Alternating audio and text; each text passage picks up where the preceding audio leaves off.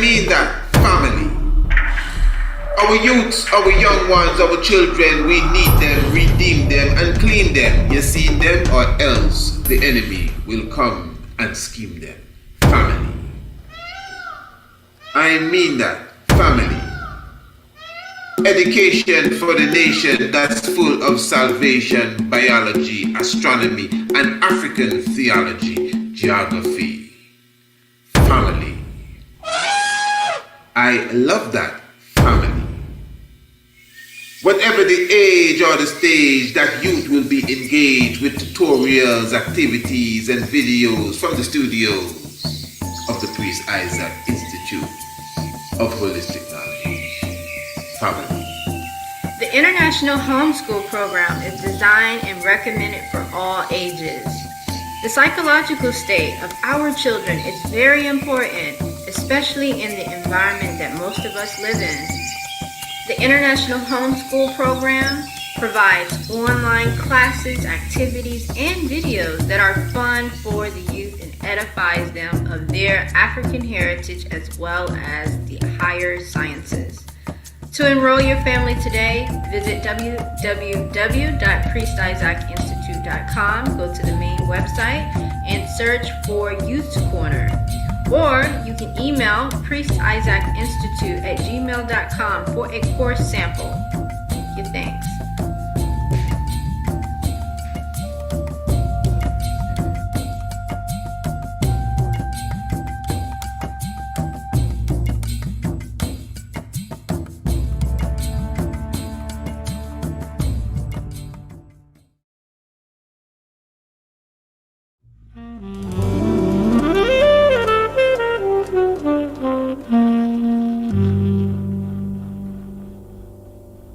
Blessed Lord, I'm the Honorable Priest Isaac, founder of the Priest Isaac's Institute of Holistic Knowledge.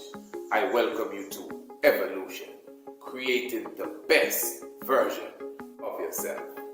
Now, this is an innovative and inspirational course designed to bring the best out of any, I repeat, any individual.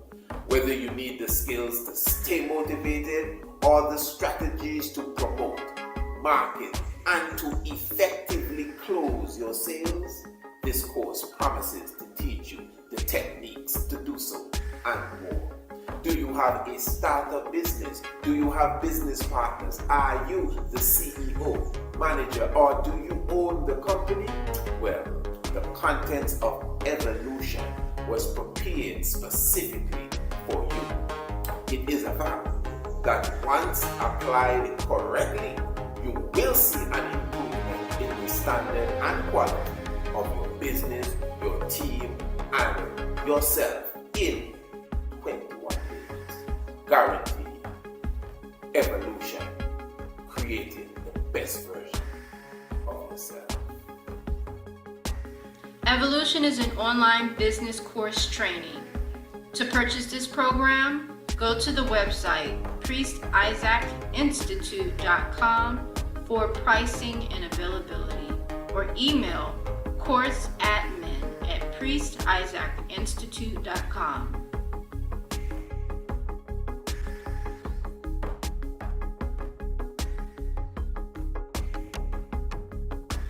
Yes, we definitely give thanks. Give thanks for joy, give thanks for happiness, and give thanks for love.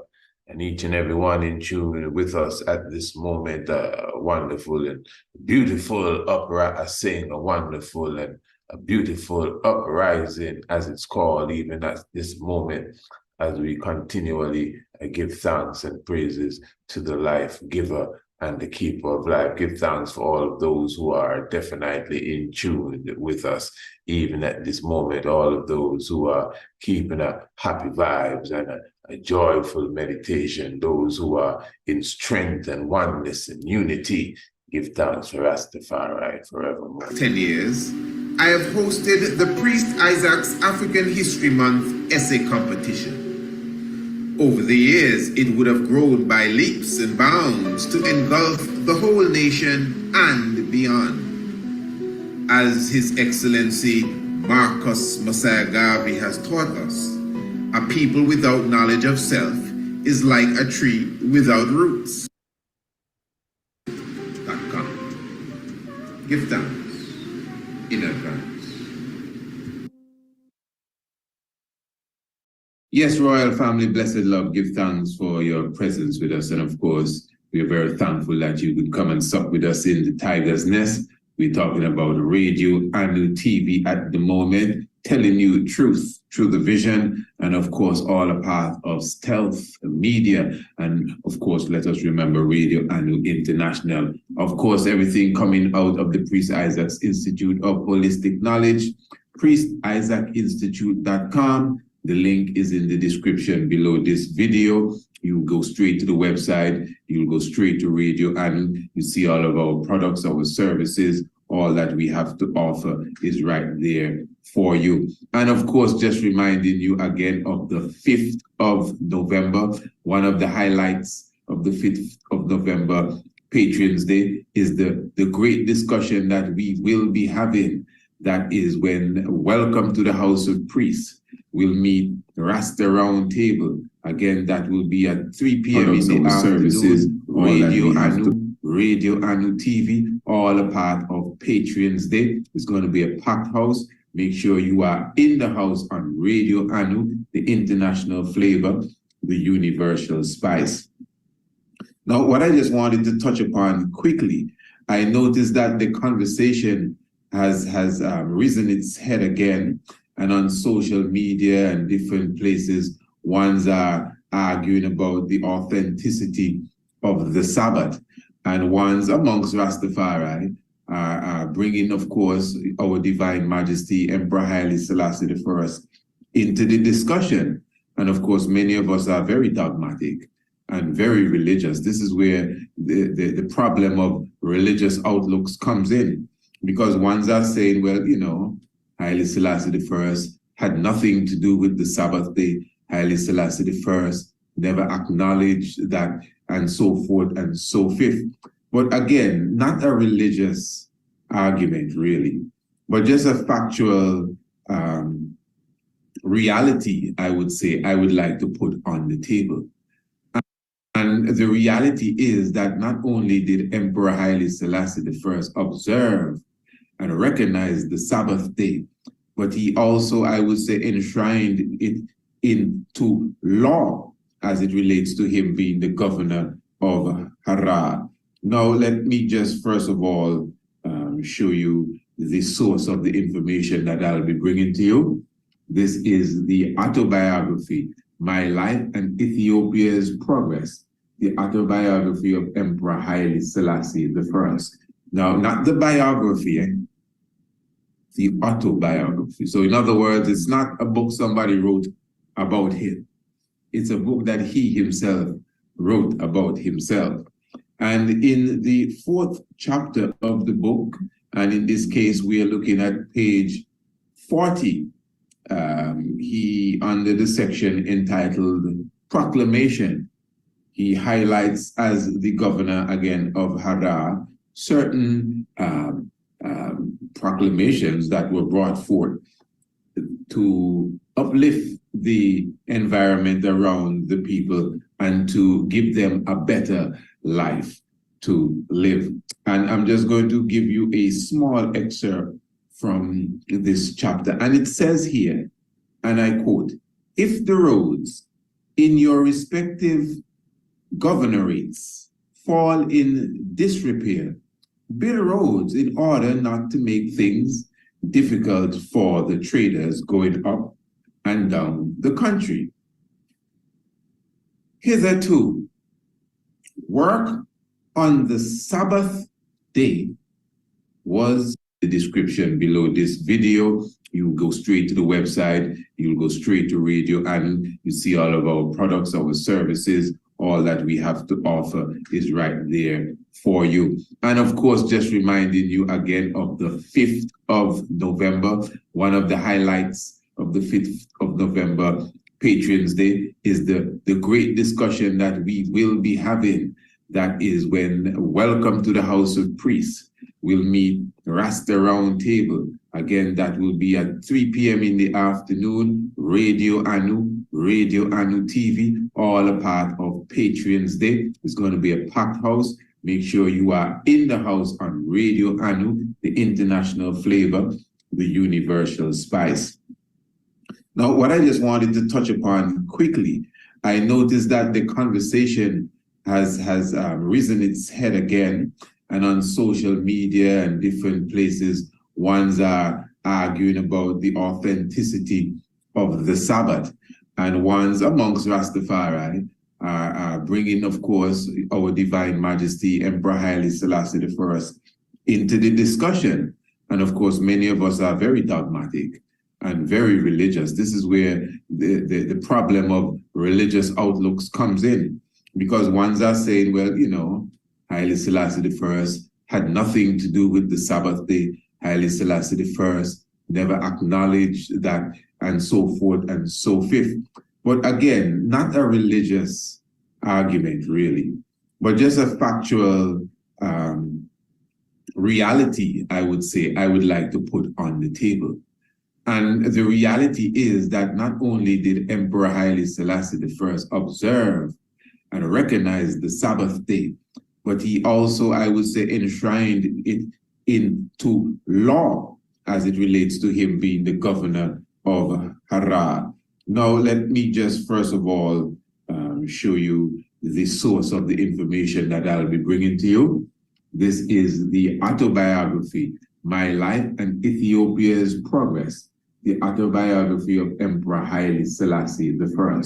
Now, not the biography, the autobiography. So in other words, it's not a book somebody wrote about him. It's a book that he himself wrote about himself. And in the 4th chapter of the book, and in this case, we are looking at page 40, he, under the section entitled Proclamation, he highlights as the governor again of Harar certain proclamations that were brought forth to uplift the environment around the people and to give them a better life to live. And I'm just going to give you a small excerpt from this chapter. And it says here, and I quote, "If the roads in your respective governorates fall in disrepair, build roads in order not to make things difficult for the traders going up and down the country. Hitherto, work on the Sabbath day was forbidden." That's what it says here. "Now you will, in fact, be punished when found working on the Sabbath." Now again, you could, derive an argument over the statement. You could see it as a religious statement. You could see it as a cultural statement. It's up to you. But it is a fact. This is what I'm feeding off of. I'm not feeding off of belief. I'm feeding off of the fact. Now, your opinion after the fact is up to you. You could say, well, you know, what he really meant was, all of that is up to you. People do that all the time. But the fact is, in the autobiography of Haile Selassie I, he's explaining to us as the governor of that province, he ensured that the law as it relates to the Sabbath day was kept. It was forbidden for you to work on the Sabbath day. And not only was it forbidden, you would be punished royally if you were found working on the Sabbath day. Now, again, I'm just bringing the facts to you.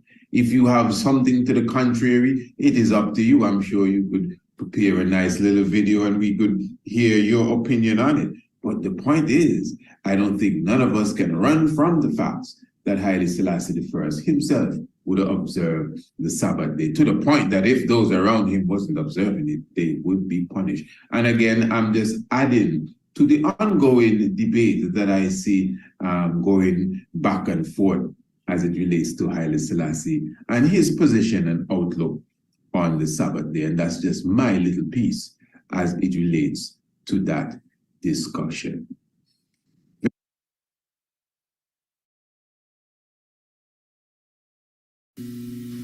Family. I mean that, family. Our youths, our young ones, our children, we need them, redeem them, and clean them. You see them, or else the enemy will come and scheme them. Family. I mean that, family. Education for the nation that's full of salvation, biology, astronomy, and African theology, geography. Family. I love that, family. Whatever the age or the stage, that youth will be engaged with tutorials, activities, and videos from the studios of the Priest Isaac Institute of Holistic Knowledge. Family. The International Homeschool Program is designed and recommended for all ages. The psychological state of our children is very important, especially in the environment that most of us live in. The International Homeschool Program provides online classes, activities, and videos that are fun for the youth and edifies them of their African heritage as well as the higher sciences. To enroll your family today, visit www.priestisaacinstitute.com, go to the main website, and search for Youth Corner. Or you can email priestisaacinstitute@gmail.com for a course sample. Thank you, thanks.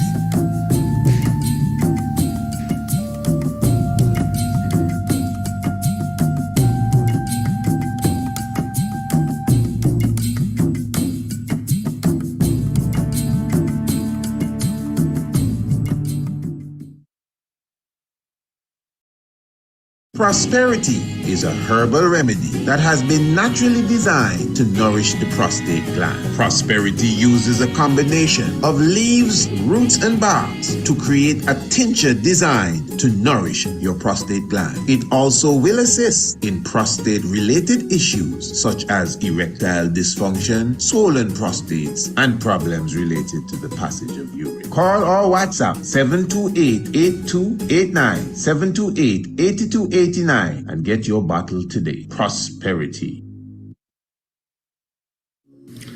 Do you want an accurate natal chart reading to know the true position of the sun, the moon, and each planet at the moment that you were being born? We at the Priest Isaac's Institute of Holistic Knowledge will create a precise natal chart for you and your loved ones, coupled with snapshot pictures of each planet, the sun, the moon, plus the constellations related to them. In addition to this, we will be giving you a detailed report of the alignment of planets to the constellations and its full meaning, not from an astrological perspective, but from an ancient astronomical perspective. You will have this report for the rest of your life and can share it with your friends and your family.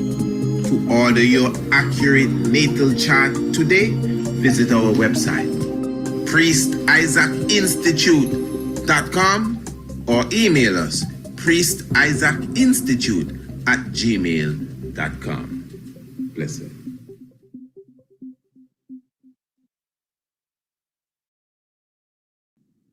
Oh yes, blessed love my royal family, give thanks continually. Emperor Haile Selassie I is to be exalted. Of course, the Honorable Priest Isaac here with you, and you're definitely in the Tigress Nest, and we're here representing the Institute, the Priest Isaac's Institute of Holistic Knowledge. So our website is priestisaacinstitute.com, and of course, all the links are in the description below this video. The link that will also take you straight to Revolutionary Radio, which is Radio Anu, and this is where you hear the Tigress Nest radio program every evening from 7 p.m. Eastern Standard Time. Going into the evening, we give you the Tigress Nest. Let me just remind the family that this year's Patrons Day will be on Sunday, the 5th of November. That's Sunday, the 5th of November, and that will be exclusively on Radio Anu. It will be an all-day affair. We will have wonderful speakers, lecturers, and of course, the video watch night.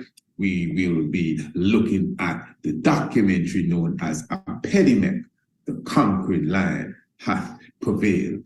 Beautiful. Now, I'm sure many of you would have been with us previous evening for the Tigress Nest, and you would have heard the heated debate that our good brother, Dr. Professor Cornel West, had with fellow Harvard Professor Juan Allen Dershowitz. Now, this was done on the Fox News network. But what stood out was the part of the interview where Dr. West was so upset that he told the other fella that he needs to get off of the crack pipe.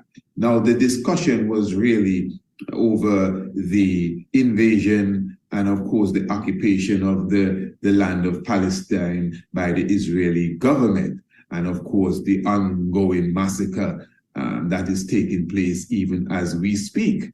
So the debate got heated, and in a certain climax of this heat, Brother West told Mr. Dershowitz that he needs to get off the crack pipe. Let us listen to this. Well, I'm not here to defend Hamas. Well, you are. No, I'm not defending Hamas. Wait a minute. Don't you ever lie on me like that, brother. I'm defending the suffering of Palestinians. I want to hear Hamas itself committing war crimes. I want to hear you say anybody who commits war crimes are barbaric. I'm saying that explicitly, but I want you to say if the Israeli Defense Forces are killing children, are they barbaric too? No. Are they ever barbaric? No. If they target children, yes. Have they ever targeted children? No, absolutely. Never in the history have they ever targeted a child. You got to get off the crack pipe, man, please. No, they have never targeted a child. They killed one innocent person? Not purposely. Since 1948? No, not. I'm sure you all got that, and so did the rest of the world. Target children. Yes. Have they ever targeted children? No, absolutely. Never in the history have they ever targeted a child. You got to get off the crack pipe, man, please. No, obviously, the other professor is definitely singing for his supper or just speaking his own corrupted mind. And that's just your good brother's opinion. But for sure, again, these two individuals, they're both Harvard professors. They know each other very well. In fact, this is not their first debate, and somehow I don't think it's their last debate neither. So I know for sure if he is on the crack pipe, I don't know.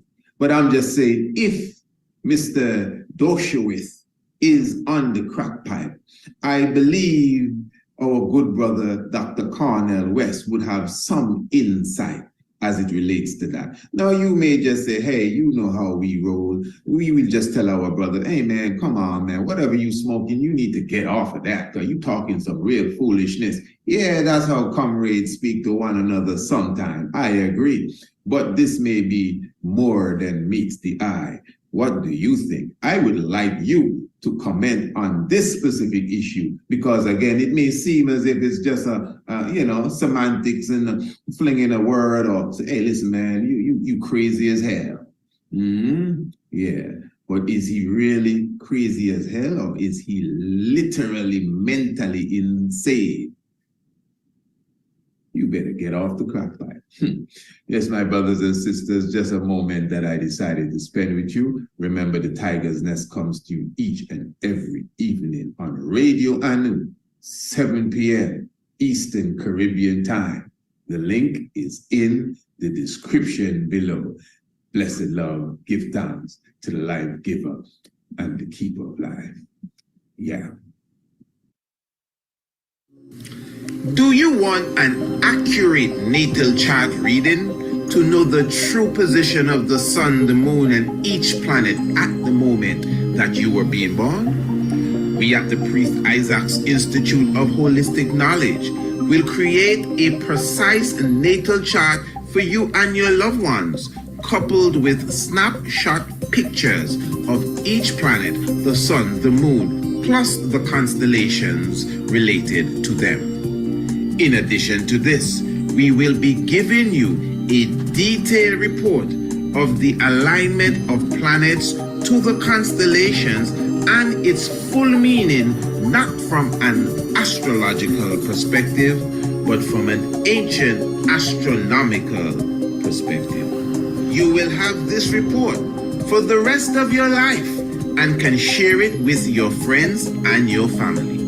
To order your accurate natal chart today, visit our website, priestisaacinstitute.com, or email us, priestisaacinstitute@gmail.com.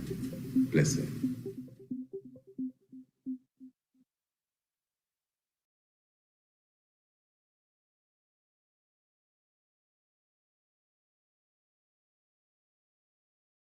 Thankful for those who will be watching this video whenever it is premiered.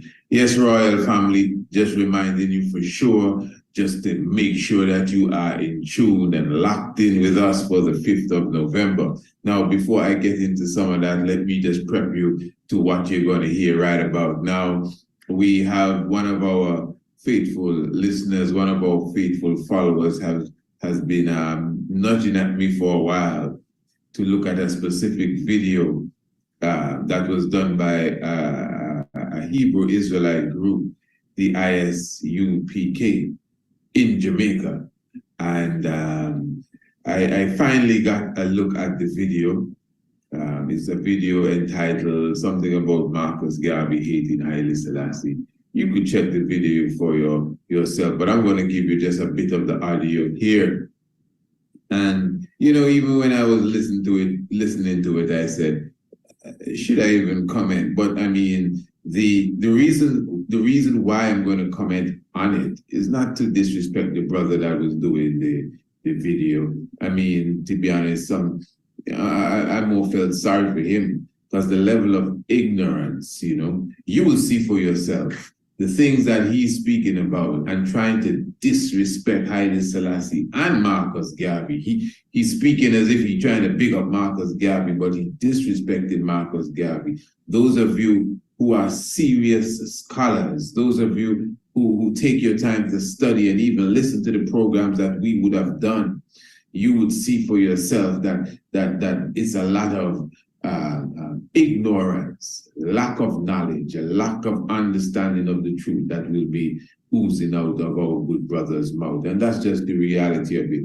We're not upset with the good brother, although I find he's very disrespectful in his tone. And you see, this is why even on Sunday we're having this reasoning, although he's not Rastafari, but in general, those of us who consider ourselves conscious, you see this religious doctrine that a lot of us follow, it will hold us back in our liberation. Yeah. Now, I'm an individual. I try not to, you know, interrupt a person's frequency when it comes to their belief. But when you have an organization like some of these Hebrew Israelite groups, when they're trying to tell you we are not Africans, because he's talking some of that talk, you're going to hear it now.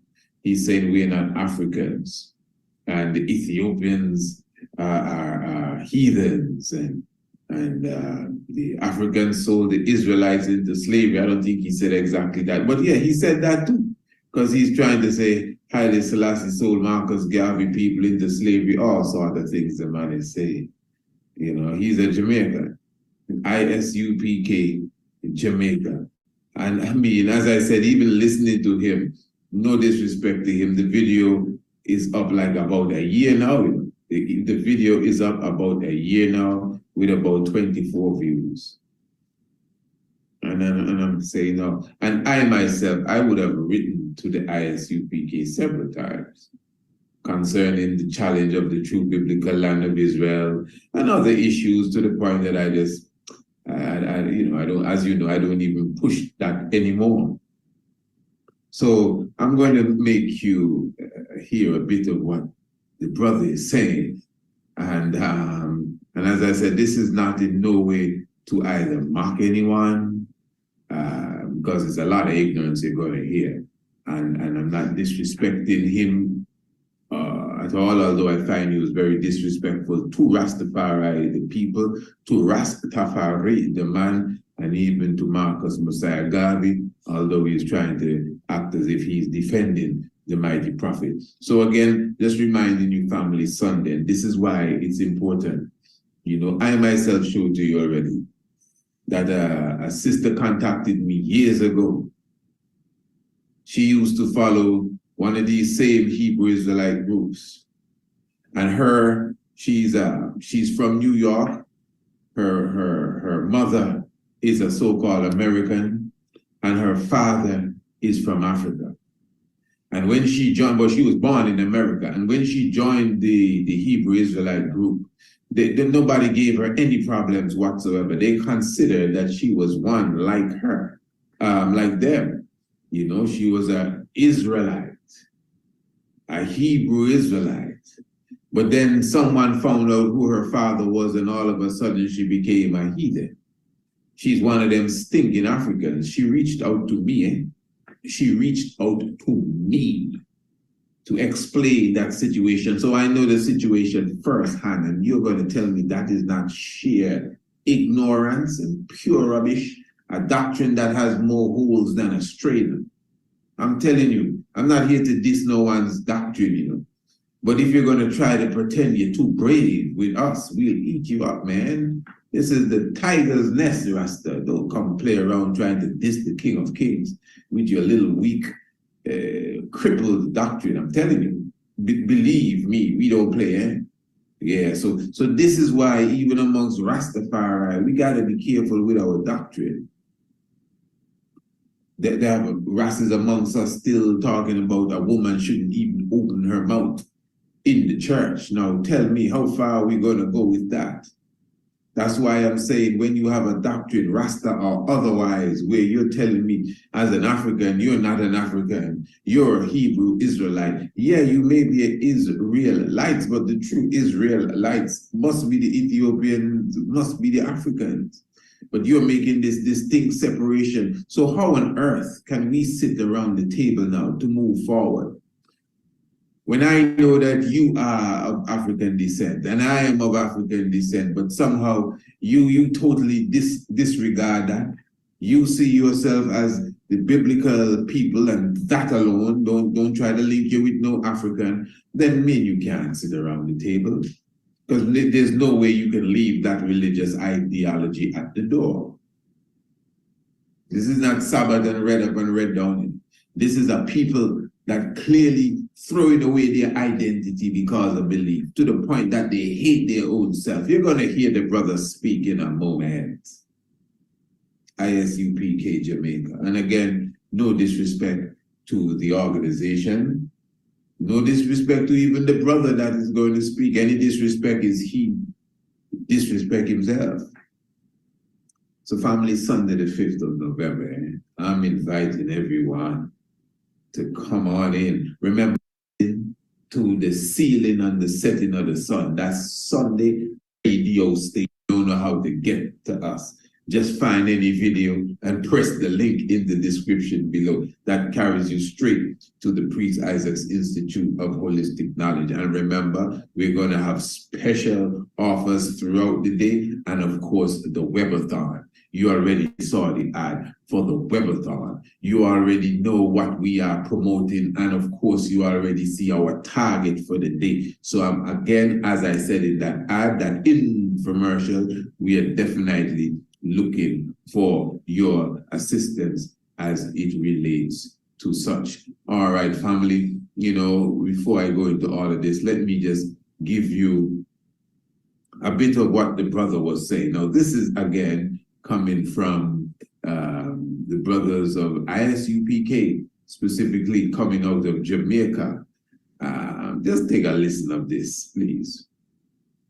Ethiopia until 1942. So Marcus Garvey not only saw him as a coward, but blasted him because he was a slave trader.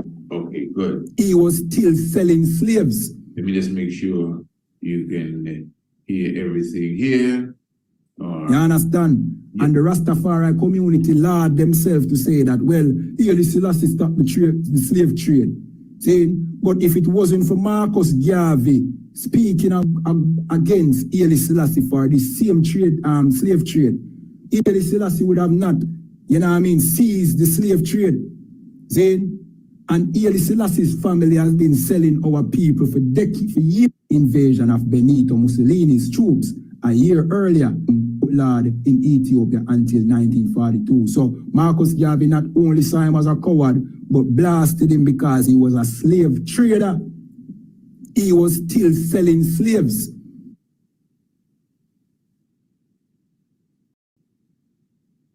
You understand? And the Rastafari community laud themselves to say that, well, Haile Selassie stopped the slave trade.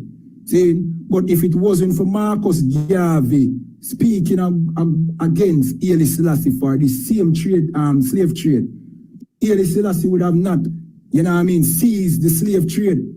Saying, and Haile Selassie's family has been selling our people for years. You understand? It was our people he was selling. You understand? Marcus Garvey's people. See? No, you see, this is what I'm talking about. Talk about some serious misinformation. And we all know Haile Selassie brought what they consider, according to their weak, crippled English language, slavery to an end in Ethiopia. I don't even want to go into the depths of that. We already know Africa never had no slave. Oh, come on, priest, you're a scholar. Don't make these reckless statements. Now I'm making no reckless statement. I'm talking etymology, the stuff that we call slavery, the 400 years Holocaust that the Black nation went through.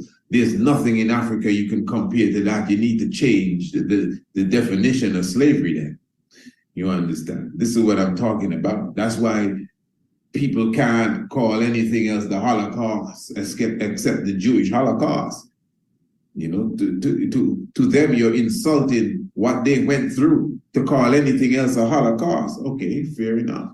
You cannot call tribal warfare and prisoners of war slaves and slavery, like what we went through at the bottom of those ships and sent to the Western world to hang on trees. Come on, you got to be careful.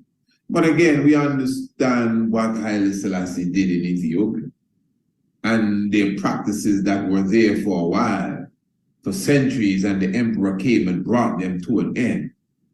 I mean, obviously the emperor should be applauded for that. The emperor never brought that to an end because Marcus Garvey said so. This is another thing.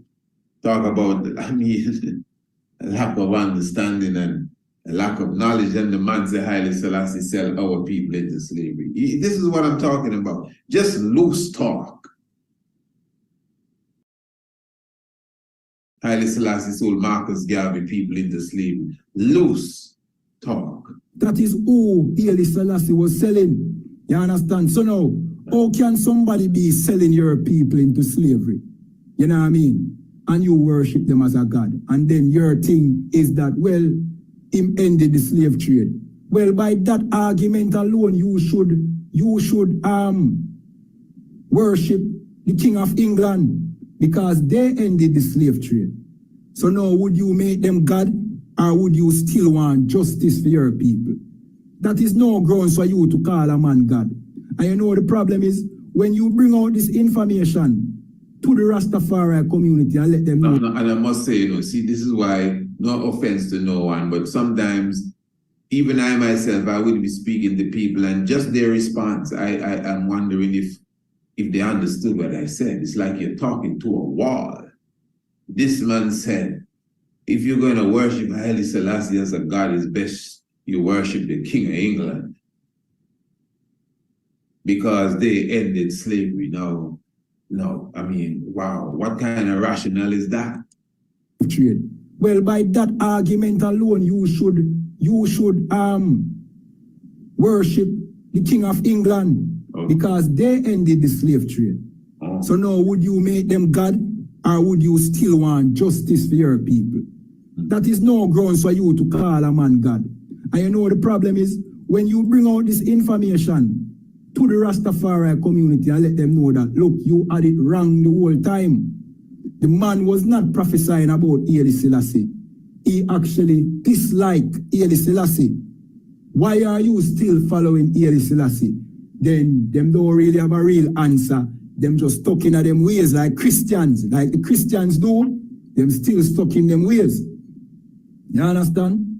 And don't want to stop follow this heathen who did not even see our people worthy to give him support to fight his enemies. Well, you understand? Instead, he turned to our slave master for help to show you who he aligned himself with. Haile Selassie chose our slave masters for help over us. And this is why, family, you see me encouraging reading and seeking for knowledge. You see, when you don't have knowledge, understanding becomes very hard. Although the brother in his speech, he keeps saying, you understand, but he obviously don't comprehend what he said. Man say Haile Selassie didn't see us as his people and he didn't want no help from us. Come on, man. Come on, man, my brother. Read the book. Come on, man. The emperor clearly explained in the book, don't let me go into it now, how he appreciated the different organizations that were formed in the Caribbean, in the US of A, in Britain, by Black people to assist Ethiopia in their cause, and the emperor highlighted them. This brother saying the emperor went to the Europeans for help. I mean, it's sad that after all these years of us teaching and bringing a clarity to the world, nobody can come with this little bozo show sort of, reasoning to us, but yet still someone is still regurgitating the foolishness that the propaganda media has put in the heads of our old people. Our old people is our old people I used to hear talking the foolishness that this our good brother here is talking. We love him. Of course we love him. We love him, man, but we can't just allow him, although it's just 24 views, no disrespect. And I'm sure many of you are going to check his video. Check it out. Check it out. Leave a comment. You should check out his video and leave a comment on his video. ISUPK Jamaica. And the video name, Rastafariism is a lie. Marcus Garvey hated Selassie. Yeah, man, check it. Give him some views. Whatever you want to do. That's a good, I mean, nothing wrong. Nothing wrong with everybody have a slightly different doctrine, but we can promote a man, you know. Obviously, he's going to get more views now. All right. But at least he should get more individuals, you know, putting him against the wall and saying, hey, prove what you're saying here. I mean, this is a lot of loose talk. Of course, he began with the whole thing about Marcus Garvey talking about the coward. And we've gone through that on the spiritual level with the John the Baptist story. I don't even want to go into the depths of that now. If needs be, I would, because I actually said I would cover this tomorrow in the Tigress Nest. So when you join me tomorrow evening in the Tigress Nest, we'll spend some time on this. The whole program may not be about this.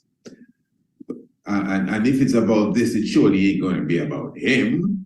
But join us in the Tigress Nest tomorrow evening on Radio Anu, 7 p.m. sharp, and we will go some more into a lot of what is said here, not said here. But again, it's because of lack of knowledge. You would not say these things unless you are ignorant of reality. And we would have taught a lot of the reality that he is missing right here in the Tigress Nest. Master for help to show you who he aligned himself with. Haile Selassie chose our slave masters for help over us. And you worship Haile Selassie as God. Haile Selassie, who was good friends with Queen Elizabeth, yet still you born Queen Elizabeth, which we born Queen Elizabeth too. But your God was good friends with Queen Elizabeth. Your God was a Christian just like Queen Elizabeth. You understand? But you worship him as God. You know what I mean? And many of you, when you find out that Marcus Garvey did not like Haile Selassie, you turn on your own brother and defend Haile Selassie. Now, I'm going to tell you what's frightening about this. I mean, I can listen to this. In fact, as I said, I didn't even have to replay this for nobody. It's not no big threat as such. But still, you know something, family, what I've learned, there are people that would listen to this. In fact, maybe even some of you that would listen to this, and without me assisting you, you would listen to this and say, wow, that's true, you know. It's true, Haile Selassie was friends with the Queen of England. I see these pictures, it's true. And wow, it's true. And we bond the Queen. Wow, what this brother is saying is true. Yeah, that's what ignorance does. Family, study. Continue to listen to my programs. I'm not telling you I'm the study, you know what I mean? What to say, the study corridor. You got to study for yourself. Pick up a book and open it and look at it. Not just reading what's on the computer screen. Get a real book. Read the book. Why I would encourage you to listen to why, because I'm telling you straight, I have no apologies to make for nobody or to nobody. We open the mind to different avenues of knowledge in the Tigress Nest. You cannot say we come here and talk the same old thing every day. Neither the same theology, the same philosophy, this one mundane discussion. No, man. If you think so, you're not listening, man. I think we cover almost everything there is to cover because we encourage knowledge. We encourage people to think for themselves. And we encourage people to have a better life. At the end of all of the spiritual talk, you're supposed to have a better, comfortable life. You're supposed to be happy with your family. You're supposed to be able to secure yourself, your family, your community. I mean, we're supposed to be able to build an empire so everyone could live in peace and harmony. That's the end result. That's the goal, is not to come here and talk. That's why we don't really bother with the challenge thing anymore. I think we have won by default by now. You understand? You're selling out for rice and peas. Because you are no different in the Rastafari community. You sell out your own brother for your heathen. When Haile Selassie is just a filthy, disgusting Ethiopian that hate us. The people over there in Sashamani land who went because you told them to go over there because Selassie gave them land. They were being discriminated by the Ethiopians. And you people never come out and say, well, our people are being discriminated again. We want to keep it a secret. You understand? And pretend like nothing is happening. And now the Sashamani land is practically empty. And there's a civil war over there right now between Ethiopians and Ethiopians. Where is the support and the help for the people over there in Sashamani that you convinced to go over there because you love this Eden named Selassie? There is none, and nobody is coming out to talk and say, well, you know what I mean, we need to get them some support and help. And I know somebody saying, please, you shouldn't have this man saying these things. Well, okay. Again, maybe he should be challenged. What you say? You can't make everybody get away. Enough people get away with this foolishness. Maybe he should be challenged. I think what I'm doing now is just one step of the challenge. As I said, you can go ISUPK Jamaica. It's a very easy video to find if you follow the instructions. Rastafariism is a lie. Hashtag Marcus Garvey, all one word, hated hashtag Selassie. And you should find it. And then you should leave a comment, and I assume the brother might respond to you and start a discussion with him. You could send him a link to this video just in case he happens to miss it, so he can hear for himself where he would have definitely gone wrong. You understand? That shows you what you think about your people. You know what I mean? And what you really, or you really serve the other nations. You understand? All right, so this said, this it is the book of Psalms 68 and 31. You know what I mean? The scripture that they say, well, Marcus Garvey was referring to this scripture still, but he was not talking about Selassie. So let me jump to the book of Psalms. You understand? We're not going to read this article. You can read it by your own. You know what I mean? This is Black Agenda.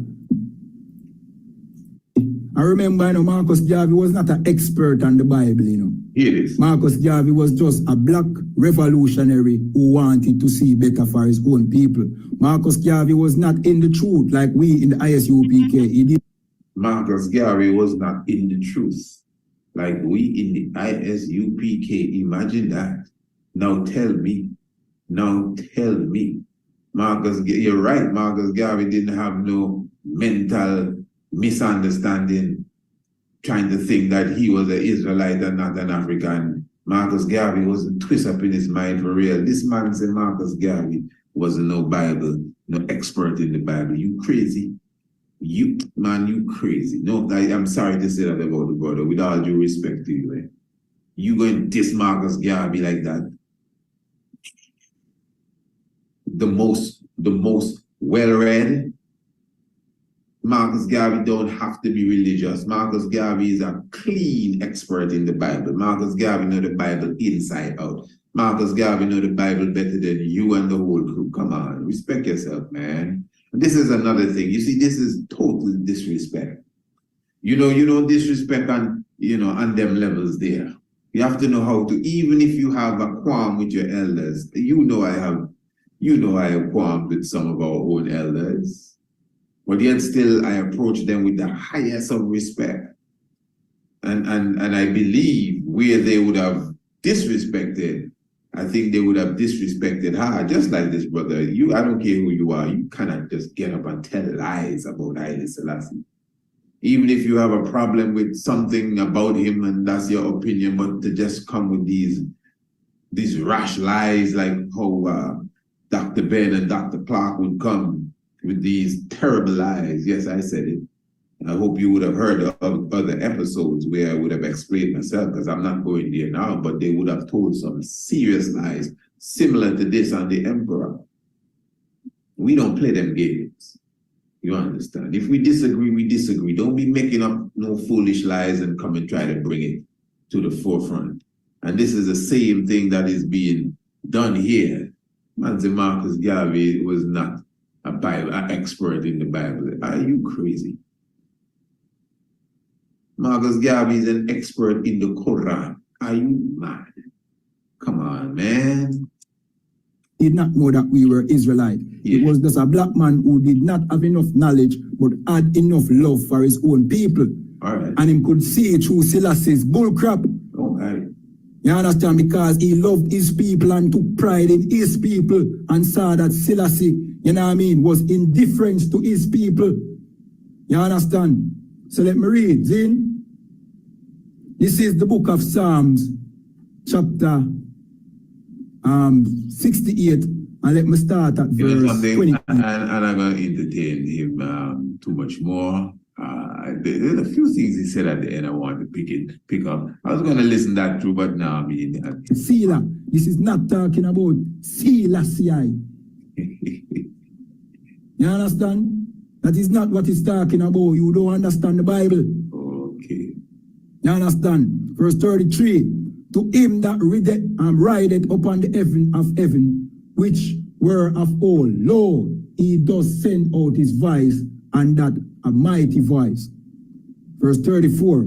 Ascribe ye strength unto God, or the power of Israel. His excellency is over Israel. And we know that Israel is not Ethiopia. Yes. You understand? Israel and Ethiopia is two different nations. Okay, I will leave that to you now. Because as I say, his fake is bombing the life out of the Palestinians right now. Anyway, I wouldn't even go too further with that. So, family, you could see for yourself why even Marcus Garvey tell us ignorance really carried the burden. Eh? That is for sure. So.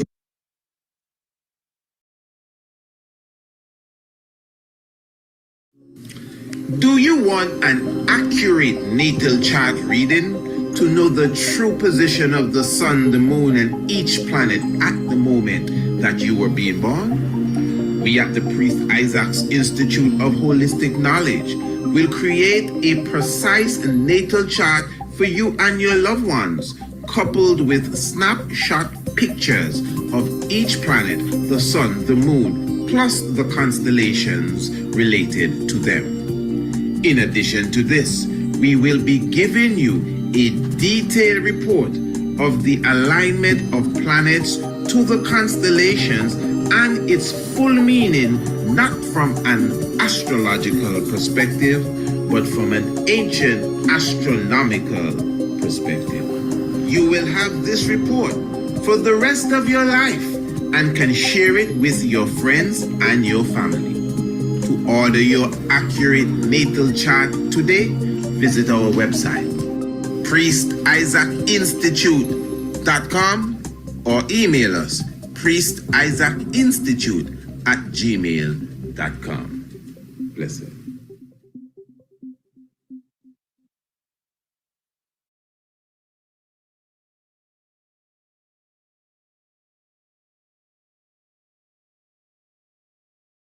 Prosperity is a herbal remedy that has been naturally designed to nourish the prostate gland. Prosperity uses a combination of leaves, roots, and barks to create a tincture designed to nourish your prostate gland. It also will assist in prostate-related issues such as erectile dysfunction, swollen prostates, and problems related to the passage of urine. Call or WhatsApp 728-8289, 728-8289 and get your bottle today. Prosperity.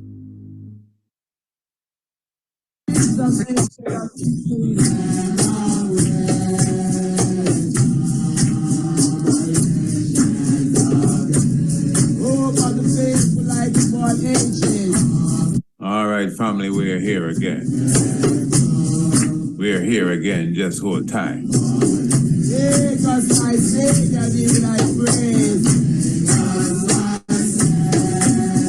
Divinity looking to continue the discussion. Emperor Haile Selassie I in the Bible.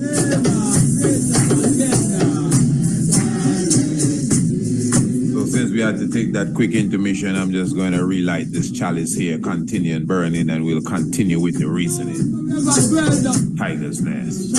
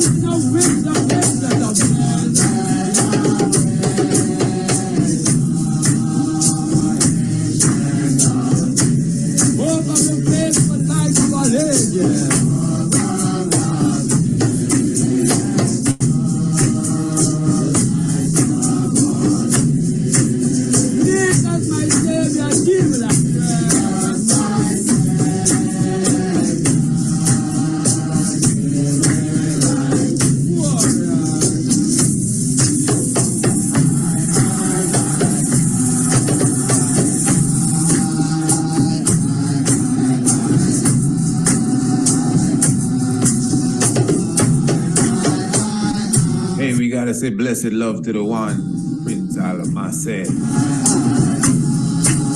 Talking about the young, pardon me, the young Olmec. They celebrating an Earth Day, 12th anniversary now around the solar orb. We're talking about the equinox, the fall equinox. So blessed Earth strong to Prince Mosiah. Chief designer and videographer here at the Institute. Give thanks, my Lord.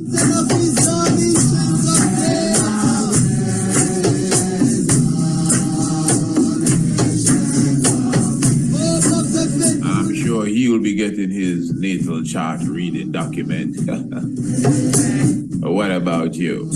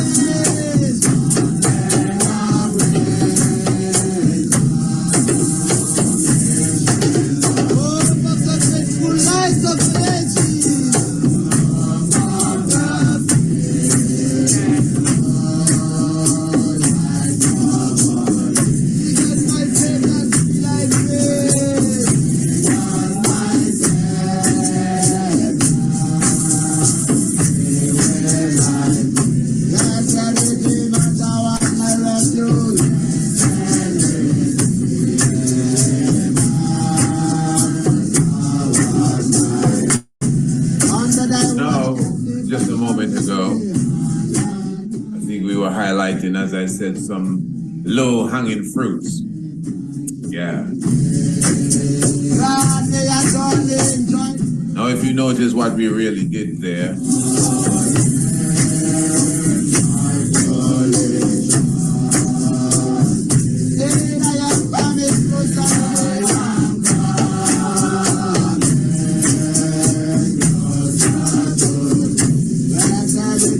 definitely took the time to highlight the importance of Ethiopia. Again, let us continue the reasoning now. Give thanks to each and everyone with us on a wonderful evening. Remember, this is the Tigress Nest radio program. Some of you may just be coming in saying, oh, I missed the first half, or I missed this, or whatever you thought you missed. But whatever the case is, once you are a subscriber to the Tigress Nest radio program, you don't have to worry about a thing. You'll never miss another episode again. That's the point, because you'll get the program in your inbox each and every day. You know, after the program is done. You understand? You get it via your email, and everyone will be happy. You will be happy. Your wife will be happy. Your husband will be happy. Your children will be happy. Your parents will be happy. The dog and the cat will be happy. The canary and the goldfish will be happy, because everyone gets to listen to the Tigress Nest. Never miss another edition again. Make sure you're subscribed. All right, family. So what we were doing a moment ago, we were really highlighting. I feel like I want to take another draw of the chalice, I'm telling you. But anyway, we were highlighting the Ethiopian dynamics in the scripture. So as you notice, I would have taken the time to show you from the beginning of the Bible. And I mean, you have an ancient civilization even before the Garden of Eden was properly established, at least it appears so to some degree. And of course, the Ethiopian presence, Israel several times had to, Ethiopia, I should say, several times was used as the yardstick for Israel to understand what the standard was. Amos 9, Nahum 3, and other chapters, you see Ethiopia being used as the example of perfection as such, and Israel should try their best to reach to that standard. Art thou better than populace? No way. Are ye not unto me as the children of the Ethiopians, O ye children of Israel? So let us be clear with this. And that is why we went as far as to show you that even on the spiritual or religious level as it relates to ancient Christianity, when His Majesty was asked, and not really asked, but confronted with, the history of Ethiopia's Christianity coming to Ethiopia in 3-something AD, coming to the hands of one King Izana, Haile Selassie said, if you read your Bible,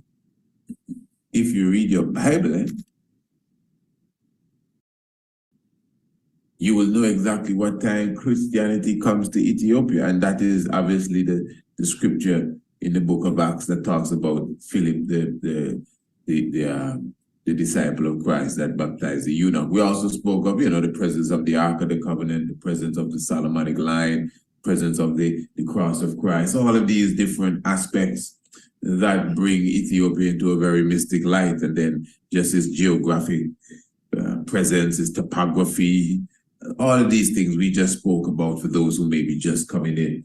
We also highlighted the whole aspect of, archaeology too, but to a more deeper extent, anthropology and paleontology, for sure, without a doubt, Ethiopia is really heads and shoulders above the rest.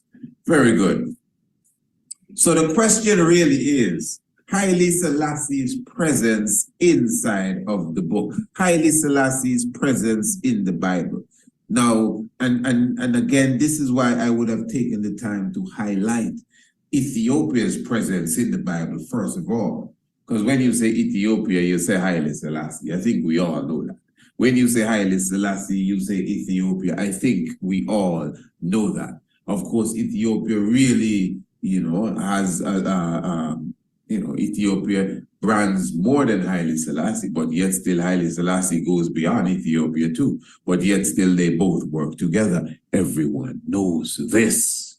We're talking about the last emperor of Ethiopia. Whether you believe it's the Solomonic emperor, whether you believe it's some other kind of emperor, whether you believe they just started the emperor stuff, we know for sure after Haile Selassie I, that was it. And after I wouldn't even use the term, but for sure, the emperor that sealed it all, at least up to now, Haile Selassie I. All of that grand history I'm talking about, ones can hardly find the beginning of it, the anciency of it. The ancient monarchs, the ancient kings, going back 4,000 years BC, Ori and before, because Ori had a daddy and a grandpappy and a great-grandpappy. But the point is, all of this rich stuff that ones and scholars have been debating about throughout the ages came to a seal with Emperor Haile Selassie I. Let me say something here. You see, historically, although they try to hide it from us, Negus Nagas Haile Selassie I is unique. You don't even have to know the other kings stretching, like 6,000 years now. We talk about the 3,000 years dynastic period of Solomon. But prior, as we already went through the Ethiopian kings list, we're talking about 6,000 years. I mean, that's the age of the planet Earth according to religion. Yeah. So Ethiopian's history, its ruling history as a civilized empire goes as far back as Adam and Eve, and even before. That is why it was seen as an established civilized nation during the time of the planting of the Garden of Eden. Reality. So this is why now Haile Selassie is unique. That is why the stance that he would have taken against Mussolini when Italy invaded has to stand out. We must pay attention and also appreciate that. So this is why the question was asked in the book of Revelation. Who is worthy to take the book and loose the 7 seals thereof? Yes, the 7 seals is a very prophetic statement, but yet still on a geopolitical level, family, we must understand the presence of Haile Selassie. When you really comprehend the presence of Haile Selassie, none of these biblical prophecies, the low-hanging fruit and the high-hanging fruit, will miss you anymore, because it would be clear that, number one, history is fulfilled. Prophecy is fulfilled through history. Prophecy is not something that just blows in the wind. You see the prophecy fulfilled when you can put time and date to it and say, okay, look it there. Look it here. This is what was written in the book. Okay, it came to pass today. So the elders, they were bewildered. They were wondering who could come and save us, basically. Who could come and stand up to this tyrant? Who could come and answer the mysteries of ages? And they were crying because this task seemed so impossible. And one of the elders said, don't worry, don't cry, brother. For the Lion of the tribe of Judah hath prevailed. Now let me show you the mystic with this. We did the documentary Epidemic. How many of us have a copy of the documentary Epidemic? The conquering lion hath prevailed. In the documentary Epidemic, we highlighted that the Lion of Judah, for example, Empress Zaditu was considered the Lion of Judah. You see it on the official imperial heading there, letterhead. Menelik II for sure, the granddaddy, Lion of Judah. Johannes, Lion of Judah. Theodos, Lion of Judah. Hear this now, man. Even Haile Selassie I would have established the Lion of Judah medal, of which Rasmussen and a few others would have been awarded that Lion of Judah. But the point is now, I'm showing you that, so obviously the Lion of Judah concept is not really, for one person then. It's a tradition. It is like the title King of Kings. That is a tradition also. So from the time of King Izana, when King Izana would have accepted the Christianity according to the history and the legend, he and those after him would have established the title Negus and Negas, the King of Kings. Am I correct, family? Please let me know. You know, those who are in the chat and all of that, you can let me know. I think I'm correct. But listen to this.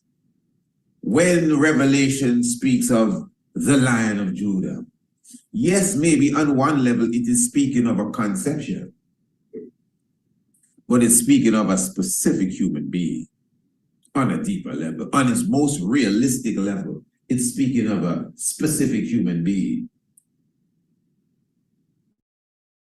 When Revelation chapter 19 it is, speaks of on his vesture and on his thigh was written the King of Kings and Lord of Lords. Yes, again, the title may have gone back several generations. But again, there are certain things that stand out about Haile Selassie I. In our research, even for Epidemic, we came to the understanding that not only is Haile Selassie Lion of Judah, but he was crowned Lion of Judah. You see, it's like politics, you know. So this is why we would say he was the king that wore the triple crown. You hear us say that all the time. He was crowned King of Kings. He was crowned Lord of Lords. He was actually coronated the Lion of Judah, the King of Zion. So I am saying now, the other Lion of Judah, apparently, from my humble knowledge, my studies, yes, in all humility, the Lion of Judah concept or title wasn't placed on them at coronation. It's somewhat like the coronation of the Empress, wherein the Empress would have been, yes, she would have become empress with her emperor, but his coronation was like a totally different thing. You know, several days after, I think it's 3 days after, in the palace, she would have been brought into the fold. But Haile Selassie's coronation was different than all of that. Himself and Empress Menen was crowned same time, same place, same way. So there are things that were not exactly according to the tradition. So he was crowned Lion of Judah. Keep that in mind. This is why a Pedimech, the conquering lion, hath prevailed, comes into the picture. So this is the point I'm talking about here. So this Lion of Judah now, that break every chain, is a specific individual. This same lion, you know, that met the Lamb, is the same Ancient of Days that met the Son of Man in the book of Daniel. We explained that yesterday, didn't we? So the King of Kings now. So the point I'm making, you know, fam, is that although we can obviously identify historically that the Lion of Judah is a title utilized by several monarchs, at least to our knowledge. But when the scripture now speaks of a specific Lion of Judah,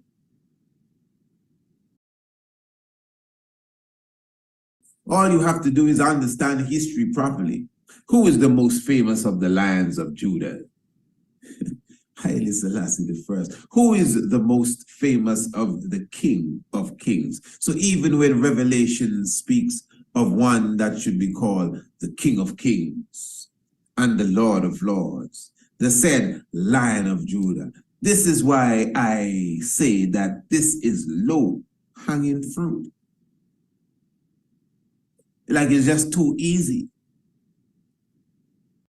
I mean, the prophecy of Haile Selassie, that's why those of us who were seeking held on to it, you know, because it was as plain as the nose on anybody's face. Yeah, man, I'm telling you, nothing too hard. Especially that Revelation chapter 5, verse 5. So again, you know, it's a bit of mathematics too now. And what I love about, you know, this whole Rastafari tradition is that, you know, one's held on to Haile Selassie as being God as soon as he was coronated. Even before that, the concept of him being Messiah and Savior was already there. But even before Mussolini and these ones invaded, they already had a whole culture surrounding this man, Rastafari, Emperor Haile Selassie I. Imagine that. Remember, he didn't finish the journey yet, you know. Just start and everybody done hailing him. And the emperor himself went, and I would use the term, live out all the prophecies. When he went into the Amenta and he came out of the underworld. That's, of course, you know, from the 5th of May 36 to the 5th of May 41. And all things in between. That is why, again, the 87th Psalm clearly show you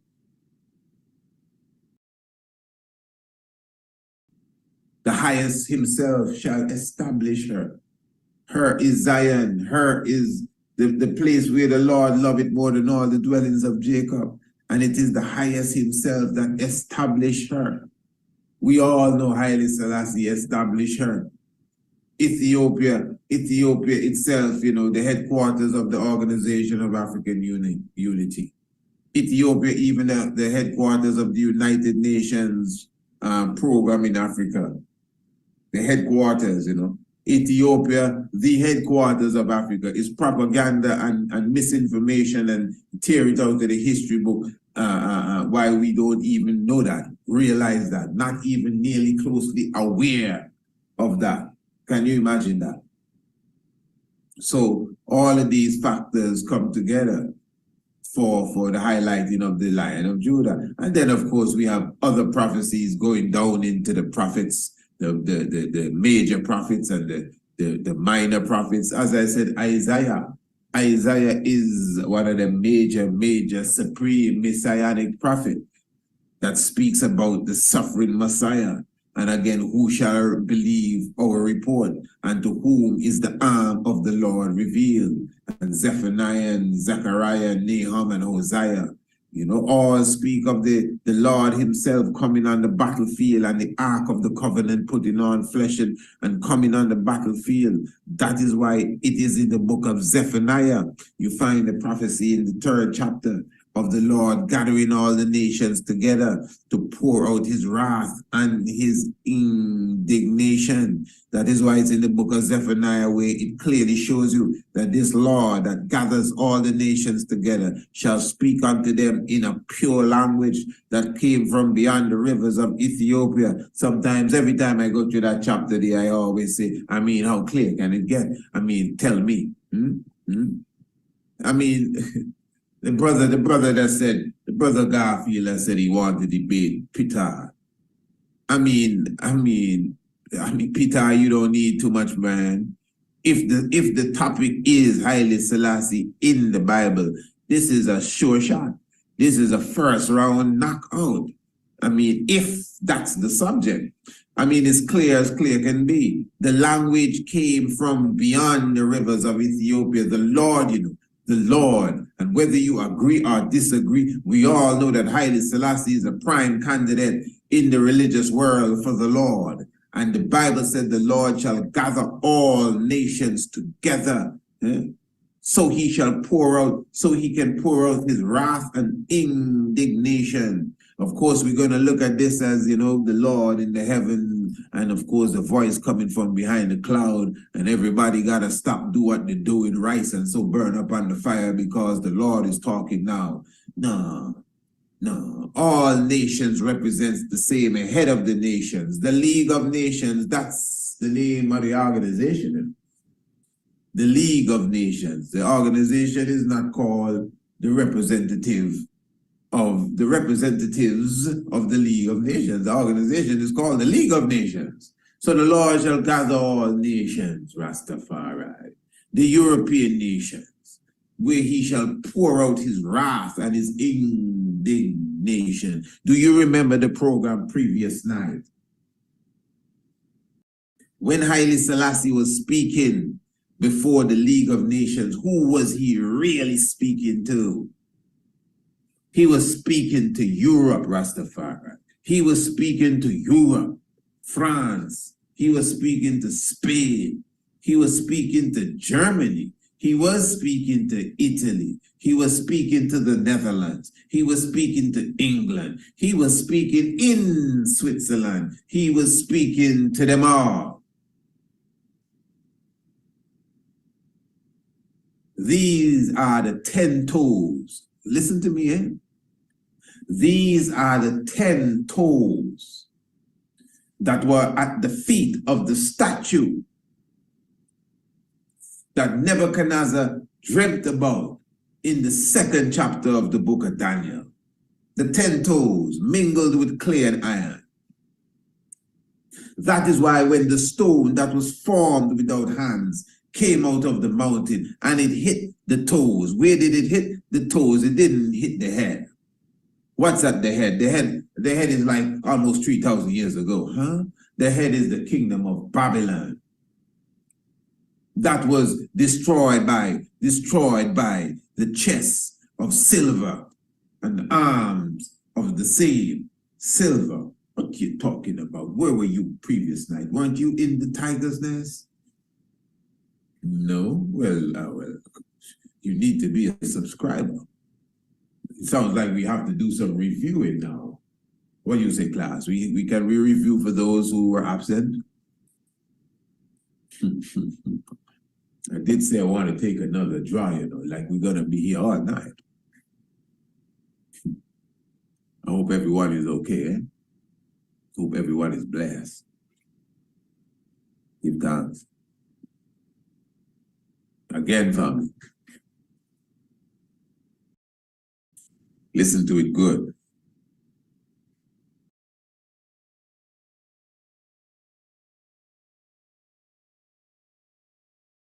The book of Daniel, very clear.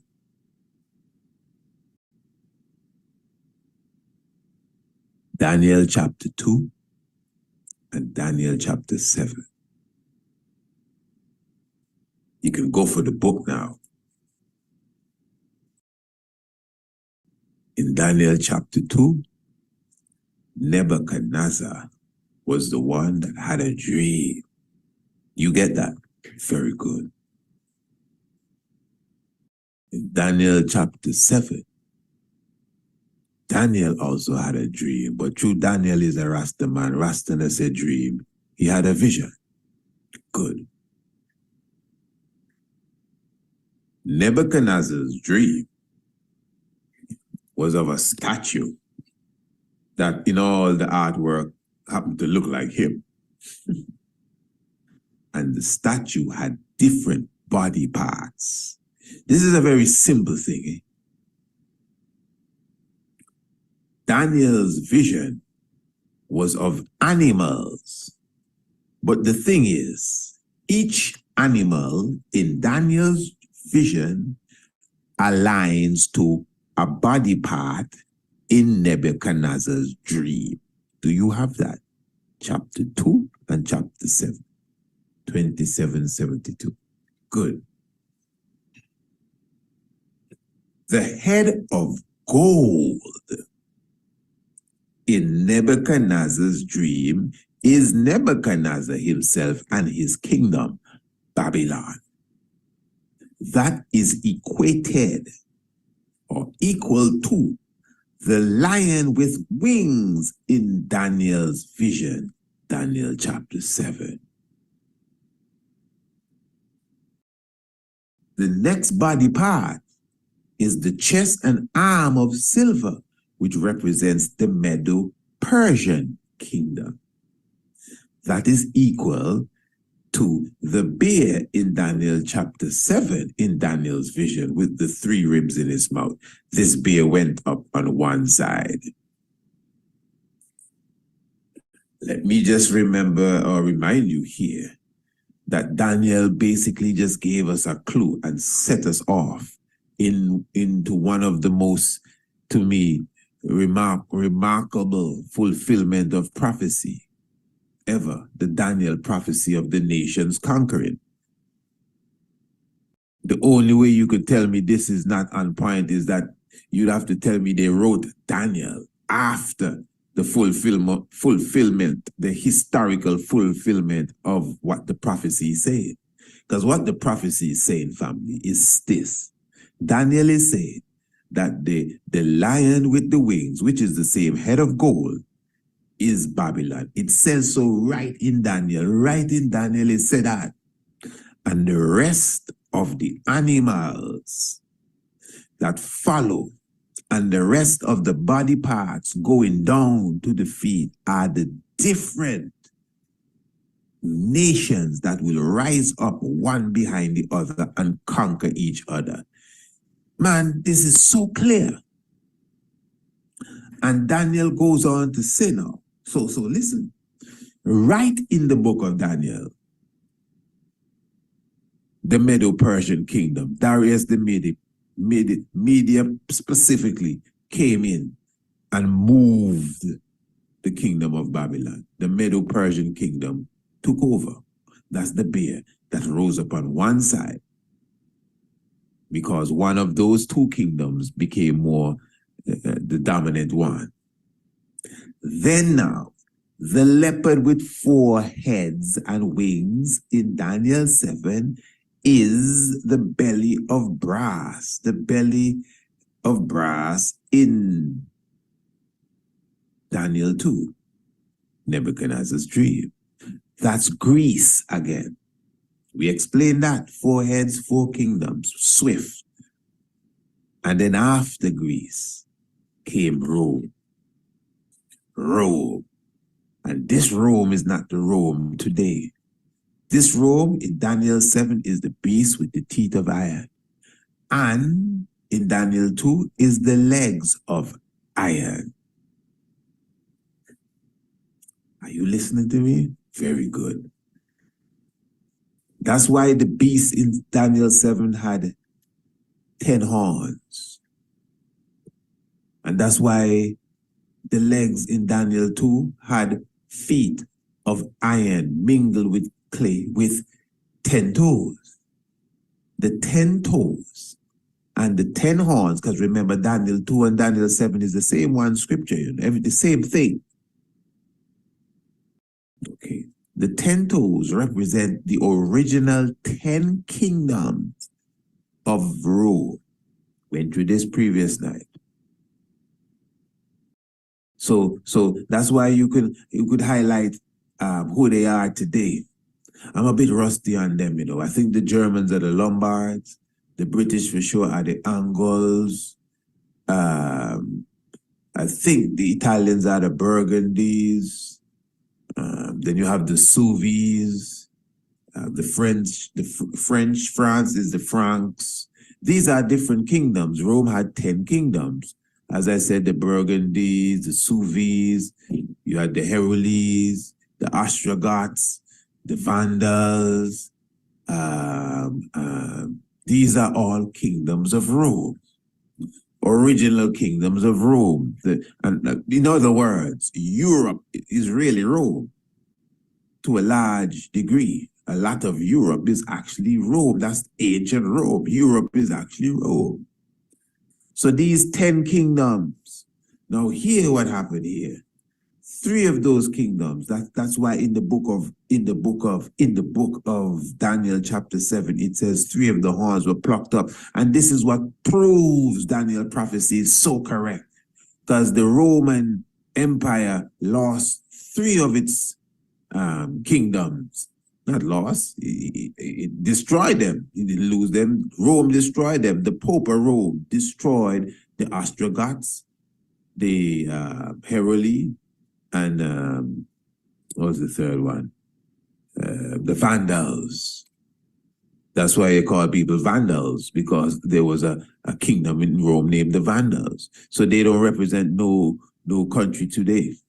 But the original countries, the 7 hills of Rome, Spain and France and Germany and Italy and England, etc., they came from these old kingdoms in Rome. So now, hear me good. When the League of European Nations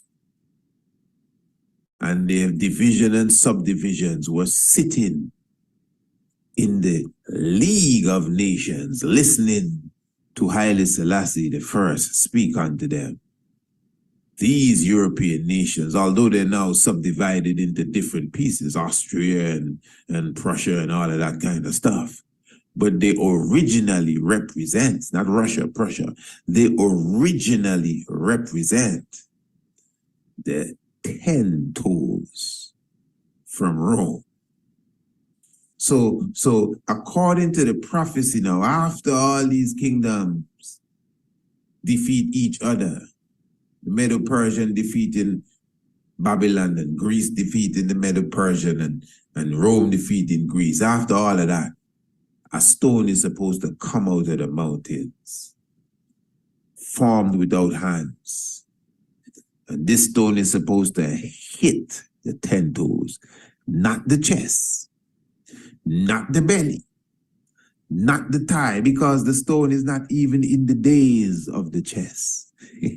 The stone is not even in the days of the thighs. The stone is in the days of the 10 toes. And the stone hit the 10 toes. And hear what happened when it hit the 10 toes. The whole statue came crumbling down. And this is why after World War II, I want you to do your research. In fact, you don't even have to go too far. We would have done an episode on our YouTube channel as it relates to the kings and kingdoms of Europe and how they disappeared. I can't remember the name of the episode. More than likely, it would have been called the Book of Daniel now. And I beheld till all the thrones are cast down. I am almost sure if you go on YouTube, Priest Isaac YouTube channel, and you search all the thrones were cast down. You'll see the episode I did as it relates with detail, as it relates to the different kingdoms and when they disappeared, the European kingdoms. Remember Europe, you know, when you hear about kings, it's usually Europe and their castle and Rapunzel let down your hair, and Prince Charming and Philip the Great and William the Conqueror and some other fella, Richard the Lionhearted, yeah. Don't say that to me, my lord. You don't even know what I was going to say about Richard and what kind of heart he really has. But anyway, so you would hear about these kings and these queens of England and all of that kind of stuff. But right now, it's presidents and prime ministers.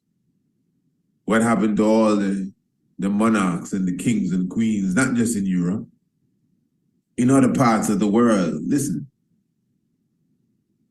At the beginning of World War I, Europe was filled with monarchs. I think every European country was a monarch, some kind of king or some kind of queen, duke, something, every European country. The king and queen of England are not the only king and queen around. In fact, Europe still has a few kings and queens, you know. I think the Netherlands is still keeping up that, and a few others. Very ceremonial though, even more ceremonial than England, you know. But the point is that it is nothing close to the medieval England that you hear about, France and all of that. So what the point I'm making here is that the vast majority of this kingdom stuff that Europe was known for came to an end between World War I and World War II. No, this is serious, eh? When you understand Ethiopia's position in World War I and World War II. Now, I just explained clearly that the 10 toes are the same European nations and they got crushed. World War II was a real judgment, you know. You know, watch the documentary when the man said after the King's speech, the League was dead. After the King's speech, the League was dead. History says that. Now mind how Europe acting now, you know. The King come and crush Freemasonry. That's what a lot of us miss. The King crushed the Illuminati. That's what a lot of us miss, no matter what they're going on with now. Listen, the book of Daniel said, after Daniel explained the lion with the wings, the bear with the ribs in his mouth, the leopard with the 4 heads, and Rome with the teeth of iron and the 7 horns. No, the 10 horns and 7 crowns, because 3 of the horns were plucked up by the little horn of Pope. After Daniel said that, what did he say now? What did he say after that? He said, and I beheld until all the thrones were cast down. Which thrones? The toes. All of them toes had a ring on their toes. They're like somebody have a ring on their toes, crown on their heads. All of these toes were kings. The big toe, the little toe, the middle toe, they were all kings. They were the kingdoms. They were called that from the beginning, the kingdoms of Rome. And even when they broke into 2 and broke into 3, and I guess Austria broke from Germany, or however it was done, Austria decided, well, I'm still going to be a king all on my own. So even though they had 20 countries now, there were still different kings and monarchs, so they say. Wilhelmina, throw down your hair. No, that's not Wilhelmina. I think that's Rapunzel. Oh, somebody anyway. Yeah, they do have a Queen Wilhelmina.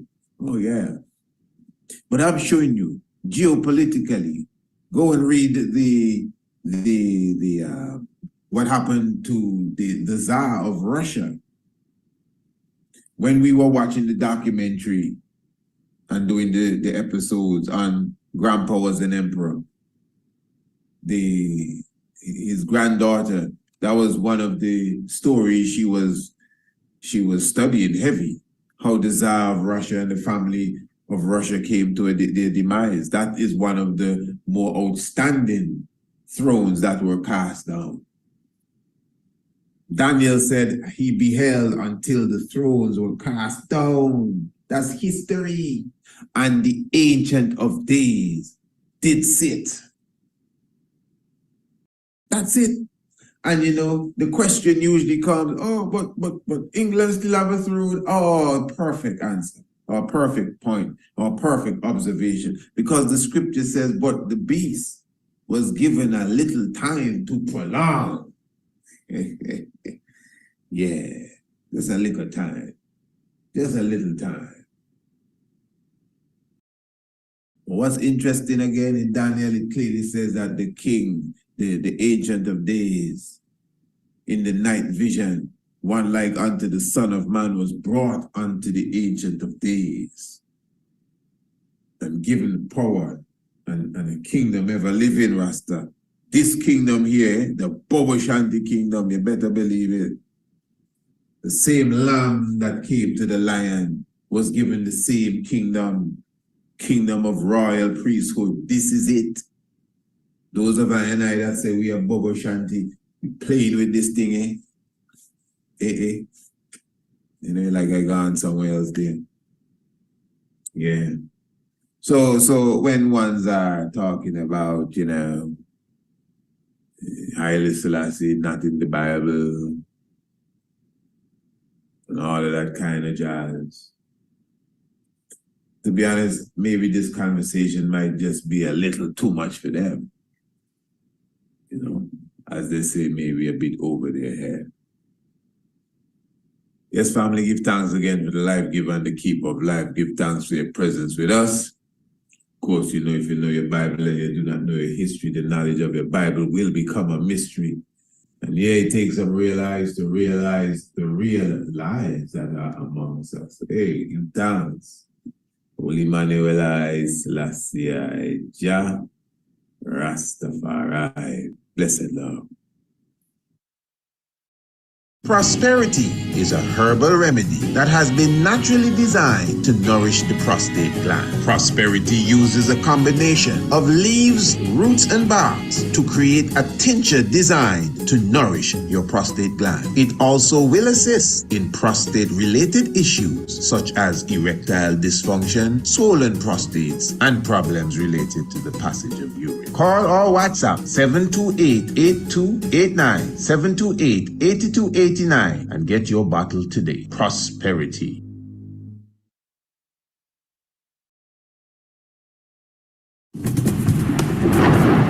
When I am dead, wrap the mantle of the red, the black and the green around me. For in the new life I shall rise up with God's grace and blessings to lead the millions of the heights and the triumph that you well know. Look for me in a world when a storm. Look for me all around you. For with God's grace I shall come back with countless millions of black men and women who have died in America, those who have died in the West Indies, and those who have died in Africa to aid you in the fight for liberty, freedom, and righteousness.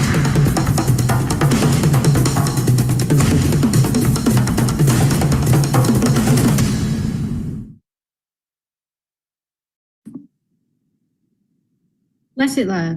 So this is a really quick tutorial on how to order prosperity through the website, since many of you would have reached out and shared that there were possible technical glitches or difficulties in which you were experiencing preventing you from placing an order. Rest assured, there are no technical issues any longer, and this is how you do it, very simple and easy. So you want to go to the Priest Isaac Institute website, you want to go down, click for more, and hit prosperity, and this is where we are. This section here is the commercial, the ad, in which pretty much shares how prosperity is cultivated, where it's grown, and the benefits. As you see here, this is the product, Prosperity and Herbal Tincture for Prostate Wellness. You're going to want to click Add to Cart, which I've already done that. And you can see that I have a 4 total. This is how you adjust it, and minus or add. Very simple and easy to do. So there's a 2 total in the cart. You want to click check out. And as this load, it will be taking you to the page in which you can place your payment and make your order. And that is basically how you do it. It's very simple and very easy to do. Once you add your information, you press pay now, and this will be shipped to you as it is processed. Right after it's processed, you will get information in which you would know shipping details. All right. So give it 5 days to process, and you will be getting confirmation instantly after you make payment. All right. Blessed love and take care.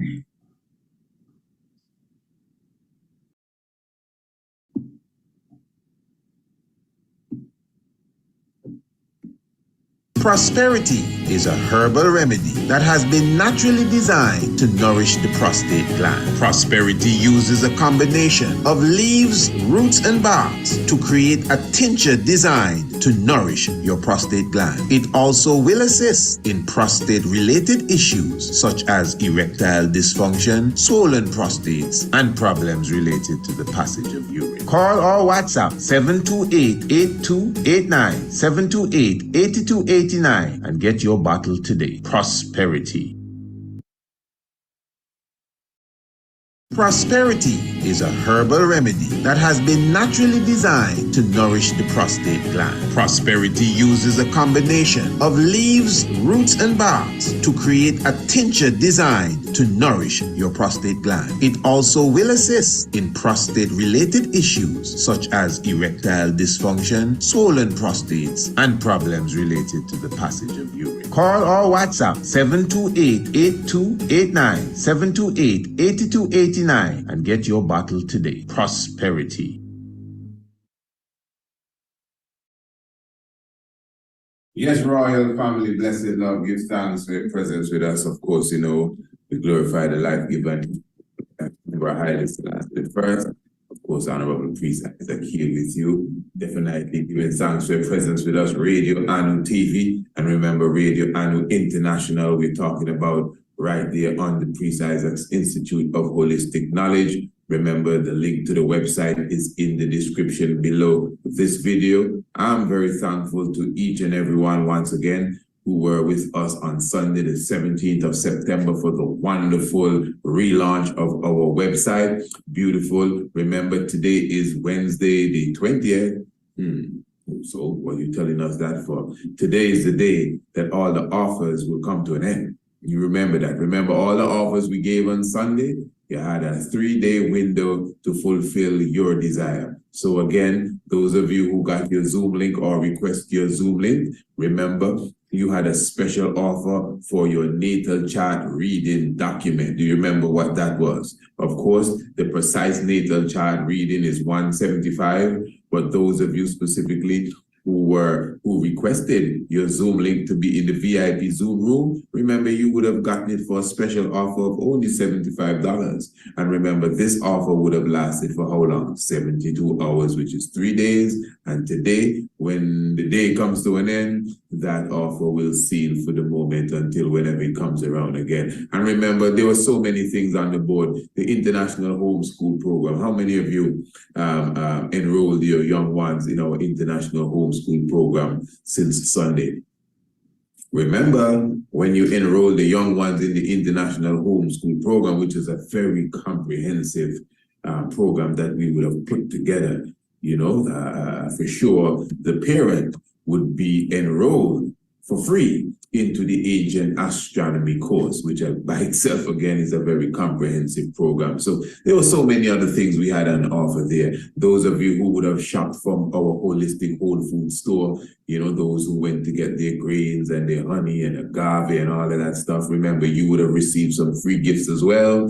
You would have received our our Rudiments of Ancient Astronomy, our eBook, and also the Night of the Black Tiger. So I'm just reminding everyone that all of these things are still there available. But anyway, family, I just came here for a moment just so I could highlight what we're going to be speaking of tonight on the Tigress Nest. And for those who do not know, the Tigress Nest is a radio program that comes to you every Monday, Tuesday, Wednesday, and Thursday, 7 p.m. sharp on Radio Anu, the radio itself, the international flavor, the universal spice. And again, to find Radio Anu is a very easy thing to do. We're on the website, priestisaacinstitute.com. If that's a bit too much for you, the link is in the description below the video that you are watching now. So this evening, we're going to be discussing, well, let me just put it this way. My good brother, my good brethren, Rasai Adonis, of course, he's our resident rabbi, of course, on Rasta Roundtable. He would have sent us a video from, it seems like it was highlighting Brother Garfield, a brother that we do have some level of knowledge about, and we would have encountered him a few times. And it seems as if he was saying a few things about Rastafari. The video actually is entitled here, Garfield Wants to Kill Rastafari. But I think the caption that it had that was given to me by Adonis is guy named Garfield wants to kill Rastafari. All right, but anyway, let's hear what Brother Garfield is saying here. We're going to talk a little bit about Kemet is black and what type of debates can we come up with for Kemet. We're going to talk about Sumer stuff and Ethiopia. I do want to debate Petar though. Petar, if you out there listening, I want to debate you on is Haile Selassie connected to the biblicals, to the Bible? Is Haile Selassie connected to the Bible? Because we need to just kill this whole Rastafari and craziness right now. All right? So here we go, family. Let me put this video to the Bible. Is Haile Selassie connected to the Bible? Because we need to just kill this whole Rastafari and craziness right now. All right? Is Haile Selassie connected to the biblicals, to the Bible? Is Haile Selassie connected to the Bible? Because we need to just kill this whole Rastafari and craziness right now. Weekend, and then we're going to talk a little bit about Kemet is black and what type of debates can we come up with for Kemet. We're going to talk about Sumer stuff and Ethiopia. I do want to debate Petar though. Petar, if you out there listening, I want. All right, well, I don't even know who is Petar. Well, I know who is the great God Petar, but honestly, I don't even know who the brother is talking about there. I don't know. I must say, hail up to the one, Rabbi Rasai Adonis. I know you follow up on these things from time to time for sure. All of that is good stuff. And I'm sure when we engage again in Rasta Roundtable, maybe that will come up for some discussion. But let me say, family, you know, as I mean, those of you who follow me know that good brother there would have flung some what he would consider daggers in my directions already. None of them really landed at all. But you see all of them debate and argument about the truth. We try to stay clear of all of them foolishness there. But what I would say is that comment that you just heard a moment ago, I surely will address all of what he was saying there a moment ago tonight on the Tigress Nest. That is not going to be viewed on the YouTube, so you better know that for sure. Remember, as I said, the link is in the description below, and then we will address all of what you just heard there a moment ago this evening. I would imagine we're going to have a nice time in the Tigress Nest tonight. So you can send Brother Garfield the link too. I'm sure he would full joy the information if he honestly want to know if Haile Selassie is connected to the Bible. Because if it's one thing I know, even races that say they burn in Bible now, these same races will tell you that before they started to burn the Bible, it was the same Bible. It was the same Bible. We ain't reached to the generation yet of races that rose without the Bible. Yeah, you have one or two people, maybe Prophet and some other people will tell you that they never cite the king in the Bible. But I'm telling you, in this time, even those who are denying Bible they would admit to you in their early days, it is the biblical prophecy. No matter how you may say it was written by this, that, and the third, there's so many prophecies in the Bible that directly point to Haile Selassie the first. You understand? So even if one denies Solomonic lineage, even if one denies King David's throne, and they say this and that and the Ethiopian history wrong, whatever you say, for sure, the story and the narrative that the Bible gives, it still points directly to the Lion of Judah, the King of Kings that we know. With Ethiopia, this man was born here. Everything is well aligned. So, I mean, if it's Bible you're talking about, nobody can come and even try anything. You're running into a brick wall.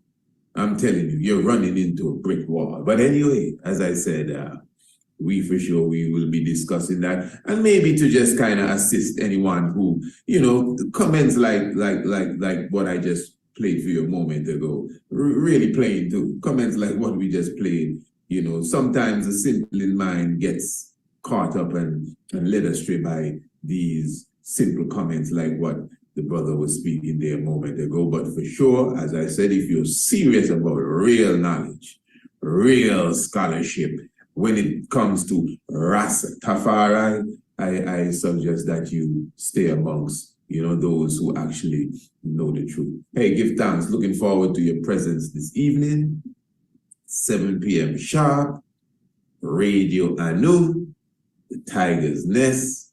One more time, the link is in the description below. Blessed Lord.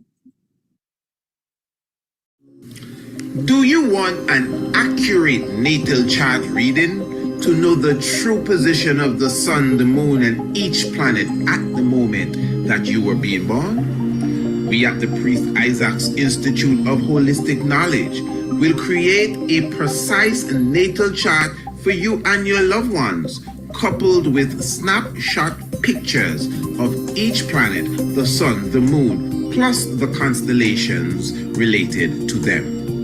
In addition to this, we will be giving you a detailed report of the alignment of planets to the constellations and its full meaning, not from an astrological perspective, but from an ancient astronomical perspective. You will have this report for the rest of your life and can share it with your friends and your family. To order your accurate natal chart today, visit our website, priestisaacinstitute.com, or email us, priestisaacinstitute@gmail.com. Blessed.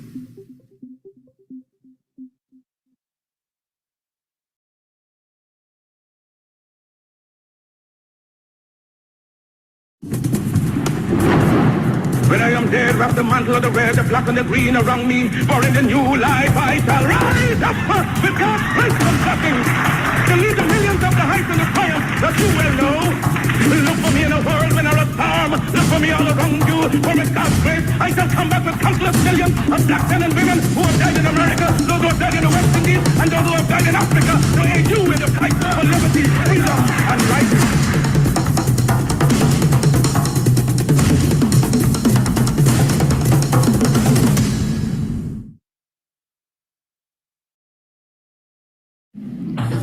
Are you searching for unique handmade Black cultural crafts, t-shirts, and accessories? Look no further. Introducing your ultimate destination for the vibrant and captivating creations that celebrate Rastafari and African culture. At Black Dominion, we bring you a curated collection of exquisitely designed, crafted products honoring the rich heritage of Rastafari, Ethiopia, and the Black diaspora. With our user-friendly website, shopping is a breeze. We ship worldwide, bringing Black culture to every corner of the globe. Visit www.blackdominion.shop today and start exploring the incredible range of handmade Rastafari and Black culture. Find your inspiration, embrace your roots, and stand out from the crowd.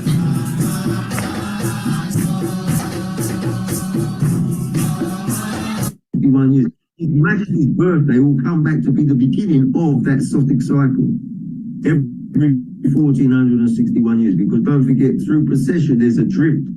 It always drifts. It will drift by a day in a couple of years it will drift by a day, and it will drift and it will drift and it will drift. But in 1461 years it will come back to that place of the beginning, which is His Majesty's birthday, between the 20th and the 25th of July.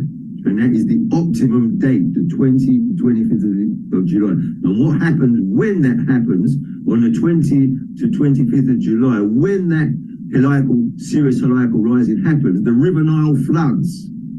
The banks of the River Nile flood. When they see that occurrence, that astronomical occurrence in on the 20th to 25th of July, every 4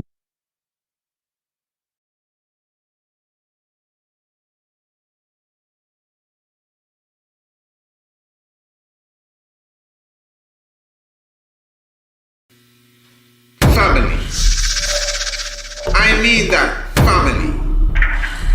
Our youths, our young ones, our children, we need them, redeem them, and clean them. You see them, or else the enemy will come and scheme them. Family. I mean that family. Education for the nation that's full of salvation, biology, astronomy, and African theology, geography. Family. I love that family. Whatever the age or the stage, that youth will be engaged with tutorials, activities, and videos from the studios of the Priest Isaac Institute of Holistic Knowledge. Family. The International Homeschool Program is designed and recommended for all ages. The psychological state of our children is very important, especially in the environment that most of us live in. The International Homeschool Program provides online classes, activities, and videos that are fun for the youth and edifies them of their African heritage as well as the higher sciences. To enroll your family today, visit www.priestisaacinstitute.com, go to the main website, and search for Youth Corner. Or you can email priestisaacinstitute@gmail.com for a course sample.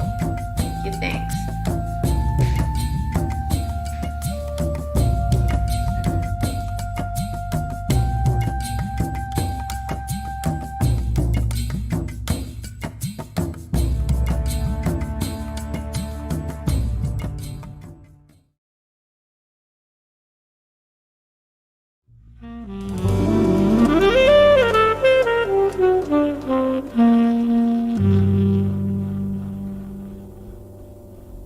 Blessed Lord, I'm the Honorable Priest Isaac, founder of the Priest Isaac's Institute of Holistic Knowledge. I welcome you to Evolution, creating the best version of yourself. Now, this is an innovative and inspirational course designed to bring the best out of any, I repeat, any individual. Whether you need the skills to stay motivated or the strategies to promote, market, and to effectively close your sales, this course promises to teach you the techniques to do so and more. Do you have a startup business? Do you have business partners? Are you the CEO, manager, or do you own the company? Well, the contents of Evolution was prepared specifically for you. It is a fact that once applied correctly, you will see an improvement in the standard and quality of your business, your team, and yourself in 21 days. Guaranteed. Evolution, creating the best version of yourself.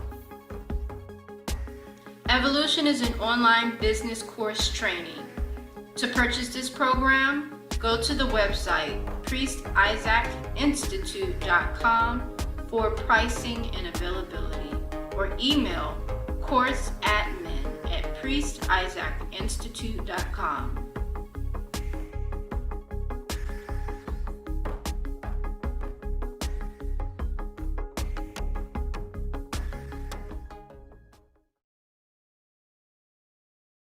1460 years. When that happens, that is when the River Nile floods. It floods every year, but don't forget it moves with the procession of time.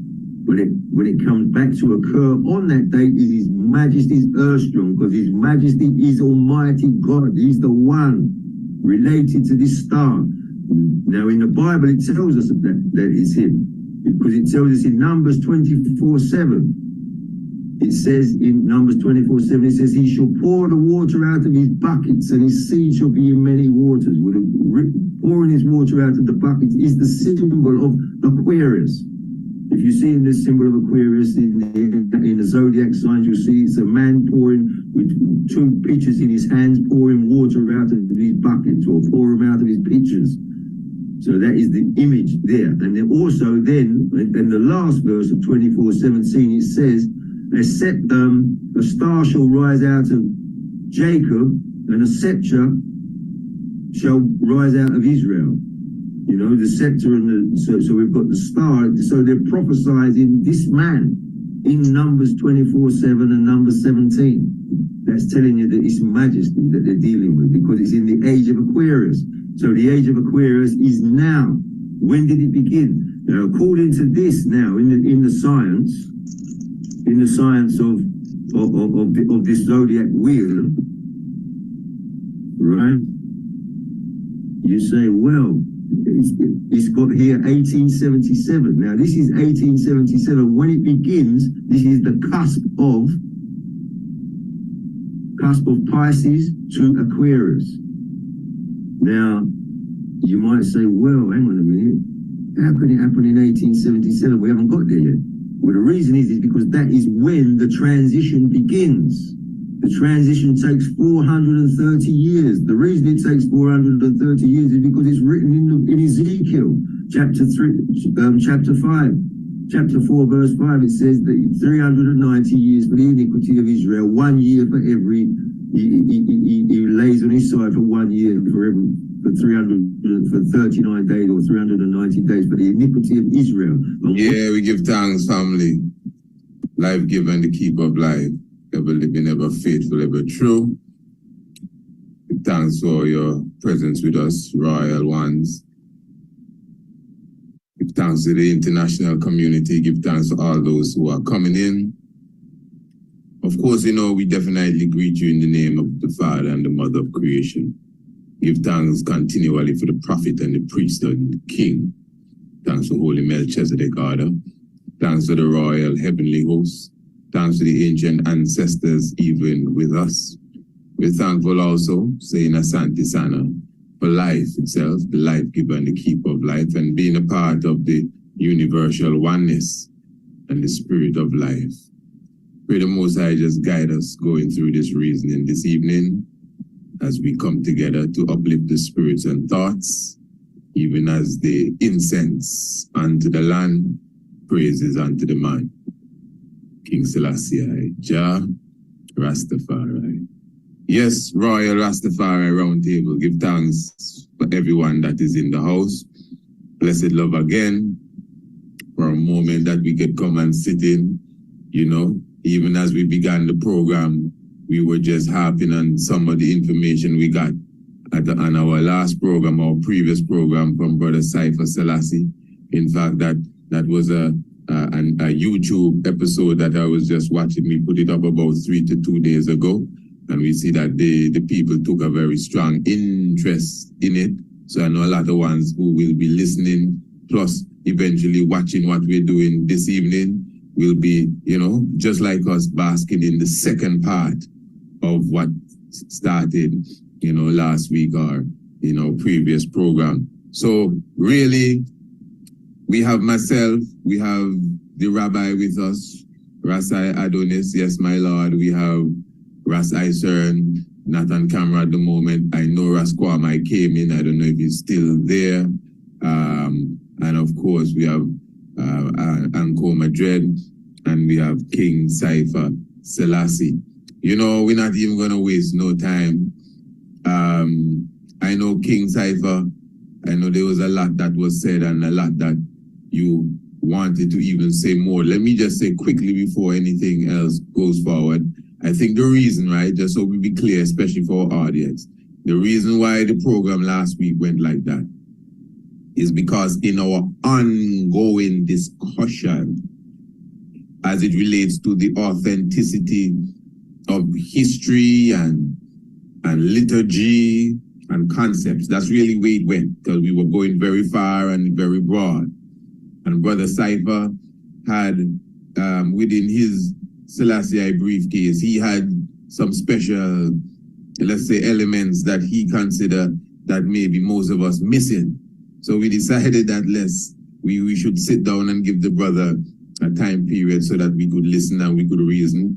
Of course, I think that we started a bit late in that program, but the brother, I think we took about an hour to get an idea of the astronomical link with the literal history.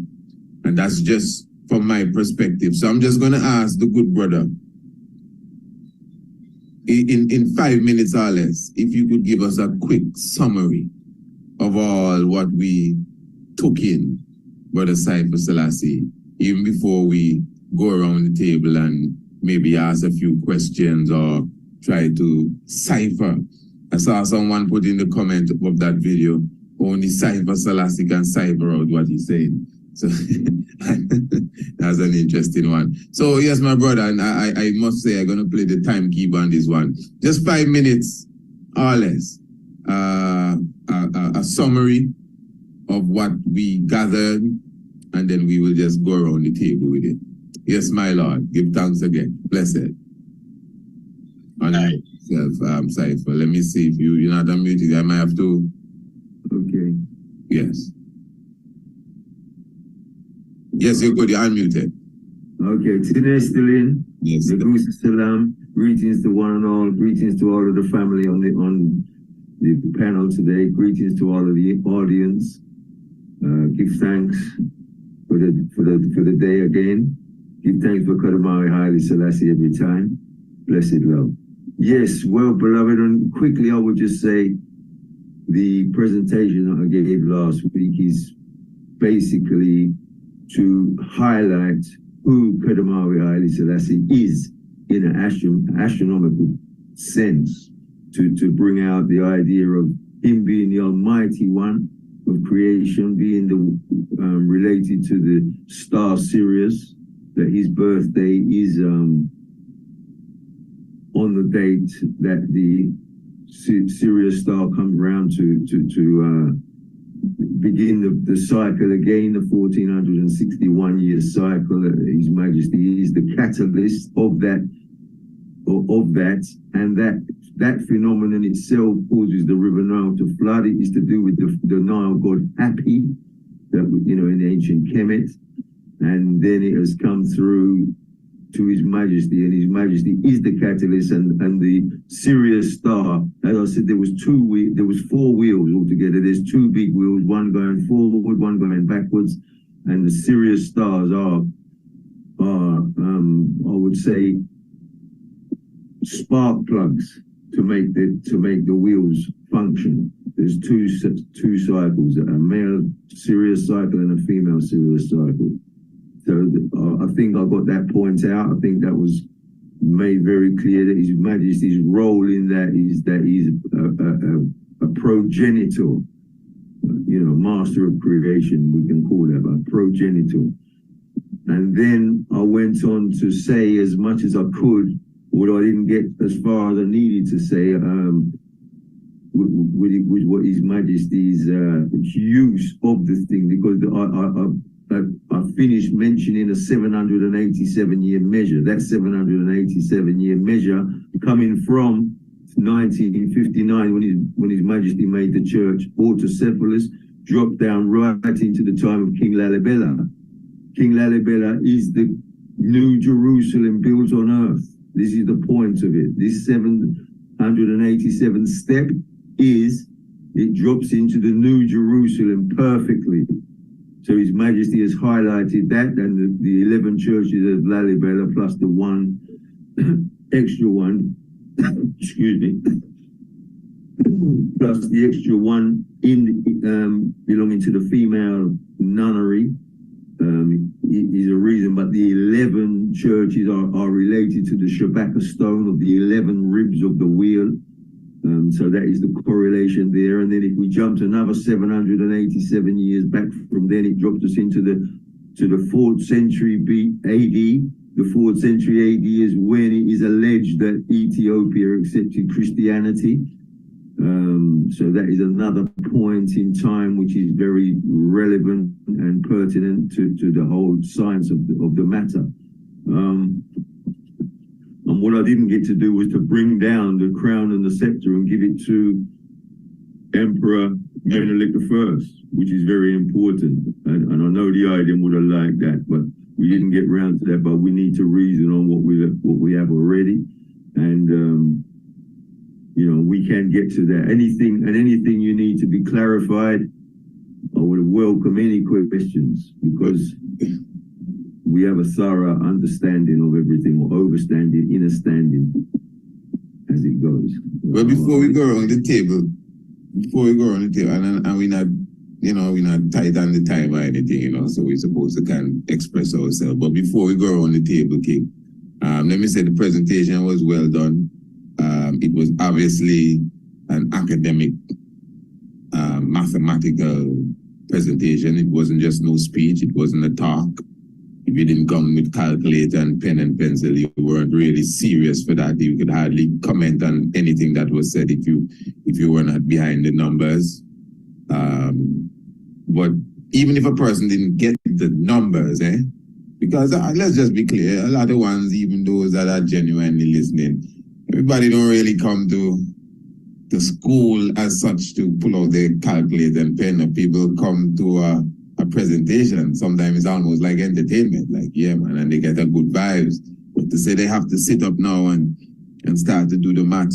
So what you would have gathered now, even if a person didn't get all them numbers, what you would have gathered from all what you said then, and even in your little summary a while ago, is that these key points in history and events, as it relates to the Ethiopian narrative, are not only aligned astronomically, but it seems like very, very much aligned to the Sirius rising, the flooding of the Nile, and then you expand it also to even the age. You brought down a good highlight of the crux of the age.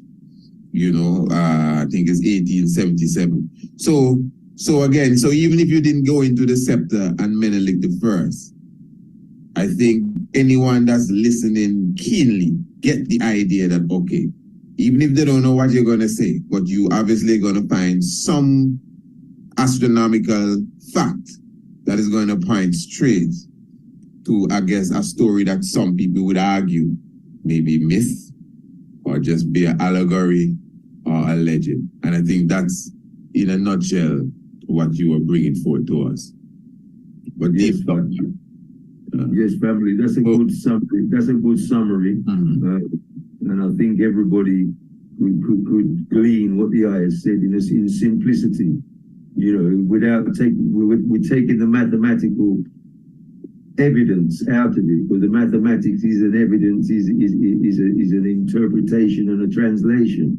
Okay. But taking that out of it, the points that the ayah has raised is what I was trying to achieve, and that the ayah is able to say it in that way. I think that the presentation achieved that goal. Yeah, well, obviously. Yeah, definitely, without a doubt. So I would like to pass it around the table. I don't know anyone specifically. I know behind the scenes I did say, Brother Anko Madrid, I would like to hear what your outlook on it is first. I still would, but without any pressure.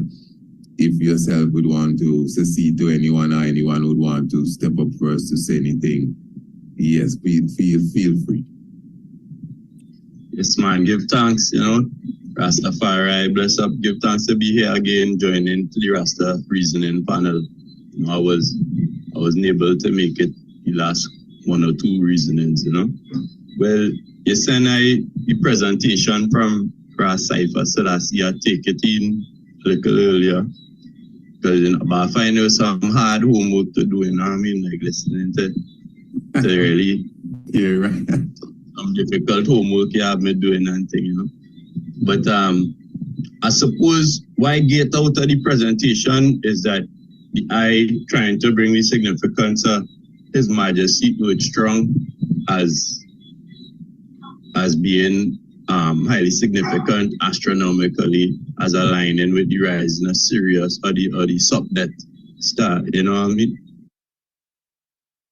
According to where it is on the globe, it go have a different perception of the star, which part it rising and what date and time and them kind of thing. Right? So it is kind of hinge on where it is on the globe itself, you know. But yeah, the presentation, furthermore than establishing the connection in an astronomical, mystical sense with His Majesty Earth Strong. Like I was just following along with disciples and them thing. I was not an expert on these type of astro-theological concepts and thing, but I just follow along as normal, you know what I mean? So give thanks still over here with the other brethren and them have to say about the reason. Not sure. Well, the floor free, eh? I don't know if King Cypher want to say anything in response to that, but the floor is free. Yes, give thanks. I said, show God. Yes, beloved, give thanks, Rasakonomadrid. The name Sodpet, you use the name Sodpet for the Sod. You said you use the word Sodpet for the name of the Sirius star. I think you use the name Sodpet. S-O-P-D-E-T. Yeah, stop that. Yes. Well, I'm glad that you use that name because that is the name of the male Sirius star. You see, there's a male and a female, and in its male aspect, it's called Sopdet, and that is where it gives birth in the morning. You know, in November. That's the reason that it comes through in that name is because there's a phenomena which goes on, which is not the same as the Haile rising. Which is, this is why the emperors are crowned on the second and third of November. First, second, and third of November are the appropriate days, is because in that period there's an astronomical event that goes on, which comes from the Big Dipper, the one that I spoke about last week with the three sisters, the Exarbier, those three stars, the Sopdet star is at the bottom of the handle. So there's the three stars coming down in the handle of the Great Bear, or the Major Ursa. The Sodpet star releases from the end of that for an occurrence to happen in November, which is called in ancient Kemet the stretching of the cord, and that there is what they use to align the temples, and that is to do with the Sopdet star. So that's very interesting that you use that name, but that isn't the same phenomena as the heliacal rising of Sirius. You know, the heliacal rising of the Sirius star, which happens that does happen in the morning, but that is at a different period of time. That happens in the March.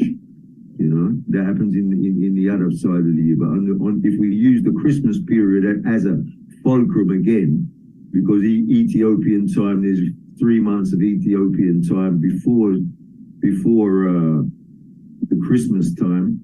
This is when this occurrence happens measured from September the 11th and 12th, which is the beginning of the new year of the Ethiopian calendar. And then the 3 months measured from there going up to December, or the measurement there happening in November is a phenomenon which I'm sure the world hasn't witnessed. I've witnessed it from right here where I live. You say, oh yes, we all see different things from where we live. Well, from where I live, it's just 9 miles or even less. it's 9 miles, if not as the crow flies, but if 9 miles across just from the 0 degrees Greenwich Mean Time Observatory. I live just up the road from it. So when I see the stars moving, I see them going towards that 0 degrees, and I witnessed this thing. What I've read in the text of ancient Kemet, I witnessed it happen right from my place where I live. So yes, we do have different abilities to see different things, but I actually saw the stretching of the cord, and and I can explain how it happens. But I'll leave that there and make us get some more reasoning, and I can explain it to you if you want me to. Yes. Yeah, man. I think your reasoning is definitely in a different league. Eh? Yes, right. Anyone else would want to come in? I want to ask a question as it relates to the Hebrew gospel, but after Rasai said. Yes, greetings to all ones on the panel and the listeners out there differently.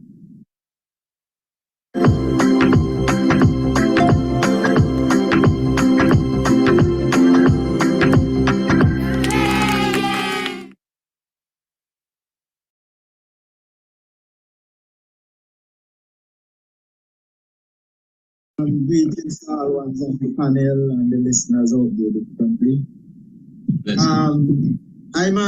just would like to us to bring the reasoning into a little tighter focus.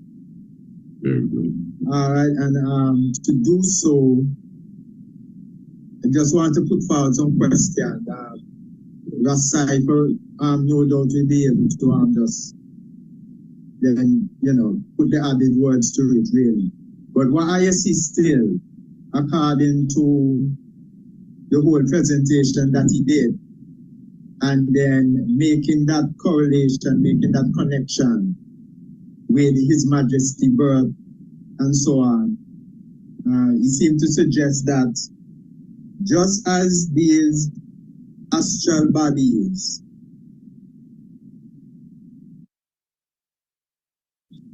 go through cycles in terms of their movement and so forth, it would seem that human events also go through that same cycle. Particularly if you consider His Majesty birth and what His Majesty himself would symbolize in the astral plane. Because what I am gathering from Rasai for presentation is that there is a star up there that will be symbolic of His Majesty himself as a person.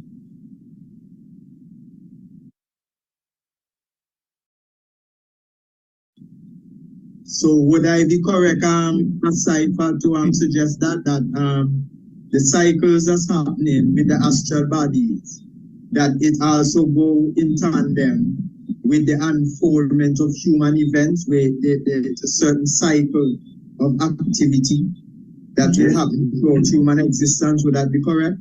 Yes, beloved, that's correct. And also, I would go further is to bring in even, I don't forget when we've spoken over the previous programs, I don't forget what the I said even in the program before that, this one last week. Where the I said that, not only the I said, I think we all came to we come to the conclusion that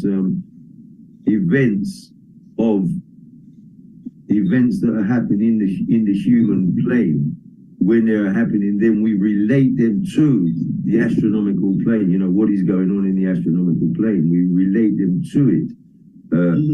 But we relate them to it in the biblical narrative, like how I think we brought up at the time, I know I said at the time, that the 400 years, that we were enslaved, we are able to equate that with our experience of this 400 year, 400 or 500 years experience, which we've just gone through. We can now relate that to what has gone on what it says in the scriptures, you know, and it's because the scriptures are a reflection of what's going on in the heavens. Like that 400 years and 430 years is a transition period from one age to another, you know, so we are able to relate it.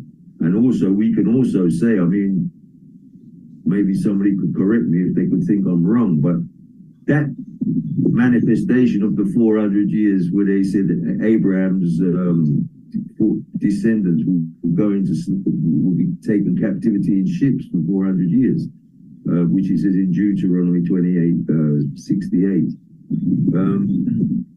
And also it says in Genesis, it says 400 years of Abraham, and also it says 430 years of Abraham, I think, in Exodus.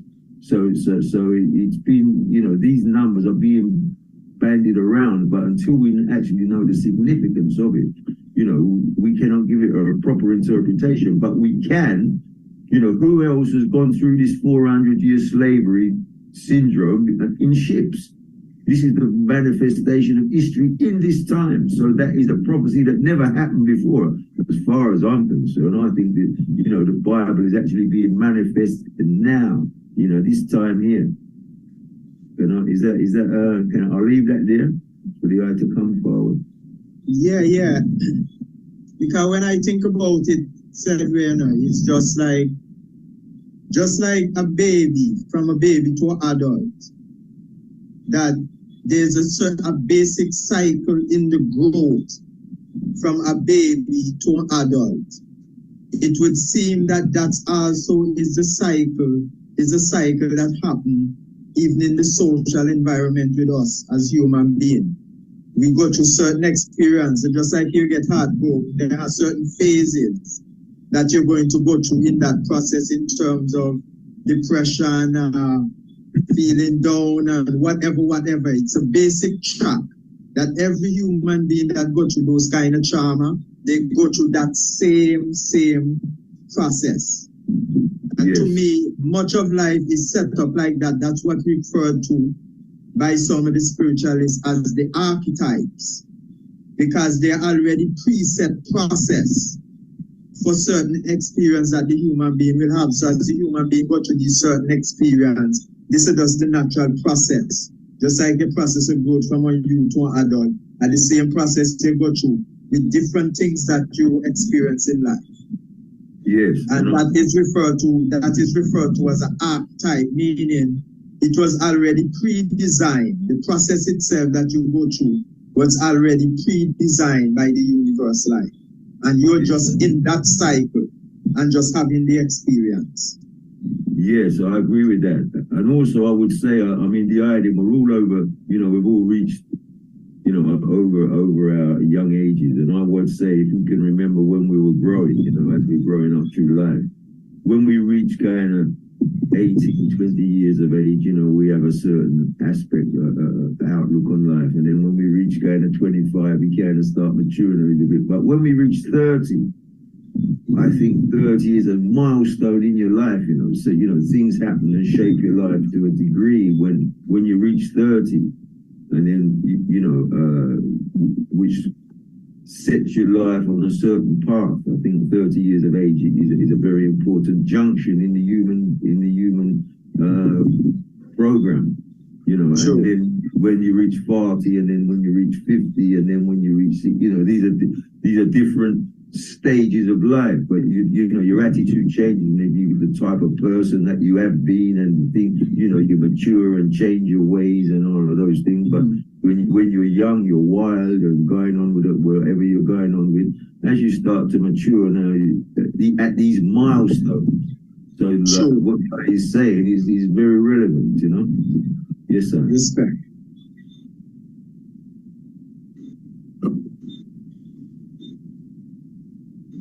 Now, one thing I just kind of, me personally, I just kind of caution on going into too much on numerologies and making synchronizations, because I just watch it now, it only have a certain amount of numbers, you understand? It's only go up to 9 and then it just start back. You understand? So, and that is just in the decimal number system if you're working with it like that, you know. So even if you want to work out with the probability that His Majesty would have born on July 23rd, it's really 1/365. You know what I mean? It's a fraction. So it come like, if you were to take a census of all the people on the earth, you might find that like every 365th person might be born on July 23rd, let me say, or I'm on Earth Strong or anything like that. Anybody Earth Strong, it have a probability of 1/365 that you born on that day. Then you know what I mean? So then even with like the amount of months it have and things like that, like within Rastafari and thing, the 12 tribe have the theology and the doctrine that is relate your personality characteristics and things to the month where you're born in due to the scriptural references and whatnot, you know what I'm saying? So it come like 1 in every 12 person. So it have a million ways that you could create a number system to categorize and kind of place certain parameters and thing onto people now. So I just kind of refrain from going into enough of them kind of reasoning there because I see in the randomness of it in a kind of way too now. Can I answer that, Bridget? I'd love to answer that because that's so true and so relevant, because what you have described here is astrology. Now, what I'm dealing with is not astrology. I'm dealing with astronomy. I'm talking about the mechanical movement of the stars. You know, like they move in sequences together. And where they machinate, you know, they machinate. The word I say machinate, or they say machinate, you know, like a machine, they revolve and then interlocute, you know, the wheels interact, they interlock at certain periods of time. Well, that is not astrology, that is astronomy. It is a mechanical action, which I'm describing. So I don't want you to get confused and think I'm talking about astrology, because you see in the scriptures that you see that the prophets condemning astrology, the soothsayers and those people. Well, I'm not one of those people. I'm actually able to read the mathematical values in the wheels and the cycles and see where they correlate or where they conjunct. And where they conjunct with different lengths of the cycles gives you different readings of, like the 787, which I told you that His Majesty has wielded it. His Majesty has used that 787 to highlight, like I showed, the Lalibela. His Majesty has used it, and he used it to open the Temple of Light. I mean, we haven't even got to that yet, but you know, His Majesty is wielding these values, but it's not astrology, you know. Yes, sir. Yeah, I just for one's edification. Can you just define both astrology and astronomy just to show the clear difference between the two? Yes, beloved, because astrology is to do with which the Honorable Priest Isaac has actually combined the both in able to, he uses astrology, that is the movements of the planets, along with the astronomy. Now, and I would liken it to this, that the movements of the planets with the stars is not what I understand.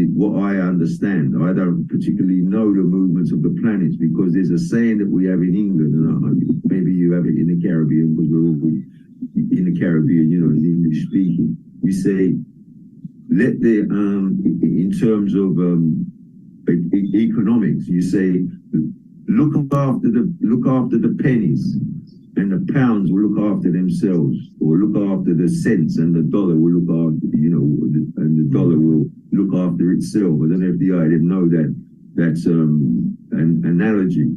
But what that means, you look after the pennies, so you be very careful in scrutinizing the pennies, and in looking after the pennies, you don't have to worry about the pounds, because the pounds will look after themselves. Well, this is the same thing in the astronomy and the and the astrology of the planets. Don't worry about the planets and the astrology. They will look after themselves, because the machinations of the pennies, the movements which I'm describing of the circumpolar stars going around the center of pole of the earth. This is the idea of the heaven, that is heaven. When, I've heard certain Rastaman say, "Oh, where is heaven?" No, heaven, you talk about heaven.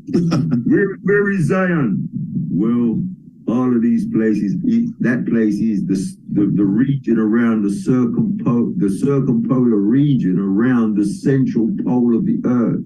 The central pole of the earth is what I'm describing. The machinations around the central pole of the earth is what this the idea of the 144,000 of the children of Israel, as I showed it to you in the demonstration, how that comes around is because it's all to do with the central pole of the earth, which is, it's got a wobble, it can be measured. That causes precession, that gives one will, that causes one will to function in one way and the other will to function in the other way. It is the precession of the equinox. It is to do with the offsetting of the pole of the earth, which is 23.5 degrees. I don't know if the island just know that, 23 and the earth's pole is set off 23.5 degrees. But it rocks backwards and forwards. It rocks backwards and forwards. Over a 40-degree angle, the Earth's pole rocks. But if you imagine it was going to go from west to east, it's going over a 40-degree period, and that is what I was calling the womb. When I mentioned those 3 zeros, that's the womb of the Earth. So you've got a womb at the North Pole, and you've got a womb at the center, and you've got a womb at the South Pole. So those are the 3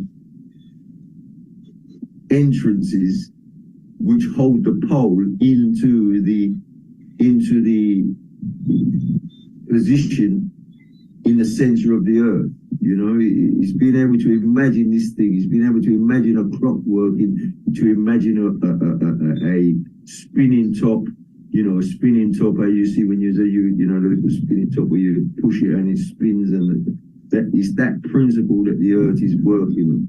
So this is where we have to try and understand the mechanical movements of the earth, not the astrology. I hope that's enough that I can say there. Yeah, man, deep vibe. Respect, yeah. Ras, Adonis, Tafari. Yes. Eager to hear what the outlook is on all of this.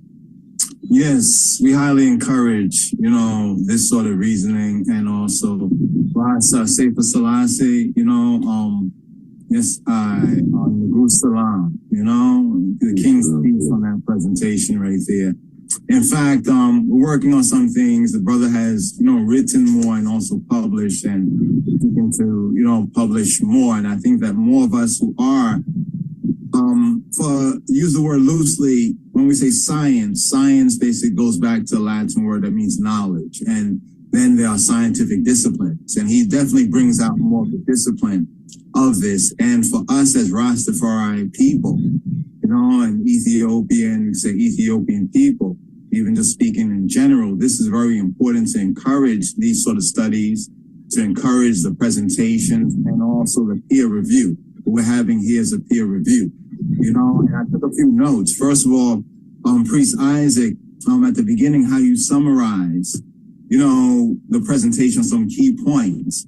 I would like hopefully to work with Brother Ras, Sefer Selassie, on, I think, a publication, that he is seeking to bring forward. He has other publications, and his research is really, really good. And what I find is that many of us are not into all the math, all the details, of it. That's good.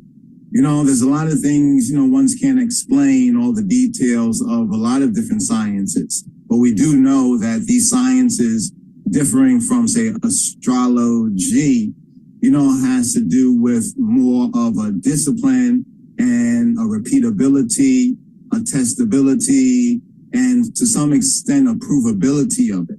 And to the point that our brother made about the numbers are random, that is true.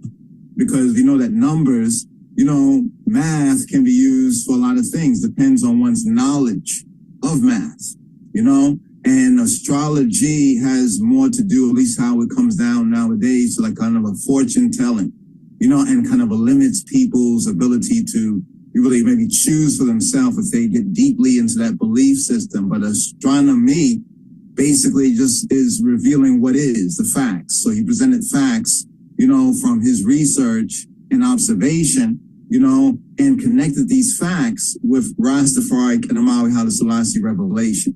I think that's important, whether one will ascribe fully to it, partially to it, or not at all to it.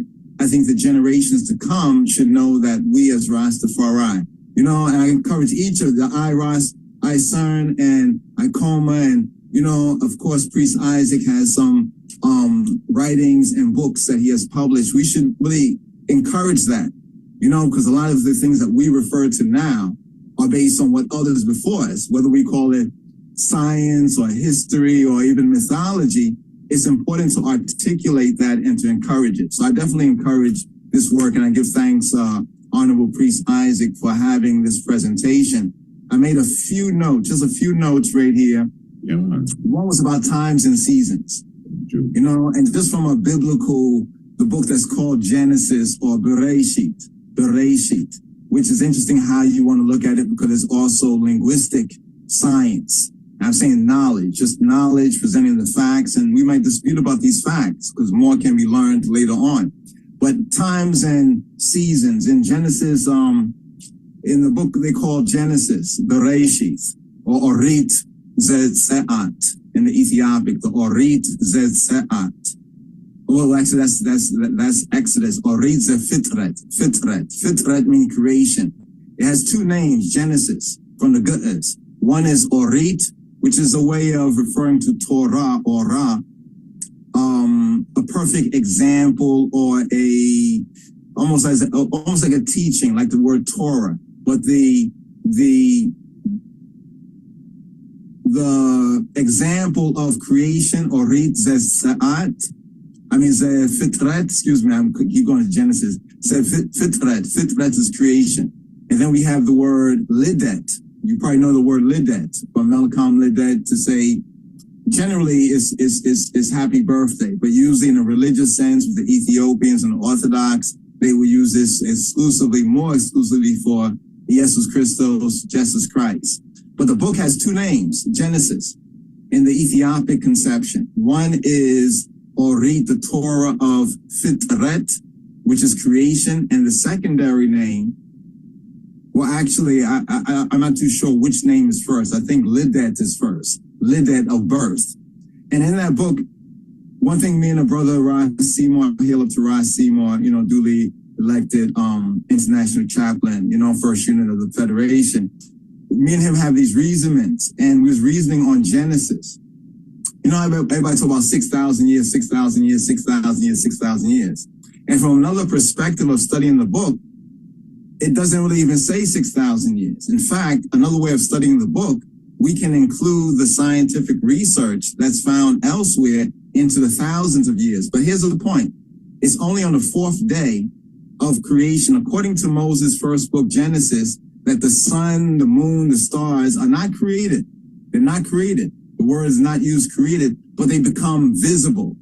It's almost like they appear, in other words. And then we get this revelation in that book that this is to be used, the sun, the moon, the stars, for times and seasons and days and years.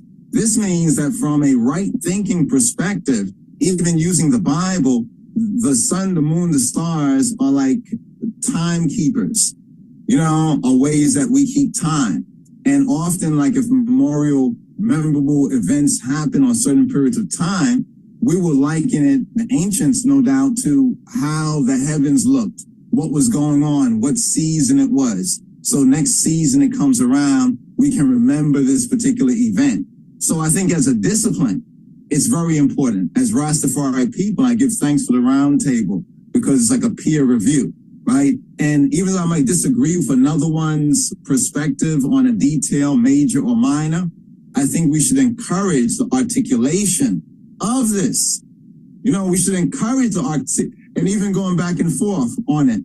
But anyway, I do highly encourage the brother in his work. And there are areas that even my approach to certain scripture hermeneutics and interpretation disagrees with my brother. You know what I mean? But there are areas where we do agree. And I'm a student, in other words, in his class. I would like to just make that known. Even though he comes to me also on linguistic and certain things that I may have more of a mastery of. You know, I think it's very good to encourage this, and I hope all the brothers here articulate their ideas also in writing. You know, and if ones need any help, I and others are there to assist. I give thanks. Let's continue this. Education is the key. And I encourage all those who are watching to please like the video. Just like the video, thumbs up the video, as they say, so that it can get around and more people can bask in the information that you're getting here as we give thanks. Give thanks. Rastafari. Yes, sir. Yes, I would like to Brother Saibu, you wanted to say anything concerning anything there? Yes, just on the law of Orit, which is, you know, the law of Orit, which you're using for Genesis, obviously, with the Ethiopic. And Orit is of Ori, and Ori is of Orion, which is Sahu.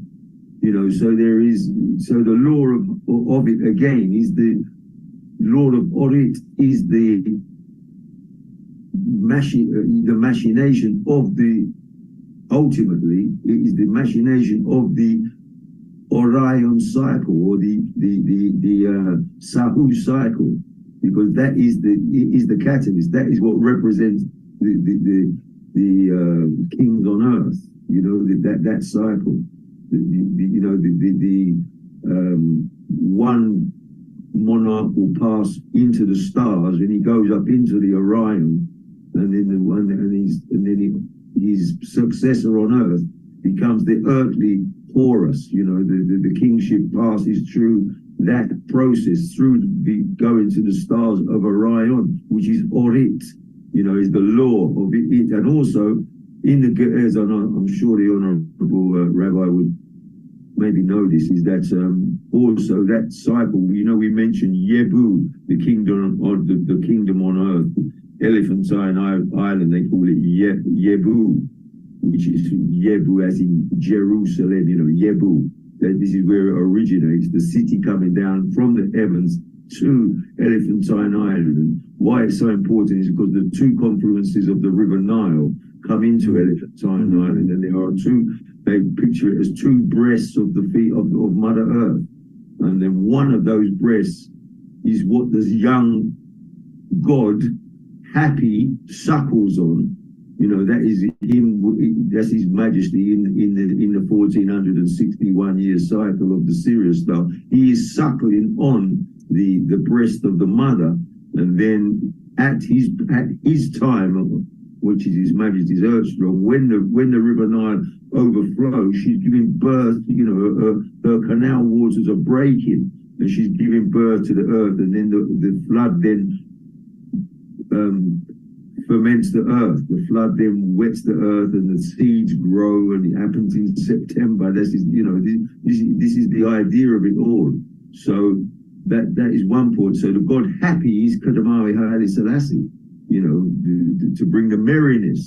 You know, his actually name is Talaku Meri, you know, his 25th year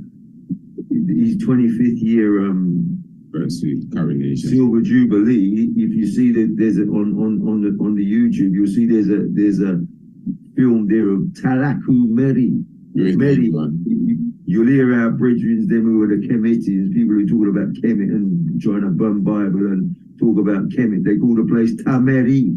You know, Meri is the merriness, because Talaku Meri means he who rules by his right in merriness, who rules, you know, this is the Ge'ez translation of it. He who rules by his right, by his will, in merriness. He brings joy and happiness to his people, in merriness. This is Meri, this is the root of the word merry. You know, we're merry, we're happy. This is, even happy is the name of the God. You know, so this is the root of these things. And what I really wanted to say is Yebu. As we said, it's Yebu. Well, in the Ge'ez, the beginning and an end of a cycle is Yebut. Yebut. With a T on the end of it. I don't know if the Honorable Rabbi knows that Yebut, because I was told that by but this is priestly talking between priests, you know, and an archbishop of the church has told me that Yebut is Yebu. When I said to him Yebu, he said, yes, Yebut. What's that? I said to him, oh, it's the beginning and an end of the beginning and end of all things. Imagine, you know, so these things are all related. They're so related. And the Ethiopian language is embracing the words in the Ethiopian language. Embrace this science, because Ge'ez are also the letters of Ge'ez, or the letters written in Ge'ez. They have numerical value in themselves. It's a mathematical treatise written in Ge'ez. The Honorable Priest, the Rabbi, will probably tell us that, you know, but that's a fact. So, you know, what we're dealing with is timekeeping, Ethiopian timekeeping, and they're trying to overstand it, you know, and His Majesty is the master, by the way. It's by following His Majesty that I know this, because I watched, why does he do this? Why does he do that? Why does he say it at this time? Why did he go to this country at this time? That, because he's working with the calendar. You know, His Majesty is the master. So following His Majesty's footsteps, studying Him, because that's what He wants us to do in all our different aspects. We all have different roles. His Majesty has given each of I and I a different job. This is my job, and I try and do it thoroughly. Give thanks. Yes, my Lord. Yeah, give thanks. Yeah, let me come in here now. Rastafari. Let me take off this. Yes, very, very hopeful reasoning.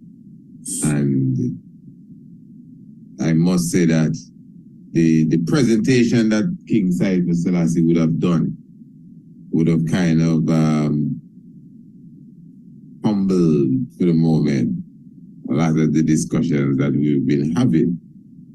Now, what I'm seeing again, and I will return to what I was saying before, that because you have different levels to this thing, eh? You do have kindergarten levels. No one have to be offended. You have prep school levels, you have primary school level, you have high school level, you have college level, you have university levels. Now, even all what the brother had said, we don't really start to dissect it properly yet, you know. we hearing it, and it appears as if, hey, this thing well put together, eh? You know, that's why I said at the beginning, even if a person not getting all the numbers in order, just like a common sense way of thinking can tell you that, all right, something sounds right here. But it's still necessary for even us to, like, in fine detail, comprehend what the brother's saying. And why I'm saying that too is because, you know, this is just one craft or one, well, let me leave that at craft when it comes to the academics. Now, as he was saying, I deal with ancient astronomy, but this lesson here, I mean, I just have to sit down and listen and even at times scratch my head too. So obviously it is well put together. But then you have the craft of archaeology and anthropology, history, and we've been utilizing these different avenues to create our points for them previous programs that we've been doing. We even use astronomy and different things. But now, what the brother has done is really, he has, to me, oh yes, scripturally too. But to the scripture now, the scripture has been on trial very seriously. So you kind of, the scripture, like you have to just see if the rest of the different academics can help to prove what the scripture saying for a long time. So again, what King Cypher, the sword, would have done again is more than anything else lean on astronomy. And I'm gonna say it, even if a person don't really get it fully, what he would have leaned on astronomy to highlight many different key points that he would have pointed out with numbers to say, well, okay, bam, the Kebra gas, you see, look it factual because the numbers are aligned. Look, Lalibela, who out there say Lalibela not real? Look it here, look, see, down to when he started to rule and when he done rule, 1157 and bam, you see the line there, and then you go back to something else that people have in dispute. So even I here tonight, it's not even trying to dispute, because it's something that, again, you're put in a position, nothing wrong, you're even humbled for a moment to say, hey, let me listen to what the man's saying again properly. So maybe I can understand it clearly, because it really sends you. So even if he's saying, yeah, see, this proved the Kebra gas is real, you may say, I don't believe in a Kebra gas, I don't believe in an Ark and a Covenant, Well, I don't think he brought up that word. But what he's utilizing to highlight his point seems to be a very deep and precise science. And he's repeatedly using basically one formula, a rhythm, the flooding of the Nile, the rising of Sirius, helical rising, something else, and these rhythms keep dropping on some key dates and key people. It's hard to deny. And as an astronomer, the little I'm getting, I can see, okay, yeah, that fit for true. Although I myself would have to really study it properly, So I think he would have humbled a lot of what we've been saying for a moment. And unless anyone wants to jump in now, I want to just show something here. And let me just say, before we seal tonight, I'm going to show something here, but before we seal tonight, I just want us to even begin a conversation. Somehow I don't think we're returning to this again right now. I want us to begin a conversation. Cypher Selassie is the one who brought it to my attention about the origin of Rastafari. And I'm going to put it out there, King Cypher. I did tell him, well, we did cover that in the earlies, and he said, yes, I know, but I think he said he heard the rabbi reasoning on the origins of Rastafari in another forum. And a few things the rabbi would have said he kind of would like to highlight. He may have a little different outlook as it relates to that. So once the panel agrees, next time we come, we might, if you want to say, come down to a slightly different earthly level and talk about the Rastafari once it's in agreement. That just dropping this subject here, as I said, I think we reached to a point in them levels here where, I think we've been humbled just for a moment, and we'll come again. But just what I want to highlight just quickly. To the chair. Yes, King, bless it. To the chair. So use of parliamentary procedures, I think it's good to have that sort of discipline, among brethren. Parliamentary peer review. There's just two quotes I like to share. Just two small quotes, not from anybody. Huh? Before I do this here? I think it kind of goes with it because you're showing science. Go ahead. Yes, my Lord. Please. And some might even interpret it religiously. And this has to do with science and religion. It's another perspective. Yes, right? There is no conflict between science and religion. Conflict only arises from an incomplete knowledge of either science or religion or both. This is from somebody named Russell M. Nelson. This is not an ad hominem. Just let's look at, hear the statement. I might not agree with the person's belief or whatever, but I think the statement is true. Albert Einstein said this: science without religion is lame.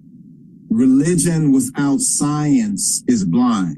I just put that on the table because at least this one is somehow accredited with being somebody who we would be forced to say is scientific and part of what we have to deal with. But thank you very much. Just want to share those two quotes right there. Give thanks. My Lord, give thanks, yes. Just quickly, looking at the astronomical outlook at the Earth Day of Haile Selassie I, the 23rd of July, 1892. And because we have brought this into the conversation now, and I think we all agree, the importance, even, I should have mentioned this before I even came to this, what King Isern was speaking of too. That's why I was saying this conversation has gone to another level. When he was speaking, I said, okay, this gone to another level now. True. We gone into the realms of different levels of psychology and the crystallization of energy, etc. And I think that the wise minds of the ancient times would have received this knowledge at least on a visual way, on a visual level, differently than whatever download they had, but on a visual level by studying the heavens. It's just geometry and mathematics, just like what the brother would have presented. I think that's a very key aspect. So a lot of the archetypes and archetypical stories and motifs and a lot of things we have in books that are considered religious and holy, etc., are just ancient understanding of the heavenly movements. But because the heavenly expression that we see from planet Earth, it all has to do from with where we are to it, from this little angle here in this galaxy. What we observe just replays itself back into our lives as well, because we are one with the heavens. It's a deep thing. We are one with the heavens. All what is around us is the rest of us. All of you there talking to me, and so all of you is the rest of me, and I'm the rest of you. We're all the rest of you. Everything that exists, anywhere it is, once it exists, is the rest of you. That's what meditation does. It connects into the rest of you. So I'm saying now that at the birth of the king, the known constellations, I don't think I should be trying to convince anyone of the value of constellations at this time here. I know ones may, I myself, as an ancient astronomer, I could tell you that there are constellations that they're almost impossible to see, whether it's a dark black night or whatever. But trust me, there are some key group of stars out there, right, that look exactly like what they're supposed to be. The constellation Leo, I don't have to talk about Sahu, which is the Orion, Scorpio. I mean, the vividness of these constellations when you see them. The Southern Cross is as if God himself was just putting them there and say, okay, put one over there. Come, Gabriel, bring the star here for me. Yeah, you get that kind of little impression there. At the Earth Day of the King, I noticed there's this dual nature there taking place. Now, if one could notice, this is just 1892, July. So you have here the 20th of July. So because Mercury and the moon are the two swiftest heavenly bodies, and this is apparent movement, unless a person is a flat earther, basically you comprehend the moon, goes around the earth, and Mercury, because of its close proximity to the sun, 88 days it's gone around the sun. So Mercury in mythology is a swift god. You understand? And just quickly, we must understand that it's not the Greeks that gave these planets their value. They learned this from someone else. They learned that Mars is not really just the planet of war as such, but the planet of resilience, resistance, and ego. And it is related to the sun and Jupiter as well. Mars, they learned this from ancient Africa, and they would have crafted their Mars, which is a Greek god, and their Ares, I think, is the Roman version of the same god of war.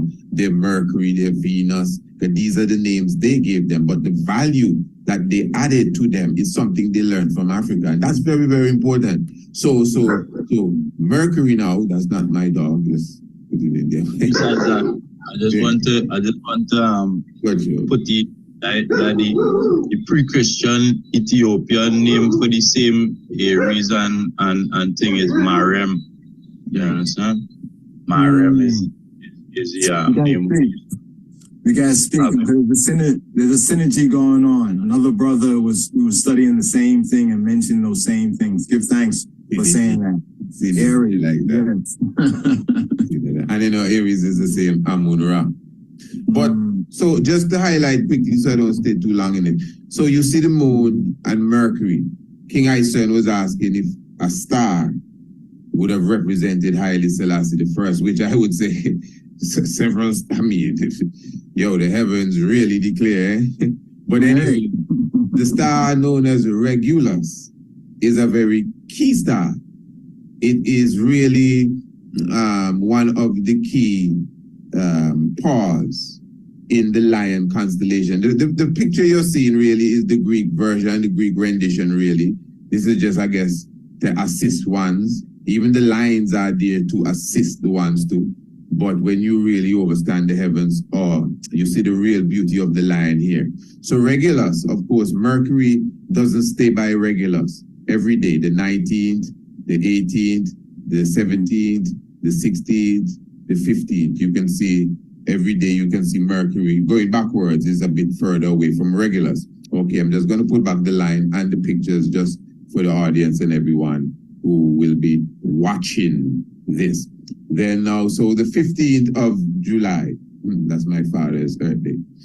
You see the sun and you see the star, known as Venus in the constellation of Gemini. Just bear with me for a moment here. So let's just move the day forward. The 16th, the 17th, you notice the heavenly movement.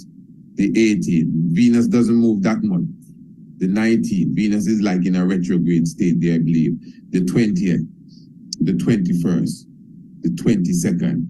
Now on the 22nd, you see how close Mercury, which is the god of swiftness, you see how close it would have come to Regulus. Regulus is the brightest star in the Leo constellation and one of the brightest stars in the northern hemisphere. So now, and it represents the Leo. It's the Leo star, Regulus. Now Mercury, on the King's Earth Day, bam, Mercury actually sits on Regulus. So you just team up with Regulus. On the King's Earth Day, again, the sun, bam, directly aligns with the moon.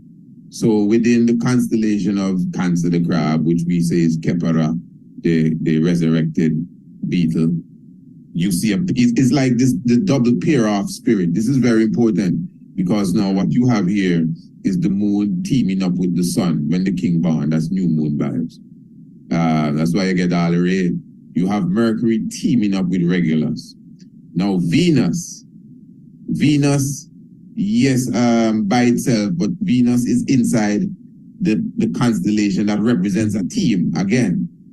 And Venus is actually inside of the feminine aspect of the constellation, which is Gemini. It's a male and a female. And Venus is actually in between the female's legs as if being burnt. And remember, this is time that the king is being birthed. So you can see in these three constellations, basically back to back, Gemini, Kepra, and Leo, you see the double spirit very, very strong. And it came bam on that day because the day before, the moon was way off.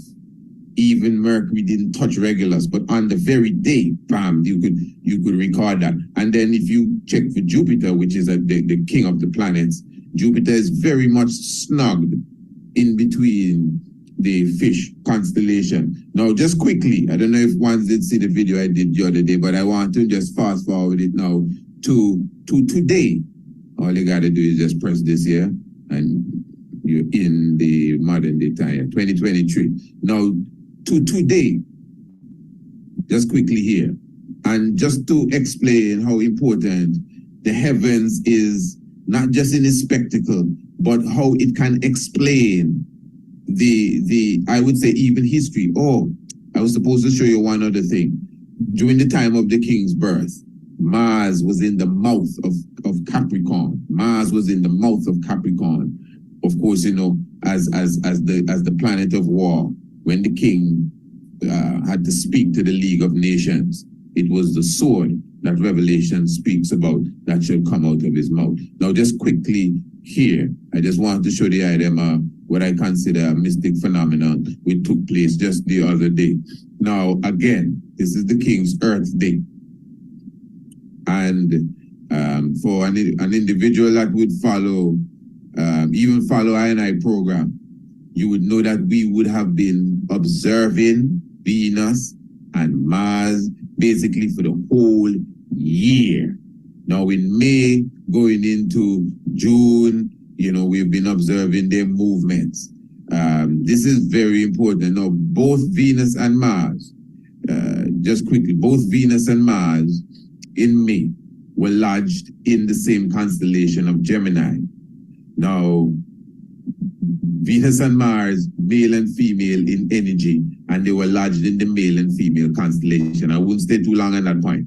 I just want you to observe now how Venus is drawing very close to Mars. Now, all of this is literal science in the movement, you know. Venus, Mars has its own rotation, revolution. In fact, Venus spins the opposite direction of the other planets. But from where we are on planet Earth, and even our rotation and revolution gives this impression here.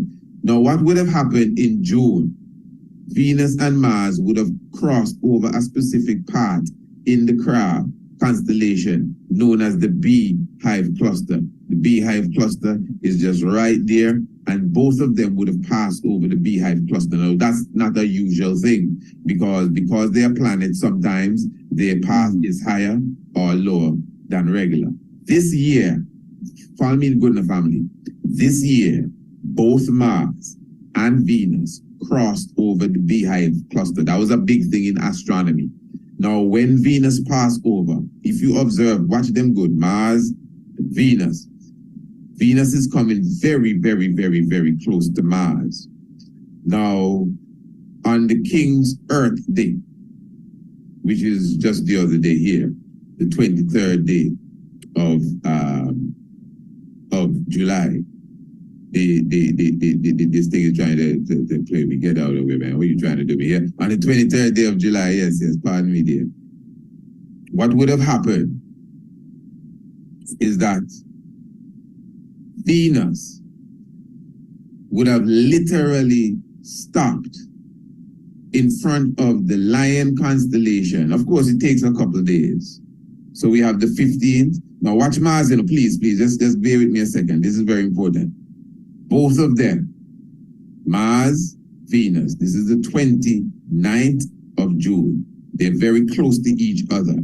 Now Mars would have touched Regulus. See, Mars touched Regulus, just like at the birthday of the king, when the planet would have touched, Regulus. The planet Mercury would have touched Regulus the same way. Now Mars touched Regulus now. We're leading up to the King Earth Day. But watch this good. Venus now stops in front of the Lion. Venus is not going to enter the Lion. Mars goes into the Lion. Venus begins to turn around. And if I'm going to put up, let me just put up this for you. Let us keep it scientific.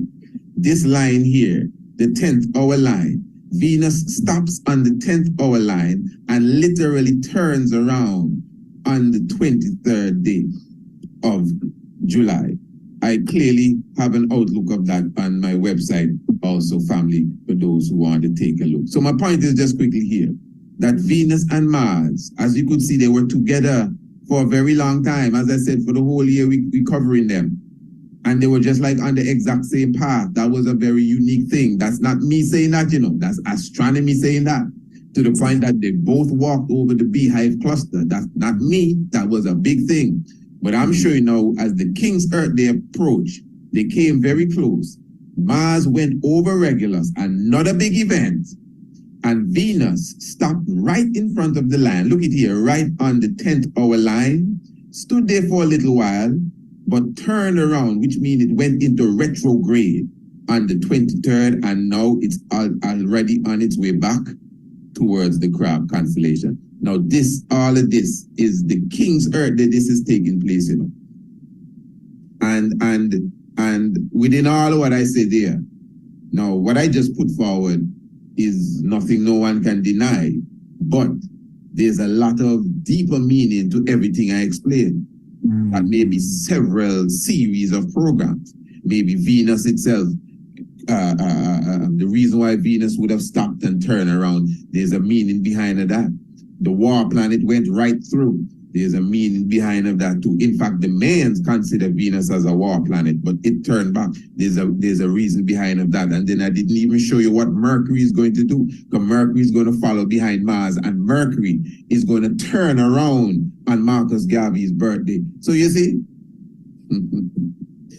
the heavens really do declare the glory. And I really highlighted all of this to kind of add to the energy that King Selassie would have brought forward, and the energy I'm getting from everyone of a certain level of respect to this level of academia.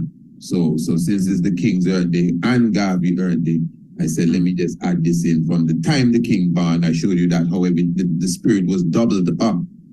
You know, and I can only meditate Empress Menen more times when I think of that, how everything was married the moment the King born, even in the constellation of the male and female. Yes, Rastafari, flow is highly blessed. Beautiful.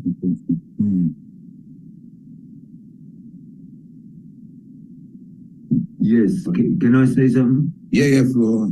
Yes, beloved. Yes, man. Very, very idolful. And one thing where which came to my irates when watching that is that the idea of when we're looking at the Lion of Judah, you know, in the emblem with the 1 foot raise, you know, yes. You have 1 foot raise and you have 1 foot down on the floor, and it seems that the one you have on the floor is the one which the stars are aligning into. Yep. So the other one he's picking up, so you can see he's moving it out the way, so you'll be able to focus your eye rates on the leg which is dip on the floor.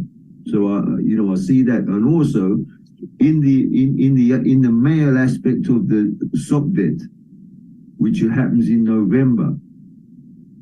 And when I said, you know, the aligning of the what they call the stretching of the cord, where they align the north and south through the heavens with the Orion belt.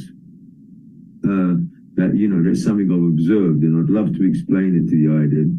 But what does happen in that there, the Little Dipper, you know, the small one, the Ursa Minor, at that period, Ursa Minor, which is on the end of Ursa Minor, is the pole star, Polaris. And when it's this period in November, the Polaris is pointing to the Lion.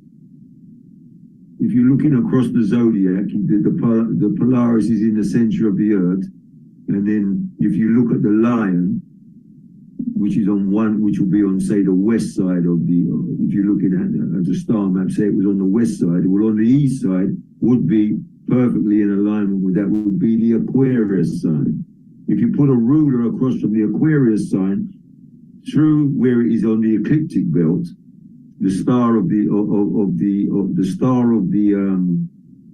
Aquarius, which is on the ecliptic belt, if you put where it is dissecting the ecliptic belt, if you put the ruler on there, put it through the Polaris star, which is in the center of the Earth, where it goes into the Leo, it doesn't go to regulars, it goes to the rear leg of the Lion. You know, if you see the rear thigh, you know, that star there on the thigh, you see one at the top of the thigh there, and it goes directly to that. And the reason it goes directly to that is because that is the Lion getting up.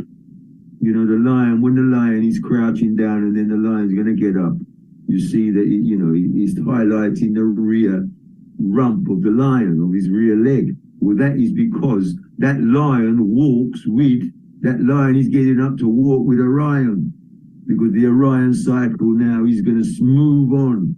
You know, it's like, as it says in the Psalm 19, as a running man ready to run a race. His left foot is on the west, is at 270 degrees, right on the head of the Sphinx. If you could imagine the Sphinx being there. His foot is on the head of the Sphinx at that period. His foot is on the head of the Sphinx, and the rear rump of the lion, where he's raising up now, if he's crouching down now, you know how a lion gets up, it raises its hump, its rear hump first. If you watch a lion drinking water, you see his rump come up first before he gets up to walk. Well, that is exactly what you're witnessing in November of the coronation time of the kings. November. So, in November, yes. So, and all of the Western chronology and all the, you know, this astronomy and all of the kingships of Europe, they're all, like the I said, the importance of the Regulus star. Everything is pointed at the Regulus. And even in observing, as you said, in the November time, you can even see the different movements even happening at that time too. But yeah, I know the time is on us to, as I said, that topic, you know, for next week there, before we go, because I see that the time is on us, and you know how it is, even with that. Is that a subject area that ones would like to touch upon? As I said, King Selassie did bring it to the table to me, and I said, okay, nothing wrong. I think we can address it again. A lot of ones may have missed the first time, and I'm sure many good things will come out of it. Origins of Rastafari you're talking about? Yes. In what sense, King Selassie? You mean in the sense of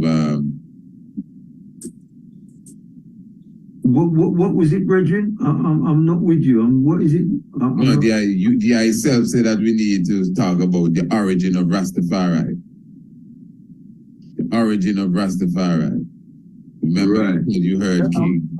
If I may, it might be this document. I did a video and I segued into about a 45-minute breakdown of these 3 pages that cite the Ethiopian view of the man Rastafari Mekonnen prior to the coronation. That seems to imply they already saw him as, you know, they saw this actualization of biblical prophetic archetypes in him.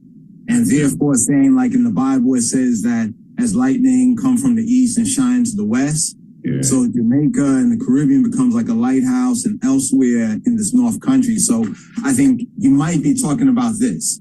It's a video. I forget the first part of the video, but in the second part, we go into this particular document. I have it as a PDF. I'll share it with the Honorable Priest and also with the brother on the WhatsApp. So one can see where I is coming from in the source. It has like footnote source of what book and, you know, basically it's authenticity. It's chain of custody. What you believe he talking about is not really about Rastafari, the movement, but Rastafari, the man. Well, I say the man and a movement. And the movement, okay. That was going on. In other words, there was a generation of Ethiopians, not all, but many, who saw Rastafari, Haile Selassie, in the same way that our predecessors and saw him. But it seems as though the light, like the retrograde you just mentioned, there was some sort of retrograde in Ethiopia as the reign of His Majesty went on, and that light comes out to us here in the West. So instead of saying that Rastafari begins in the West, we want to just point to the fact that there was already this lightning that was sparked back in the 20s. And then it shined over here, and we picked up the light. Jamaica, the Caribbean became like a lighthouse. You know what I'm saying? So it's not to dismiss Rastafari revelation over here, but it's just to include a half of the story and reason or critique it. And let me ask this quickly. That's connected to, because you know the brothers in South Africa have a strong hold on the origin of Rastafari somewhere down there in Azania. So I don't know if that is related to that in any form or fashion. continentally, probably to diverse peoples seeing, like when you show the heavens, what's interesting, when you see the heavens, you see the stars, and you have to see that which is not seen. Yes. You know what I mean? The connection of them. So I think that they seeing this also in their, not saying mythology, oral tradition, and their ways of interpretation. I'm not denying that. I'm just saying that this is from the root where His Majesty born, this man born there, that there was already a generation that saw this man as the one, or as a type of a Christ, Messiah, important man for Ethiopia and Africa and humanity. So I'm just bringing out that fact. I'm not too sure. When we go through it, we can see. I'll send it. From your angle there, that's a serious scholarly discussion again.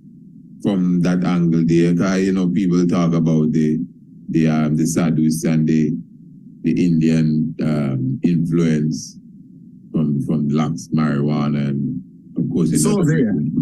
It's all there. Okay. All right. So King and Koma, what do you think? That's a good reasoning going forward for the next time? Yeah, well, it's always good to reason about Rastafari, so I have no problem with the topic, give thanks. Because also because one of the aspects I think coming in like a fresh aspect to within the origin of Rastafari is the same kind of Kemetic notion now of the divinity of the Nesut, like the kind of God King paradigm and concept and thought, you understand? Which is what Rastafari still materialize in this modern times, said way, so give thanks. I'm looking forward to this one. King, I said, what do you think about that subject already? I think sound good, no? Origin of Rastafari. Yeah, definitely. I'll just say I listen to them guys on down in South Africa, and then perspective. I love how they incorporate the Bantu philosophy into the Rastafari theology and so on. I really love what them man on the continent doing, because to me, we utilize the tools that have been available to us in creating Rastafari.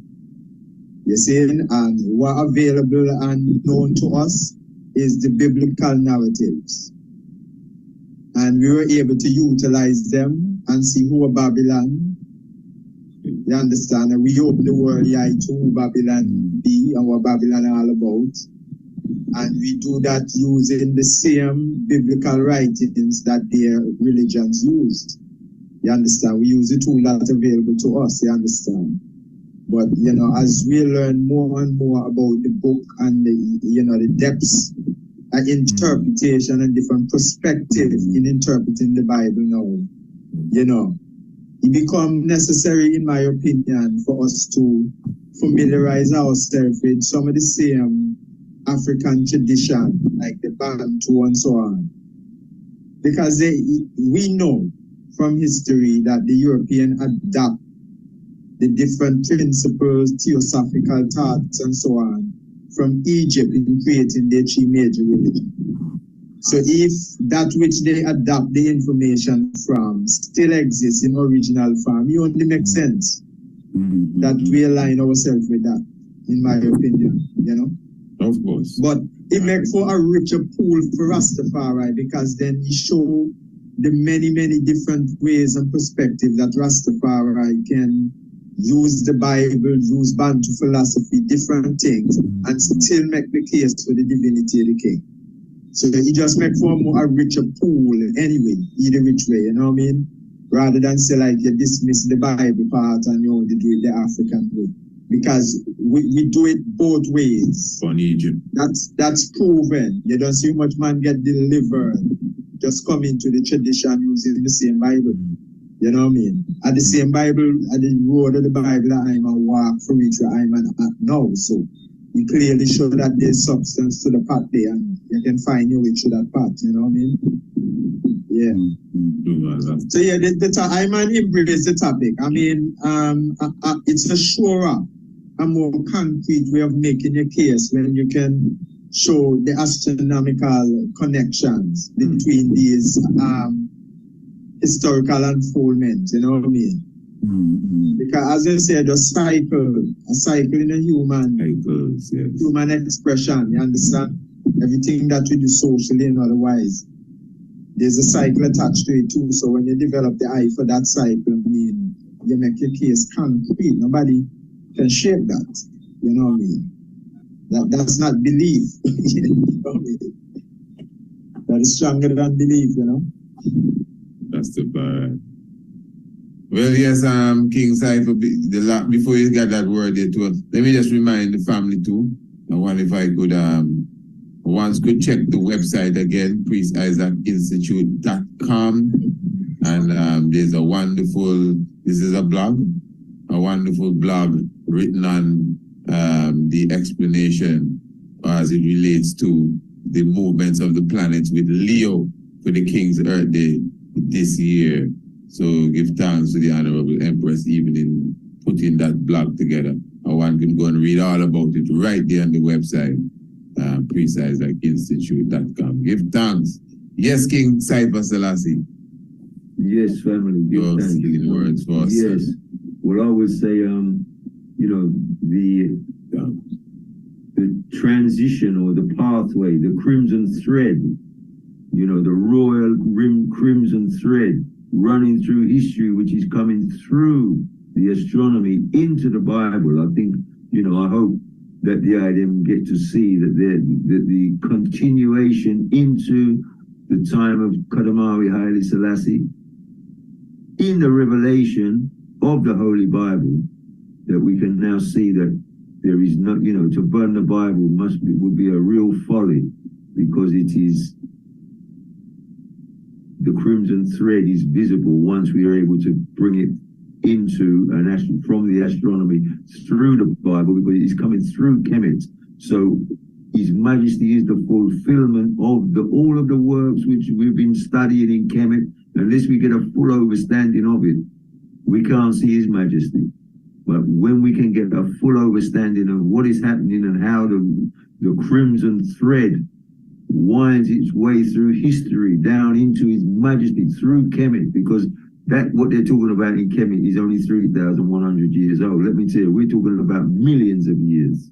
Once we can go into the astronomy, we open the 7 seals and we can go into millions of years. I can demonstrate that to the item. 63,897,054 years. And it's precise.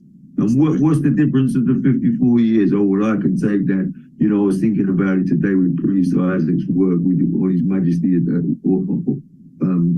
getting the Garter, the Order of the Garter in 1954. In 54 he got the Garter. And if you open the 7 seals using His Majesty's mathematics, it's 63,897,054 precise years.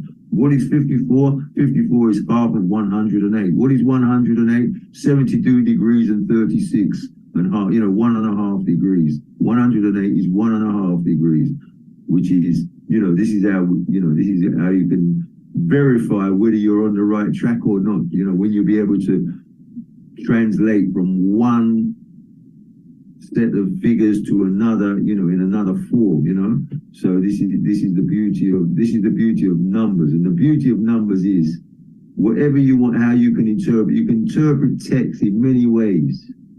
We can all read the same text and we say, what does that mean? And we can all come up with a different interpretation of what that text says. But you see, mathematics, it's either right or it's wrong. There's no grey matter, there's no in between, there's no if, buts, or maybes. It's either correct or it is not correct. So that gives us a rod of correction. You see, His Majesty is the rod of correction, His Majesty puts everything straight. We give thanks for Rastafari. We give thanks for this panel. I give thanks to Priest Isaac. I give thanks to Ras Isern. I give thanks to Majed. I give thanks to Rasa Donis Tafari that we're able to come together and do His Majesty's work. Rastafari, I will leave it there, and I'm so joyful. Give thanks. Yes, Farah and Farah, I give thanks. All praises, all powers, all blessings And I mean, we are coming again next time, and as I say, we continue the discussion. So just peace and blessings to all one. Give thanks to the audience that would have joined us. Yes, give Selassie, ja? Rastafari. Selassie.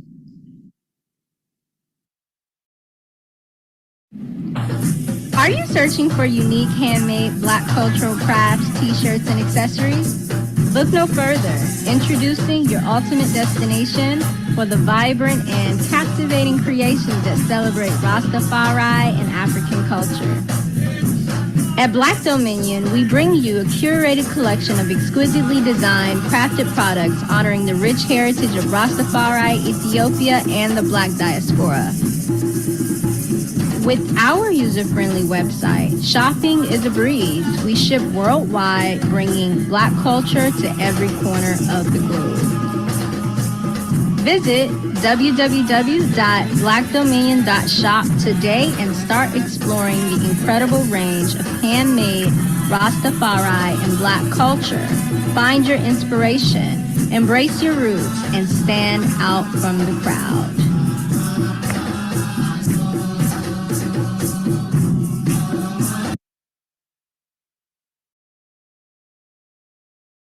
Blessed love, let me ask you, family, what's the age of your child or children? Do they attend public school and will be on summer break until September? Well, whatever the age or circumstance, we at the Priest Isaac Institute of Holistic Knowledge have great news for you. We will be conducting an online Universal Summer School Camp from Monday, mark the date, Monday the 7th of August to Friday the 25th day of August. Your child or children, no matter the age, will be engaged in various online activities that are enough fun, entertaining, and educational. Outside of African history, astronomy, biology, and mathematics, which we will be doing, of course, your child or children will learn how to prepare a healthy meal with your supervision. Sure. They will learn the basics of the African language, Swahili, even how to start and conduct their own business. Hold on, there's more. Online yoga classes for the youth, field trips to sacred spaces, plus many guest speakers and teachers will join us throughout the Universal Summer School Camp. Enroll your young ones today. If they are up to it, they might even be a special guest co-host on a radio program on Radio Anu. Many people will be listening. Now listen to this.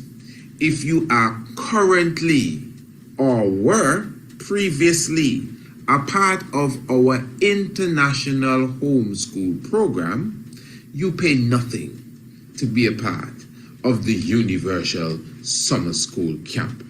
In fact, if you enroll your young ones into our international homeschool program, that is our international homeschool program, a separate program all by itself. That is months worth of daily classes on different subject areas for your young ones. If you enroll your young ones in our international homeschool program before the 1st of August, your child or children will partake of the summer school camp free, of course. So family, what are we waiting for? This will definitely be a benefit for your youths. It will keep them occupied, plus we promise you convenience as it relates to your time. Do it for them. They will love it. We also have prizes available to be gained, tablets, books, etc. for the outstanding use.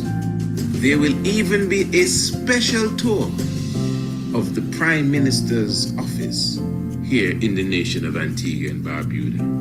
This is going to be a wonderful summer school camp, universal. So family, you know what to do.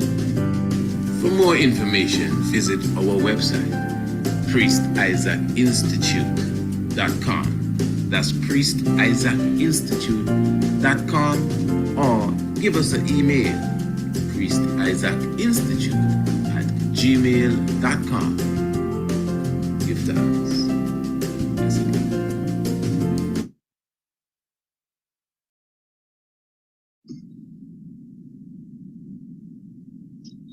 Family, blessed love, give thanks continually to each and every one. What a wonderful moment it is. Yes, give thanks, salamta to each and every one. Hotep and shalom, what a joy. And of course, we welcome you to another edition of Rasta Roundtable. And of course, you know, the family has been waiting for this sit down.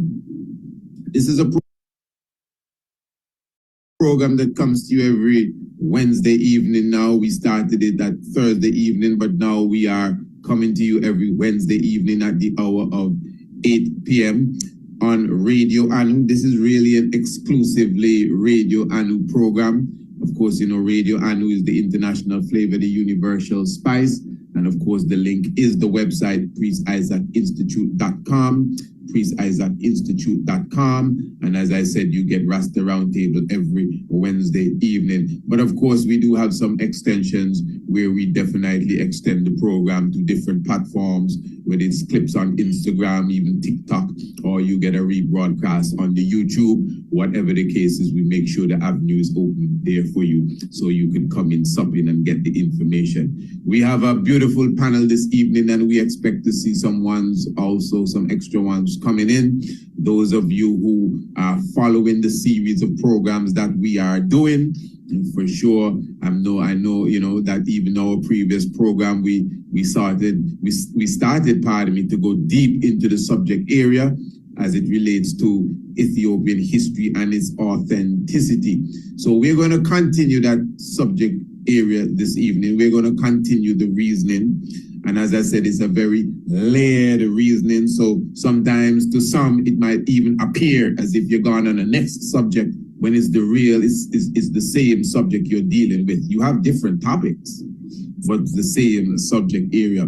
So again, before I go in and even say blessed to the panel, let me say again, give thanks to all those who are coming in. And of course, you know, we give thanks to the Father and the Mother of creation. We give thanks to Negus and Negas, Baba Janai, Madan, Yalem. We give thanks to the ancient ancestors with us and the mighty irates and spirits that surround us. And we do affirm and do ask at the same time for such guidance going forward, even in this program, so that those who are listening would be edified and strengthened in their path going forward in this Iowa. Give thanks. Negus I, Selassie I, Jah, Rastafari, Haile Selassie. Give thanks, family. At the moment, we have Rasai Adonis Tafari with us.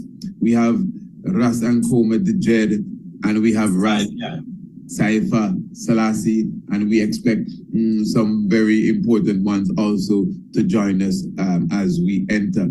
Now, this evening, you know, basically amongst ourselves, we had some discussions today, and even for some of the hours of yesterday. And again, you know, the previous program we had was a hot program. And the people in the chat and the comments are like off the chain. And, you know, when we get together, as I always say, when lions gather, you will hear some roaring. But just to be to keep the thing on an academic level, I just want the audience to understand, even from my perspective. Obviously, now we've been dealing with this subject area for some time now. What is happening here, family, is that we are,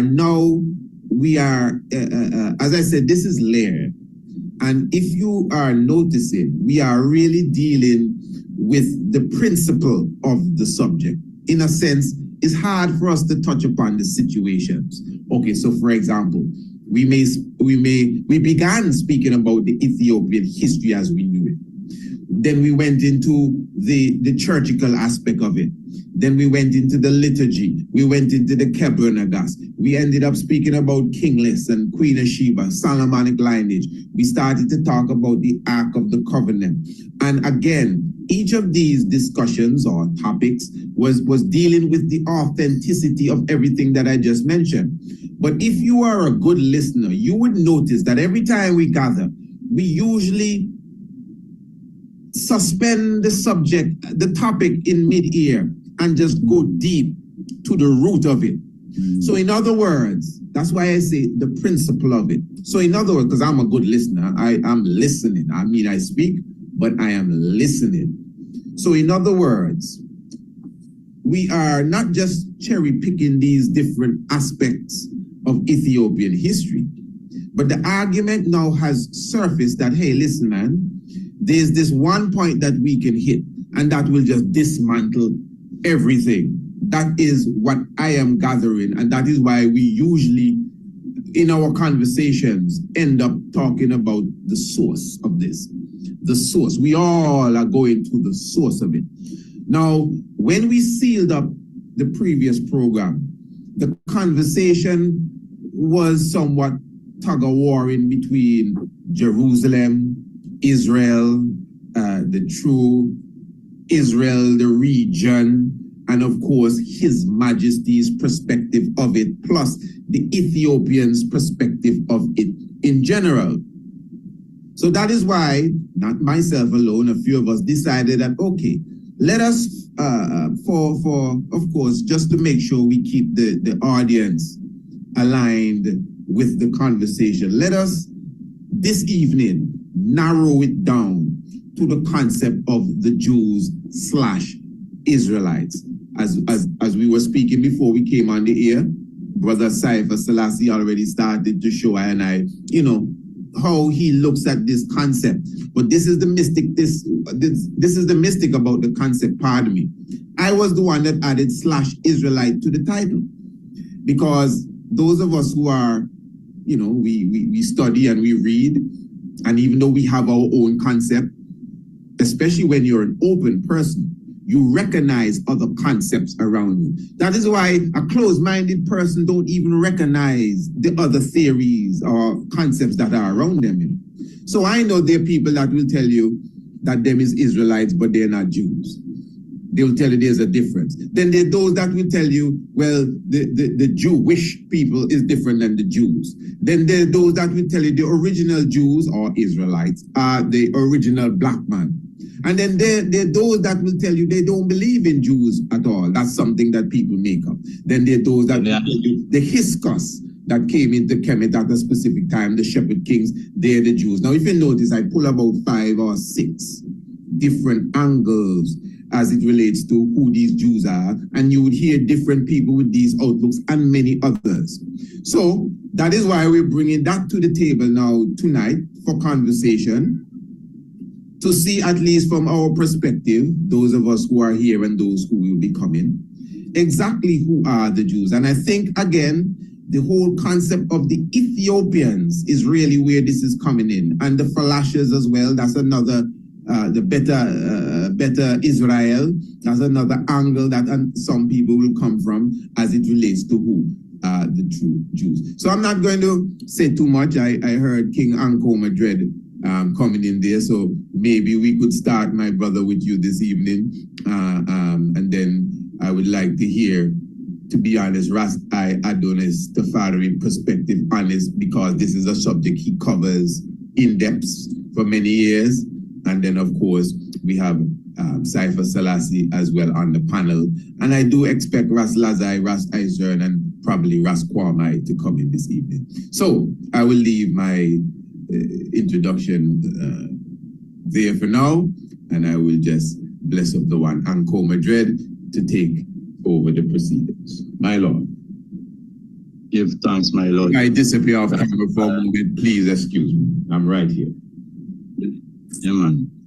Well, give thanks, Well, most times in the program, others end up say less, you know, and what happened is by design too, because as far as I understand, the man them senior tie, you know, so I had to give the reference onto the ancients then, you know what I mean? And then too, they have a next thing they say when you keep your mouth closed, they don't know if you're smart or if you're dumb. You understand? So in time I might try to I preserving my intelligence or preserving my stupidity by staying a little quiet, you know what I mean? But when we talking about the origin of the Jews, the people called Jews or Israelites, the main book or bring up this topic and thing is obviously the Bible, you know what I mean? And then the Bible have certain narrative about the origin coming from Adam and Eve and them kind of thing there, whatnot. When you come into the secular historical kind of record of the thing now, you come like some people have the theory about the Hyksos from in around 1500 BC, and then but the one what I find now was seem more likely and more accurate somewhat, okay, or more plausible is the followers of Akhenaten. You understand? Where Akhenaten now he had a kind of monotheistic religion concept in ancient Egypt. And then after his time now, it ended up had some people, like when they switched back to the original tradition, the people who was following that cult and that trend, they end up get exiled out of the land of Egypt now. You understand? They get exiled. And I believe they say on the Itawa Stele called the moon and Pata Stele, where they just make mention of Israel. Right? Now some people will say, well, it's Israel, it's saying on the stellar. But then our next brethren in our reasoning on the internet too, I see the brethren named Tehuti, right? Who's come with spider on his head and all kind of thing. That brother there, he bring up and say that have a certain scholar who translate the sentence to mean them people there who was the followers of Akhenaten who get exiled out to the lands of like to the northwest of Egypt then.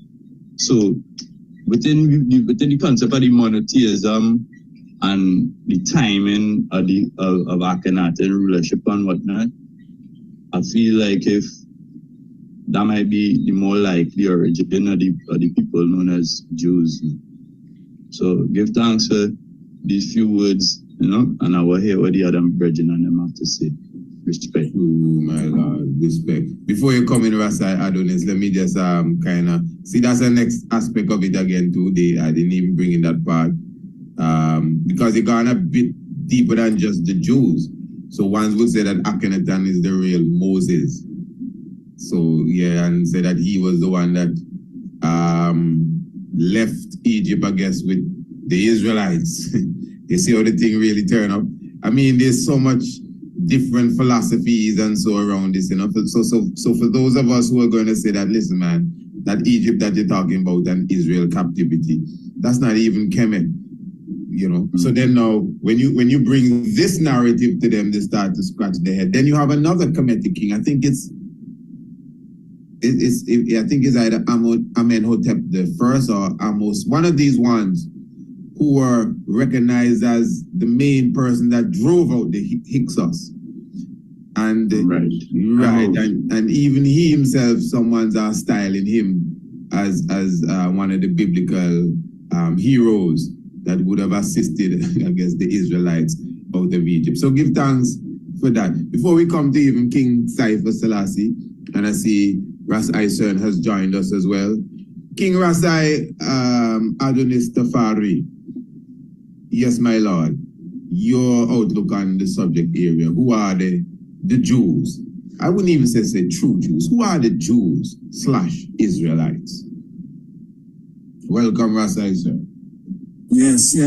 Greetings. Give thanks to Rasai Koma for that, presenting that point of view concerning Akhenaten. We've heard about this as well, and we embraced it in our earlier days, but in looking at chronology, it's not quite. But that's a whole other subject matter, not to what you said, but give thanks for presenting that. As far as who are the Jews, the term Jews, from our perspective today, has one sense of being a religious group. The popular Jews of today often use it for religion and also for a sort of a religious ethnic identity. But if we trace the terminology of Jew, it basically has a twofold sense. Originally, it referred to one who is of the tribe of Judah, of Yehuda, one of the 12 tribes. Then later on, after we get the Israelites, the 10 tribes, the Syria captivity as written in the Bible and somewhat verified in secular or other people's tradition, the Syrians, we have only the tribe of Judah. And the tribe of Judah now becomes the, I can say, the trendsetter, or the ones who can articulate this whole Hebrew, speaking of the patriarch Abraham, the covenant that came to Israel, to articulate what this means. So then one can become a so-called Yehudi by sojourning or dwelling with the people. I like to present just a few biblical scriptural point of views, because that is where the true ideas of Jew have their significant historical points of reference. However one might view the Bible, still we have like the historical kind of a reference. So when we look at, there's a verse in the Bible that says this right here. I just want to just bring it up right here, where it says that there shall be one law to the homeborn as well as to the stranger that sojourns. Here goes. It's Exodus chapter 12, verse 49. One law shall be to him that is homeborn and to the stranger that sojourneth among you.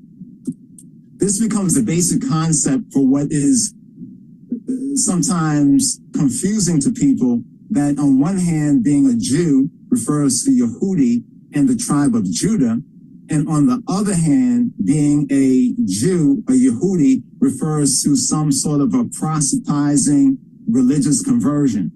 Both of those terminologies, according to the history and evidence, are true. So originally, being a Yehudi was what we would call today being a Jew. The term Jew in Hebrew is Yehudi.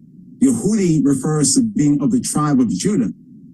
But many ones came to sojourn amongst them from other nations, other religions or other ethnicities, and they took on the culture, the custom, the moray, so forth and so on of the tribe of Judah, that became the last tribe of Israel that was still standing, and the ideas pertaining to the ancient faith, as well as the documentation, the scrolls, basically was transmitted through this tribe circa AD, New Testament time, so forth and so on, from the Old Testament time. So the idea of being a Yehudi can both be one who is of the religion, so to speak, the culture, the faith. They sojourn, they dwell among this people and have taken on. That's what the term Judaism.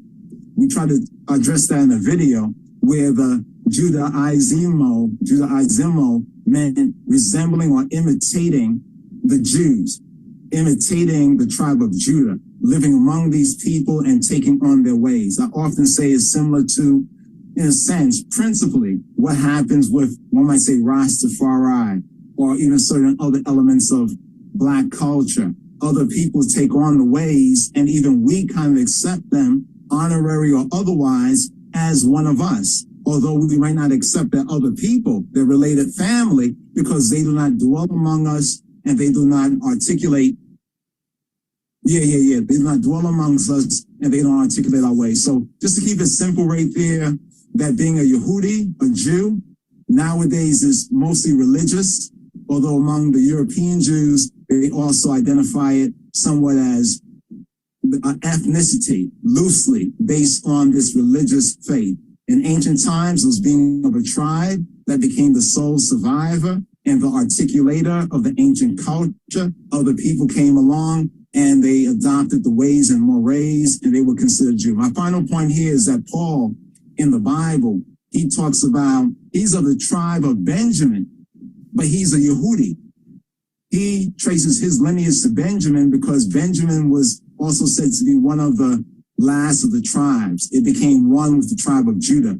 So when he says he's a Jew, he's a Hebrew spirituality. He's a Jew, religious worship mores of the tribe of Judah. He's of the tribe of Benjamin. And he also had Roman citizenship.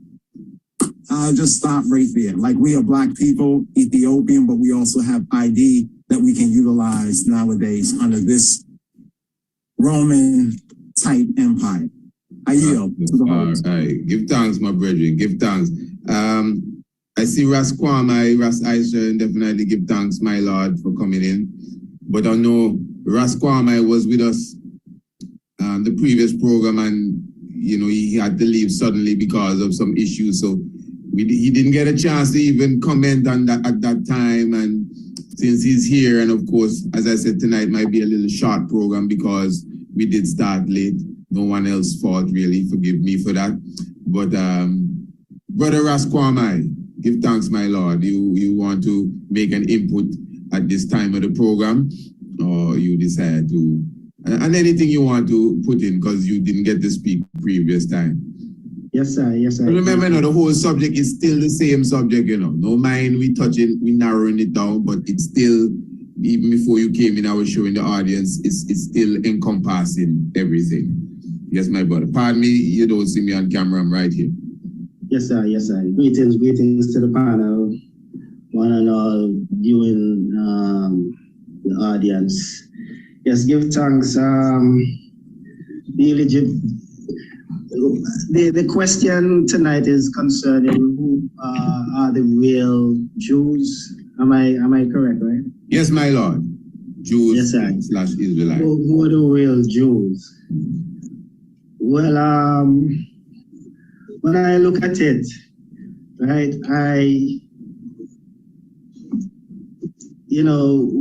looking at history and so on, if we're going to look at it from a biblical perspective to answer that question, who are the real Jews? The Bible will speak to some people that came from one place and through a series of wars and so on, were able to inhabit that specific place, which I would say it's within Palestine, that region, right? But on the other hand, there are some archaeology that challenge that position. And when you talk about people that make up what is known as the Israelites or what have you, that is labeled as the Israelite, is that these people has been traced on that specific land from since the late Iron Age going all the way up to, the late Bronze Age going all the way up to the Iron Age, and they have seen a continuity of material culture and other archaeological evidence to point to the fact that those people that were there were homegrown and did not come from an expat and came in there. There are no evidence of any conquest of any. So I would say the Israelites, or the label Israelite, would refer to those people who grew up and grow into a cultural people eventually in that region. All right, okay, give thanks. But I don't want to be question, but let me just ask. So you would see that just to ask you personally, so you consider them a real people? Have you heard of ARCHAEOASTRONOMY? I am the Honorable Priest Isaac, and I am certified in the field of archaeoastronomy. Do you want to learn archaeoastronomy? Yes, sir. Well, book your ticket today and join me in the Caribbean in the island of Antigua for 9 days and nights, 7 of which will be in the classroom studying and in the field researching on Green Castle Hill, Mount Anu, the Stonehenge of the Caribbean. This is a studycation. You will visit the beach, experience the Rastafari camp, yoga, vegan food, and much more. Our next semester is the 6th of November, with payments due by the 1st of October. For more information, visit priestisaacinstitute.com or email us at priestisaacinstitute@gmail.com.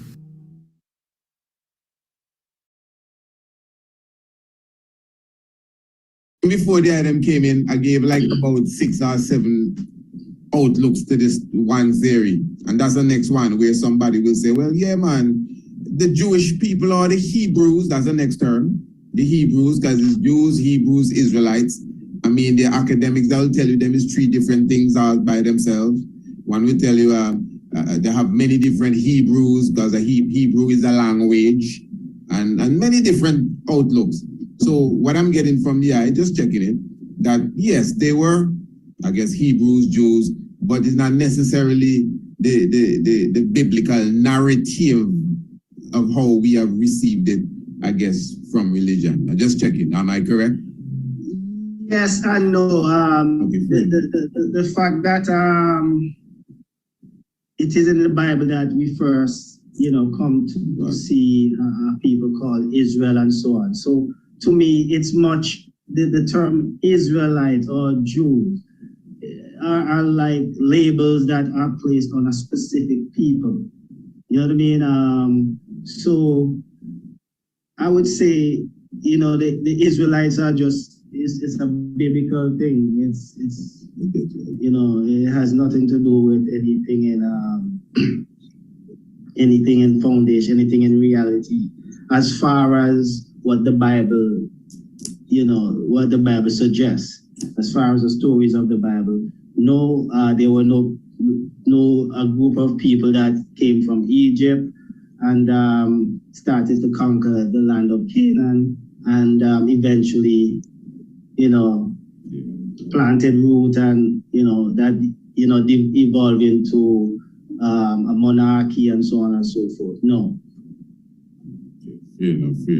Before we touch Vice, Cypher Selassie, wish to add to the discussion. I know before we started, you were giving us some of your perspective. Yes, family, yes. Share it with the audience, my lord. Yes, family, give thanks for the opportunity. Yes, well, that's such a great subject because where I come into where I bring my perspective in is I'm very overstanding of timelines. So if the Jews are descendant of Abraham, they cannot be any earlier in history than 1770 BC. When Jacob became Israel and went down into Egypt and the sojourn, and then founded the 12 tribe of Israel, etc. And then comes the story of Moses after that chronologically, just in the time frame without putting any date on it. Just at this moment, you're going to say this is the procedure. You've got Abraham, then you've got Jacob and Joseph. Isaac, Jacob and Joseph, and then you have Moses bringing the children out of Israel. That's how the biblical story goes. So it cannot be prior to the time of Abraham, because he's the father of all of this, supposedly. Well, when I look at it now, and then if we're going to jump forward now that these people become Semites, or we call Shemite, the people of Shem, or SEM, or Semites, which is pronounced SH, obviously, as the honorable rabbi would say that the S's are pronounced with a sh. And then if we find in ancient Kemet, the history of in ancient Kemet, they talk about their ancient ancestors called the Shem or Su. True. And these were people who followed the horizon. That's what they call the followers of the horizon, the sons of Horus, the original Horus. So there must be a introduction into this Jewish, not Jewish, into this where Abraham come into the picture, because and it's only 1700 BC, 1770 BC, where the Ethiopian king, as we keep saying, goes back to 5,500. So where we're going to say we accepted this, I can see a line coming, taking it out of what we call Africa now, the Ethiopian continent. So now, and then we have all of these different people who these modern scholars are telling us have got, like the Igbo people of Nigeria, the Ashanti people of Ghana, the Lemba people of what they call South Africa, or let's call it Central Africa. Central Africa coming down because the Lemba people are in Zimbabwe, they're in what we call South Africa, Azania. They are in the Congo, the central, they come right down to the central core.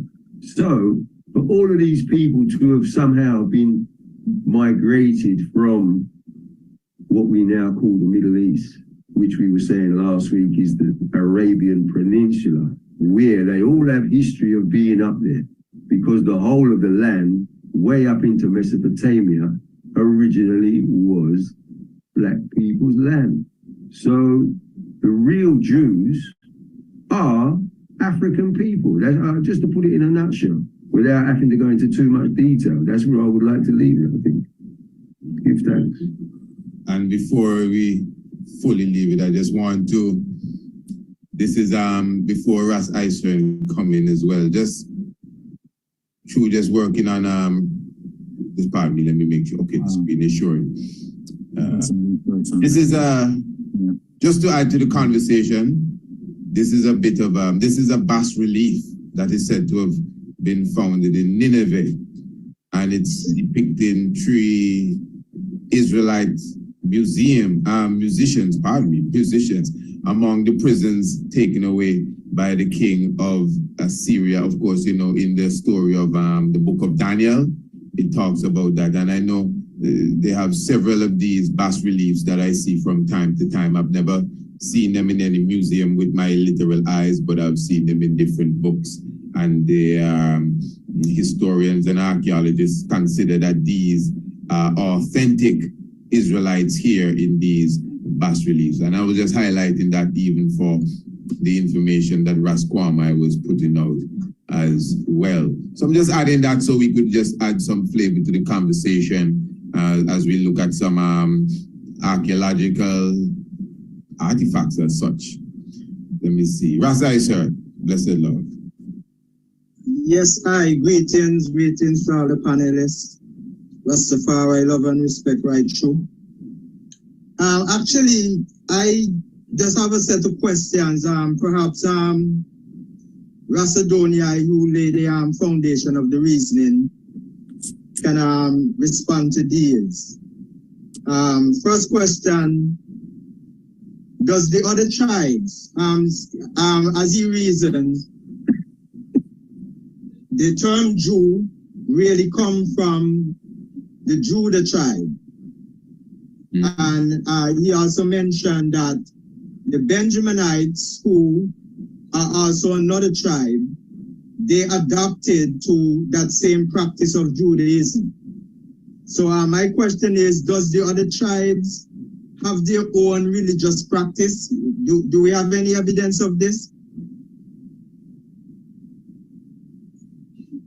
Okay, is it a time for me to answer that? Does the other tribes... Yeah, I'm just going one by one. I don't want to throw all the questions. Have their own religious practices? Yeah. Okay. I would say, to answer that, based on the evidence, It would seem so. This is why they went into captivity. They broke off and did other religious practices, and this eroded their ability to maintain themselves in the land. But wasn't there, did they leave voluntarily, or they leave because of they were brought into captivity? So serious. They went into captivity like Brother Priest Isaac just presented from some archaeology. Yes, the 10 tribes, the northern tribes that was called Israel, when the kingdom split after Solomon and David, to the 10 tribes in the north, the 2 tribes in the south, and Levites scattered amongst everyone. So yes, those other 10 tribes, they began to worship differently than the ancestral faith. But at this time, Judah was just one of the 12. But after the 10 tribes went into captivity, Assyria, history is very unclear. They seem to have disappeared, so to speak. The lost 10 tribes, they say. And when you ask whether they had their own religious practice, I said, yes. Very good question. I said, yes, because according to the scripture, they were not worshiping the God of Israel the way that the covenant stated according to scripture. And therefore, it was predicted or prophesied that they would go into captivity, and they did go into captivity. That's why I said they had other practices than the ancestral way of Abraham and the Hebrews.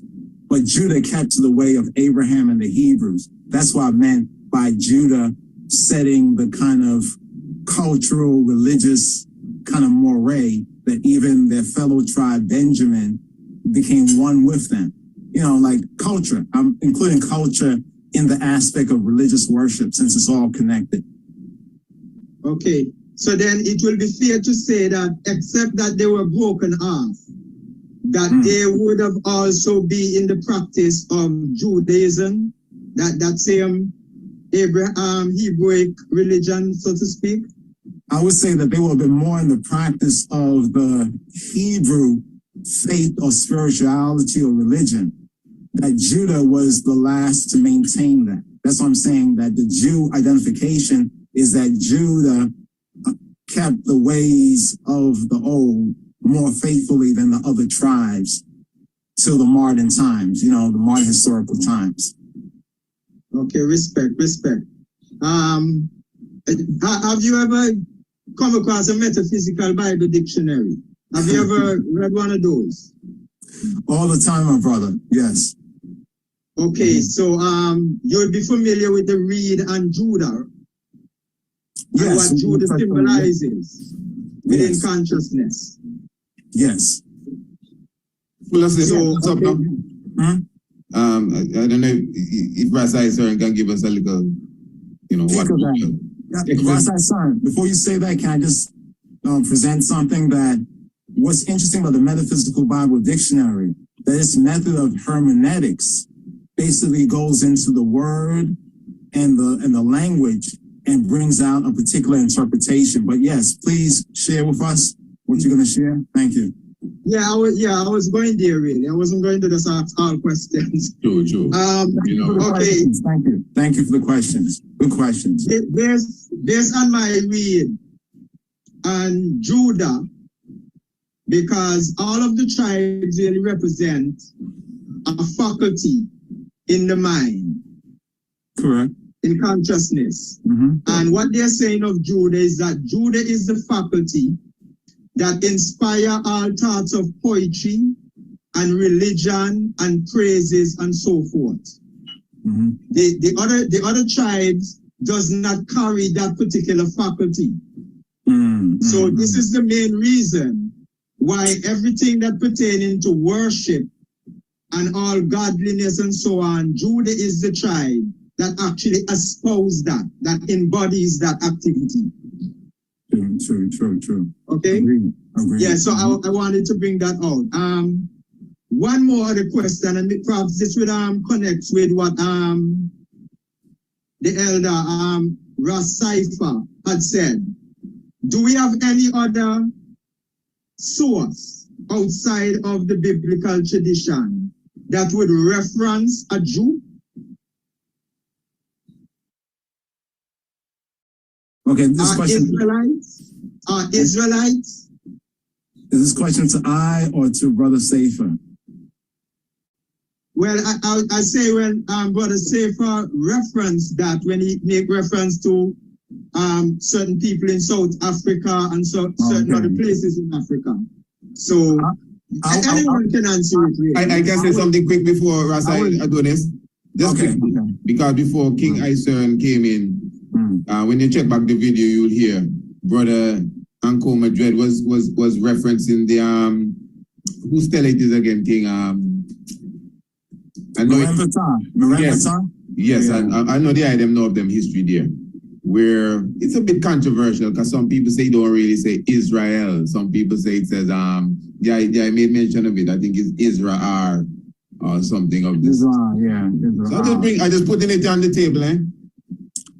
Outside the Bible, one key reference is a historian who is very much referenced in secular history and regarded to be somewhat as a source for Roman history. They don't have too many. Kind of interesting. For Roman history, there's not too much evidence, but they regard the few people they do have. It's Tacitus. I would say Tacitus. Are you familiar with Tacitus, the Roman historian, who had mentioned that, according to him and his observation, that the people who were identified as, quote, Jew, he said were of the Prolam Ethiopicum, and this is said to mean of the race of the Ethiopians. And we're not saying that they were Ethiopians in the Ethiopian sense, but since Ethiopia also referred to melanated, quote, African Black people, he said that the Jews that he observed at the particular time, I think he lived during the time of the destruction of the Second Temple or thereabout, were of the race of the Ethiopians. This is a reference, outside. And the term Jew kind of is the European way to say Yehudi. I just want to make that kind of point right there.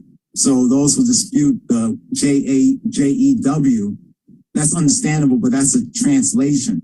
But that Jew term is found reference to Tacitus, the Roman historian, in the annals of, in his annals, I forget which volume and exactly where it is, but I can bring it up. I just want to say as one point of reference to roughly the 1st century AD time, approximately. That's one reference. The 3rd century AD. Around the 3rd century AD, you said? No, first century AD.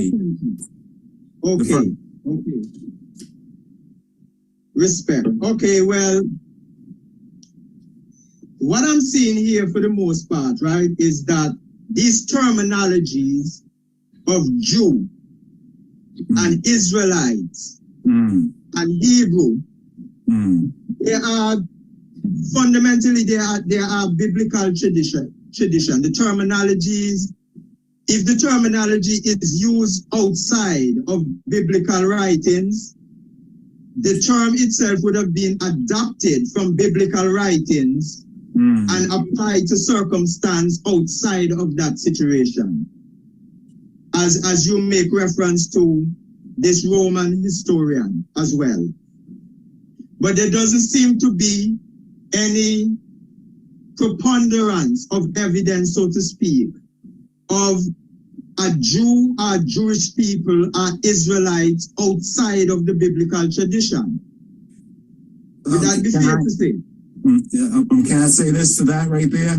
I pointed to Tacitus because it's within this modern times, the last 2,000 years. But there are other archaeology that has been found going to BC times that do reference within their translation from the language to Yehuda and even Yehudi. I'm pointing that out because if we need BC references, I'm talking about other nations or other peoples referring to this tribe or this people. In other words, Judah as the tribe, as a politic, and even Israel is recorded in the later BC times, like after, coming down to even 700 and 500 and coming down to the modern common age. I just didn't want to go into an elaborate answer right there, like, stack on more things. But there is archaeological evidence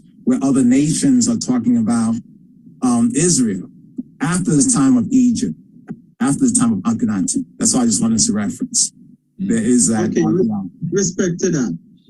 Okay, let me move along, right, to look at some of the findings that, I've heard different sources that bring out this information. ARCHAEOASTRONOMY, people like even Israel Finkelstein. I've seen also S. David Sperling also make reference to the fact that there have never been any exodus. There's no information supporting that there were no Israelites in captivity in Egypt. What would be your position on that?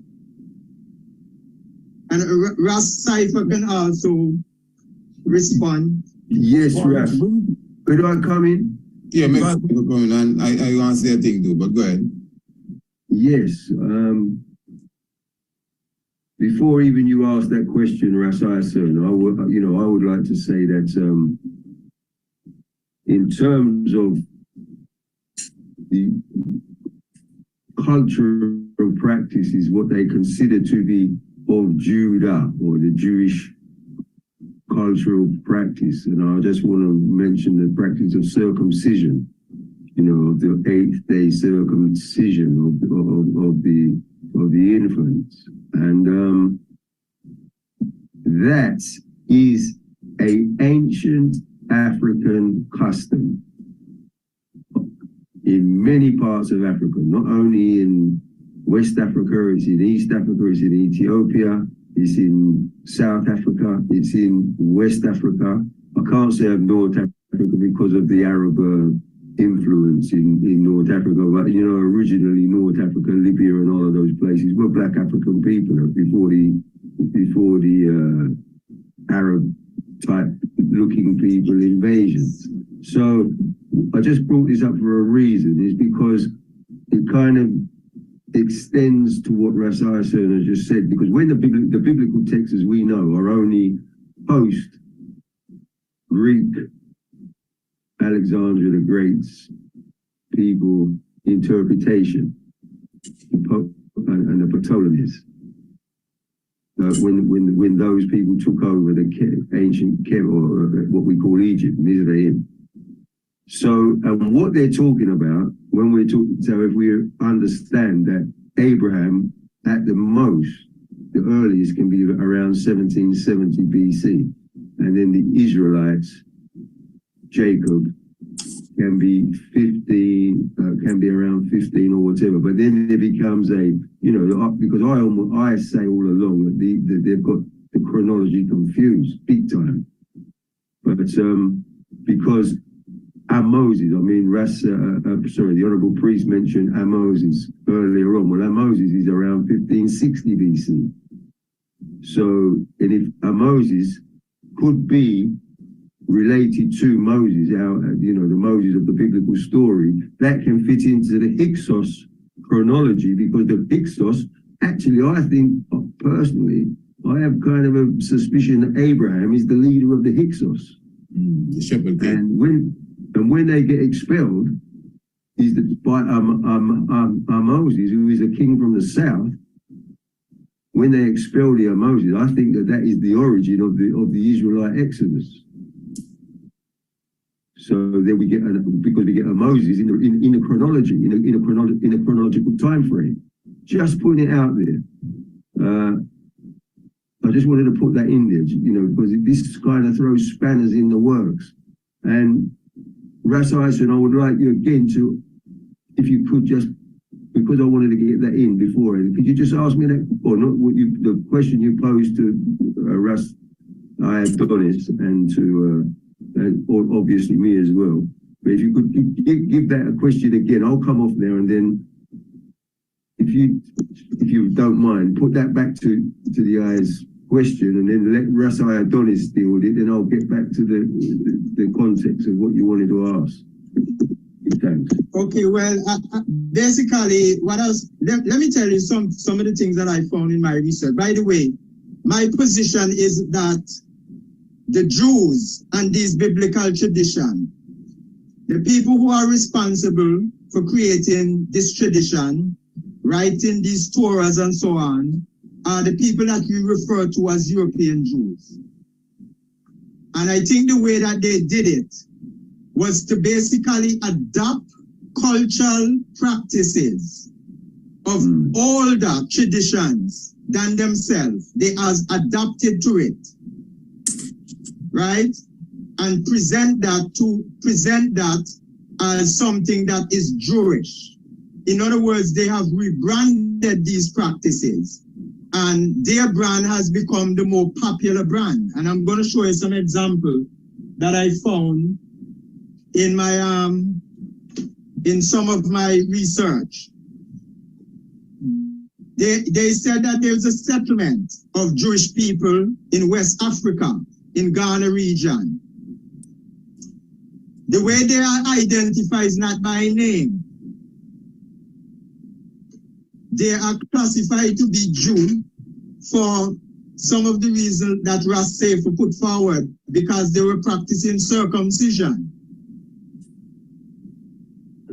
And seeing that the Jews are the one, at least to the outer world, that is known for that kind of practice, the natural interpretation of those who found this practice in West Africa is that these people are Jewish people. They did not take the position that the Jews, and remember these people, are way older. The culture is way older than the Jewish culture. But they did not say that the Jews adopted the practice from these West Africans. They put it the other way around to validate their practice. By in other words, that's a kind of trick to place their tradition into antiquity. Yes. When they basically make up their culture, make up their brand of Judaism by extracting practices from all the people, cultural practice, and make it their own and put their brand on top of it. They have done the same thing down in South Africa. They go down there and they falsify DNA results, saying that for the lack of the more correct term, they swabbed South African, and based on their saliva, they deduce that they are part of the Jewish people by DNA connection. Can I come in? If anyone of you have ever seen the presentation by Ray Higgins, the illegitimacy of the people called Jews, he have explored that in a very, very deep way. And what he has found is that he cannot find anything outside of biblical tradition that make reference to these people no earlier than round about the 6th century. Can I come in, Bridget? And his conclusion, I'm going to give you just a while, Virgin. And his conclusion was that these people wrote their way into history using these biblical traditions. You see? We also know, even from the New Testament era, when we go back and we check the tradition of Horus in Egypt, we find a lot of similarity between Horus, even Krishna, the story of Krishna, and other traditions that are basically a mirror image of the story of Jesus. And these traditions are much older than the Jewish tradition. You understand? So we have to start to consider this thing. We have to start to really consider this closely. Because if we are to work things from inside of the biblical tradition and then seek to look at everything outside of that tradition and say that it is evidence of these claims that are made in the biblical tradition, we really could be misleading ourselves there. Because these people actually adopted even the cultural practices that they have established to the outer world as Jewish. They have really adopted it from a people who is of ancient. And that is the way how they cleverly establish themselves as a group of people, an ethnic group of people who existed from antiquity. I'll go back to S. David Sperling book and the original Torah. And he has this quote in there. If being Jews, right, mean if the Torah is about a people and events and all such, then he will have to conclude that there is nothing historical in the Torah. Mark you, the Torah is the 5 books of Moses. Because when he breaks it down, I mean, I wish I would have the time that I can read through the book and point out some of the examples in research that he has done. He finds a lot of situations where the stories have been put in date lines, anachronistically placed in time, that they really could not have happened. And so he said he is forced to read the Bible, or the Torah, that's the term that he used, to read the Torah allegorically. Because in his research, nothing that he's finding that support the idea of these writings being historical. He said there is no, he said archaeology of over 30 decades, which is 300 years, have not turned up anything to substantiate Abraham, Jacob, Samuel, David, all of these names.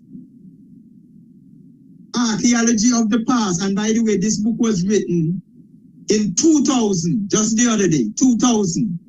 The year 2000, this book came out. And up to that point, he was saying archaeological findings of the last 300 years, taking us back down into the 17th, 18th century, have not turned up anything conclusive about these characters. I'll yield at this point and allow Ras Cypher to make his input. Yes, give thanks.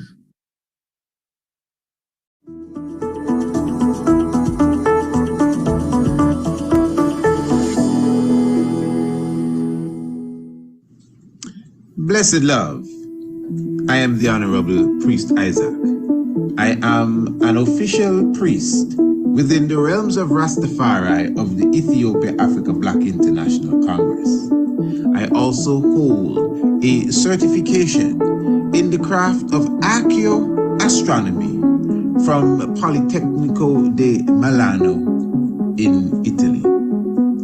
Our universe and its makeup has always been an intriguing subject for humankind.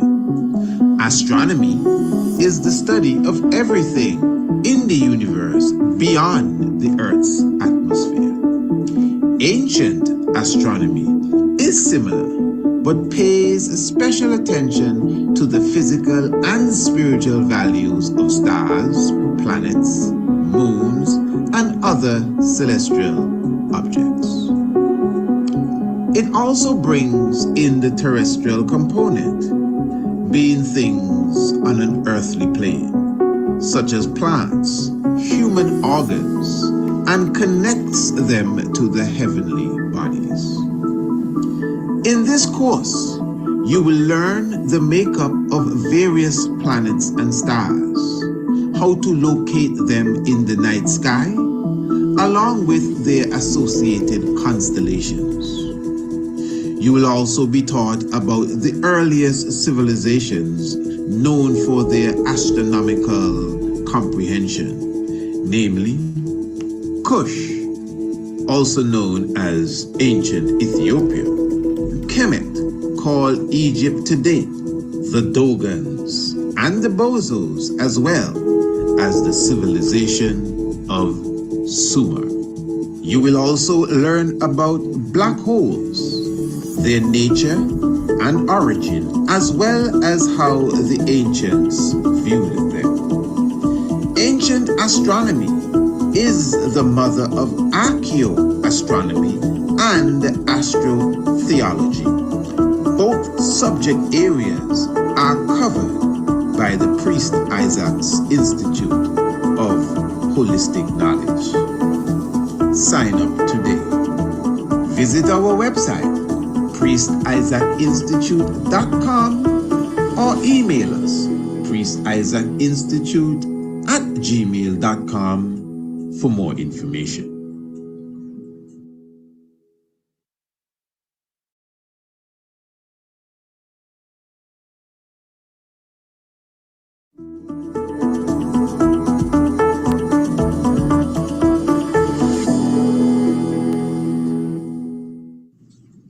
Blessed love, I am the Honorable Priest Isaac.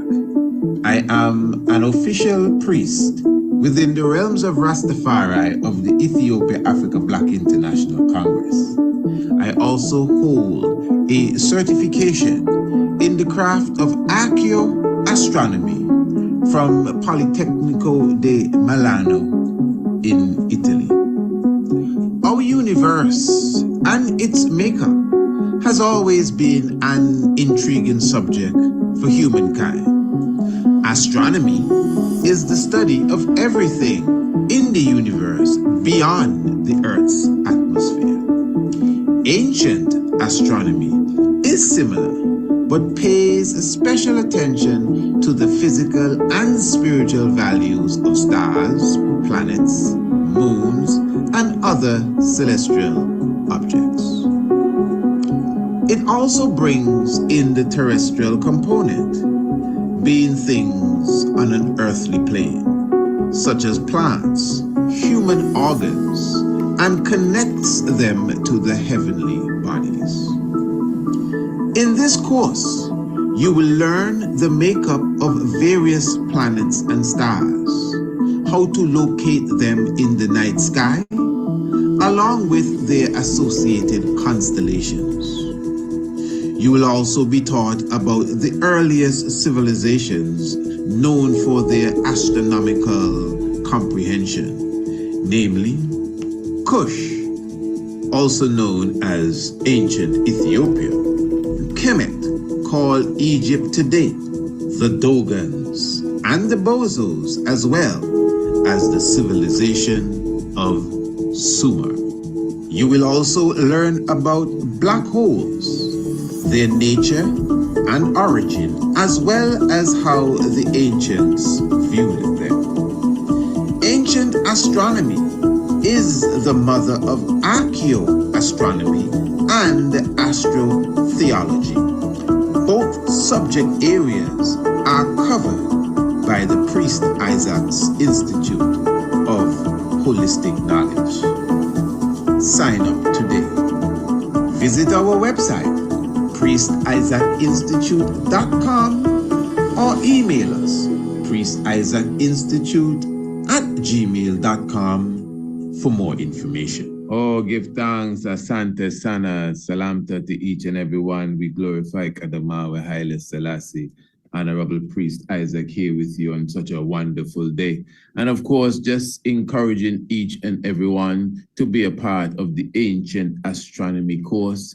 Of course, the 21st day of May will be the official day when we begin to roll out the courses for all those who would have already enrolled.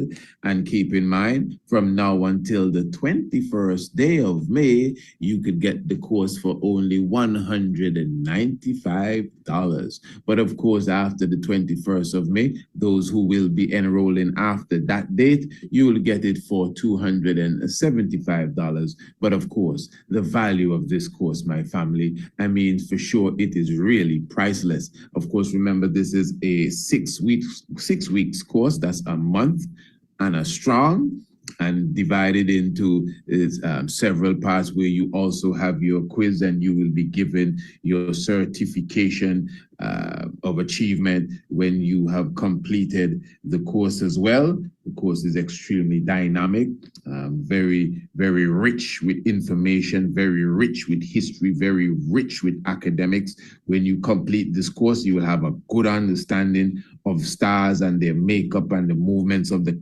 constellation. We still go into archaeoastronomy, we still go into astrotheology, although we are creating courses that specifically deals with these areas within the whole realms of astronomy in general. Family, when you are completed this course, you will definitely be satisfied and definitely be happy that you took part of what the Priest Isaac's Institute of Holistic Knowledge is offering to you. And it's quite interesting, you know, the reason why I have to stress the course for this specific program is because previous night I was listening to a presentation given by the good brother Sanchez.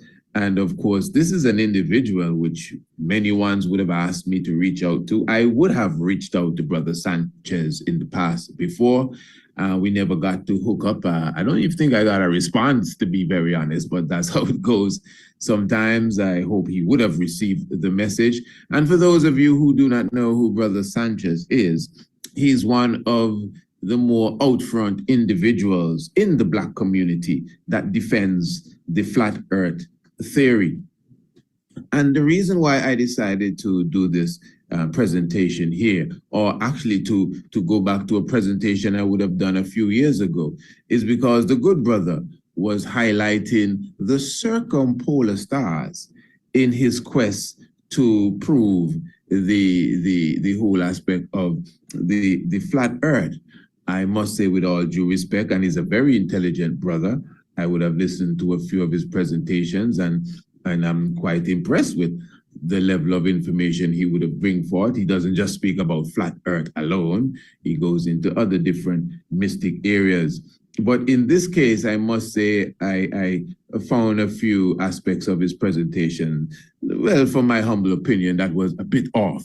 And of course, he was utilizing again the circumpolar stars, showing that the ancient Egyptians, the people of Kemet, understood when the stars would return. And he highlighted the Orion's belt and showed the Orion's belt aligning with the pyramid. And where there is a big mishap there is because the Orion's belt cannot be associated with the northern circumpolar stars. In fact, the Orion's belt is the furthest thing away from a circumpolar star. The Orion's belt is on 0 degrees declination. The Orion's belt is on the celestial equator. It rises exactly due east and sets exactly due west. It's never a circumpolar star or ever in that position whatsoever. And again, the circumpolar phenomenon that happens in the heavens is proof that the earth is not flat like a penny.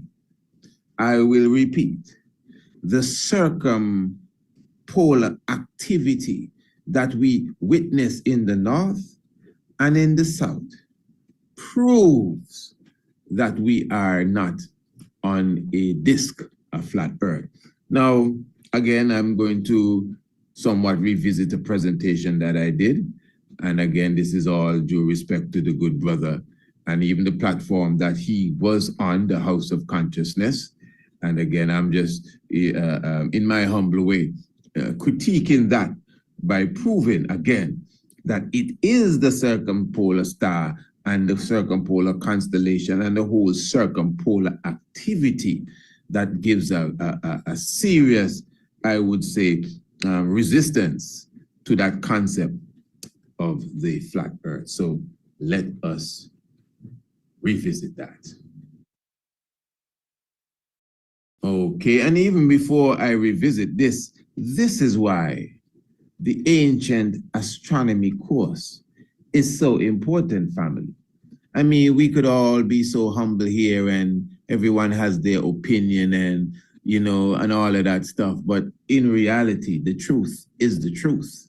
And this is why we have put together the Ancient Astronomy course for those of you who are serious about knowledge, not entertainment and debate. And oh, let's hear the other man's point. We're not into too much of that stuff. We're into the academics. And I'm telling you, the course that we have put together is rich with the academics of the celestial movements. So family, for those of you who are serious about your growth in knowledge, make sure that you enroll in the Ancient Astronomy course. Okay. Times when you actually need to see something from somebody else's point of view.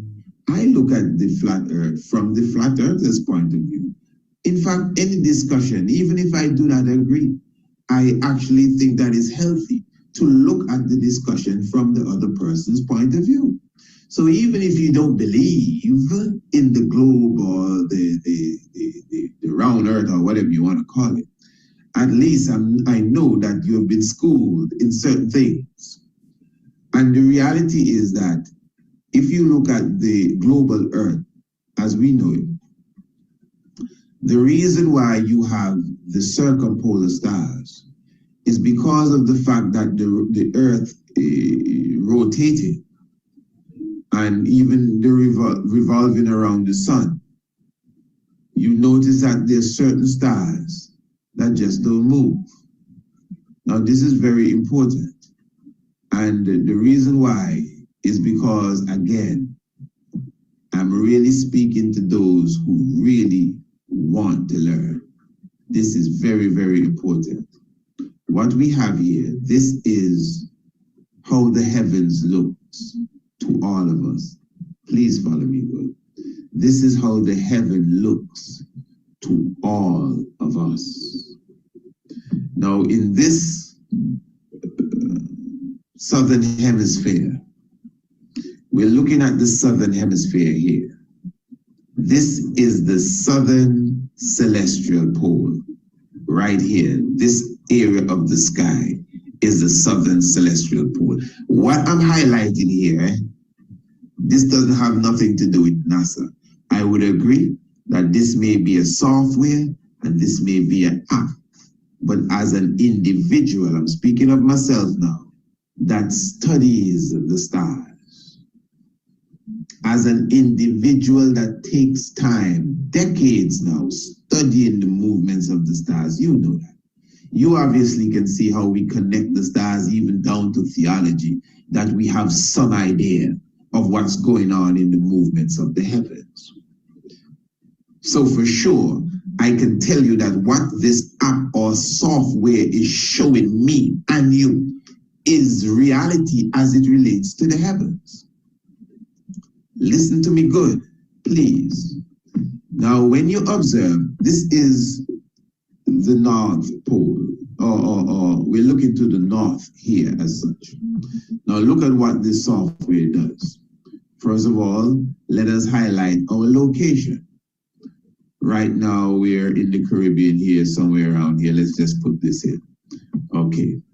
Now, from the angle where we are at, this is Polaris. So for those of you who live, for example, in the Caribbean, say you live on the 17th degree latitude line, north. Listen. I mean, this is knowledge, eh? And if you think, oh, this is too much deep vibes, well, you don't really want to know the end of the matter as it relates to the subject. Family, listen to this, eh? Deep, deep, deep stuff. You got to make up your mind to deal with the academics of this. So if you are on the 17th degree latitude line, then the north celestial pole will be at a 17 degree angle going up. Follow me good. So if you were on the 23rd degree latitude line to the north, that means that when you look to the North Pole, it would be at a 23 degree angle So this is why if you are at the North Pole of the heavens and you were to look up above you, you would see Polaris, which is the current North Pole star right above you. So what he's saying there, if you were at the North Pole of the earth, that was a slip of the tongue there. If you were at the North Pole of the earth, like up there in Alaska, the North Pole, yes, where the snow and igloo Eskimos ride, and you were to just look right above your head, that's where you will see Polaris. You understand? But anywhere else, if you're on the 20th degree latitude, Polaris will be 20 degrees going up. 5 degrees latitude, Polaris will just slightly be 5 degrees going up. Good, very good. I know you got that. Which is the current North Pole star right above you, because you are at the North Pole of the planet.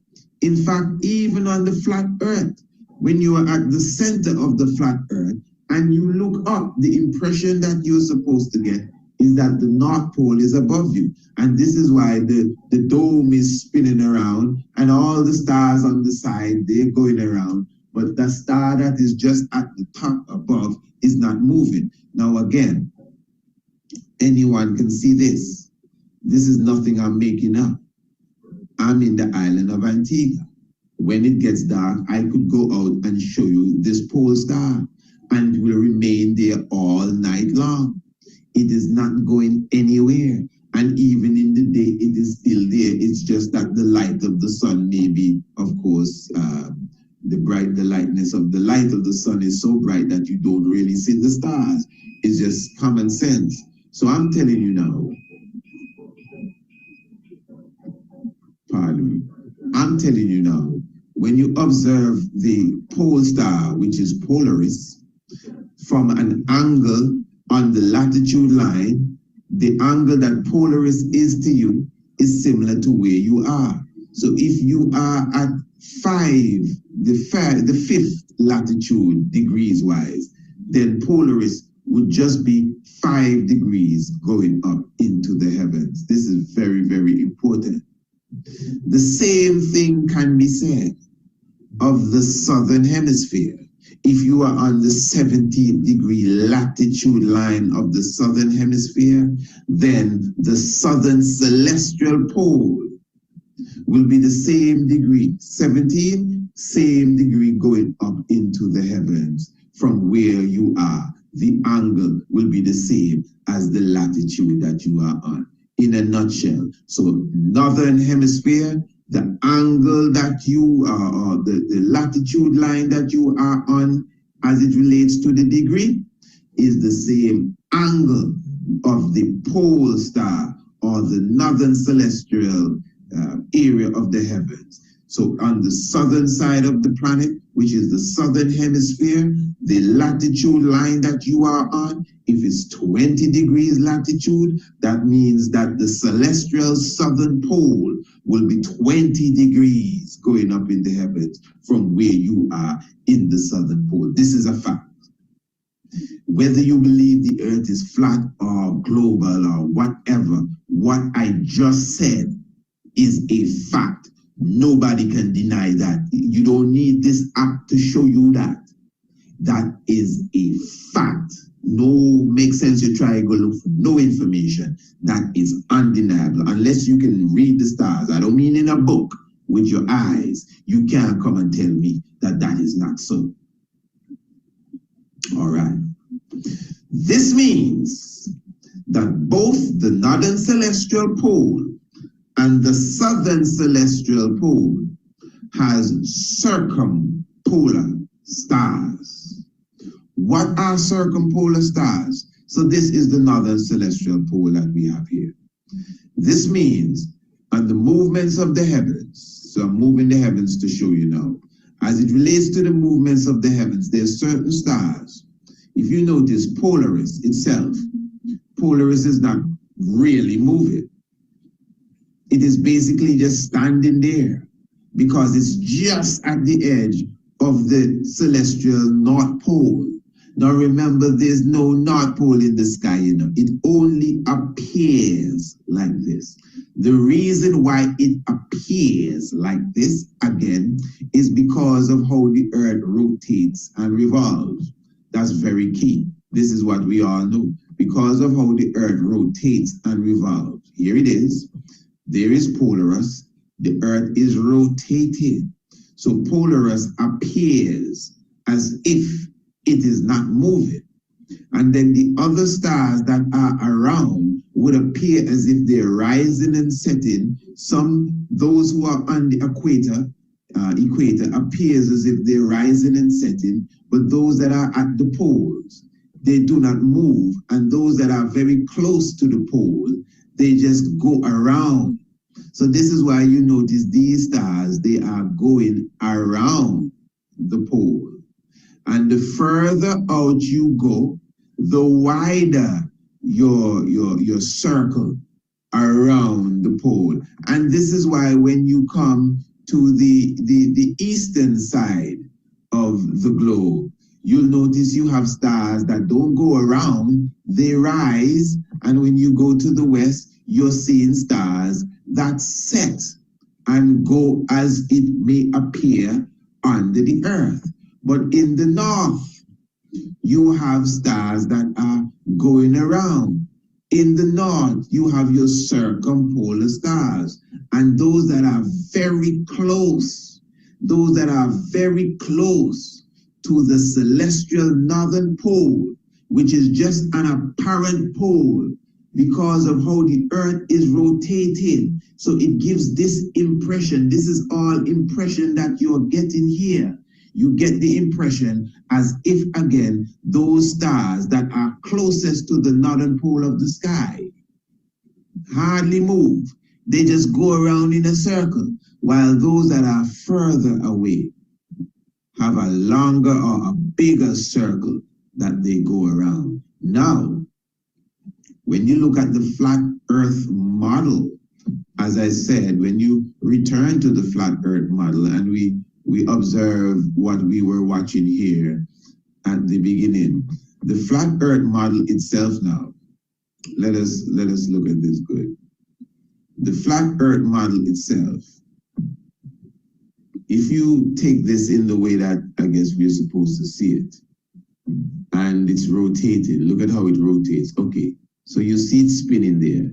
Now in its spinning, obviously if you are on the earth here, if this is spinning, this dome with these lights are spinning, those at the top, right here, please follow me, those at the top would appear just like the pole star, as if they're hardly moving.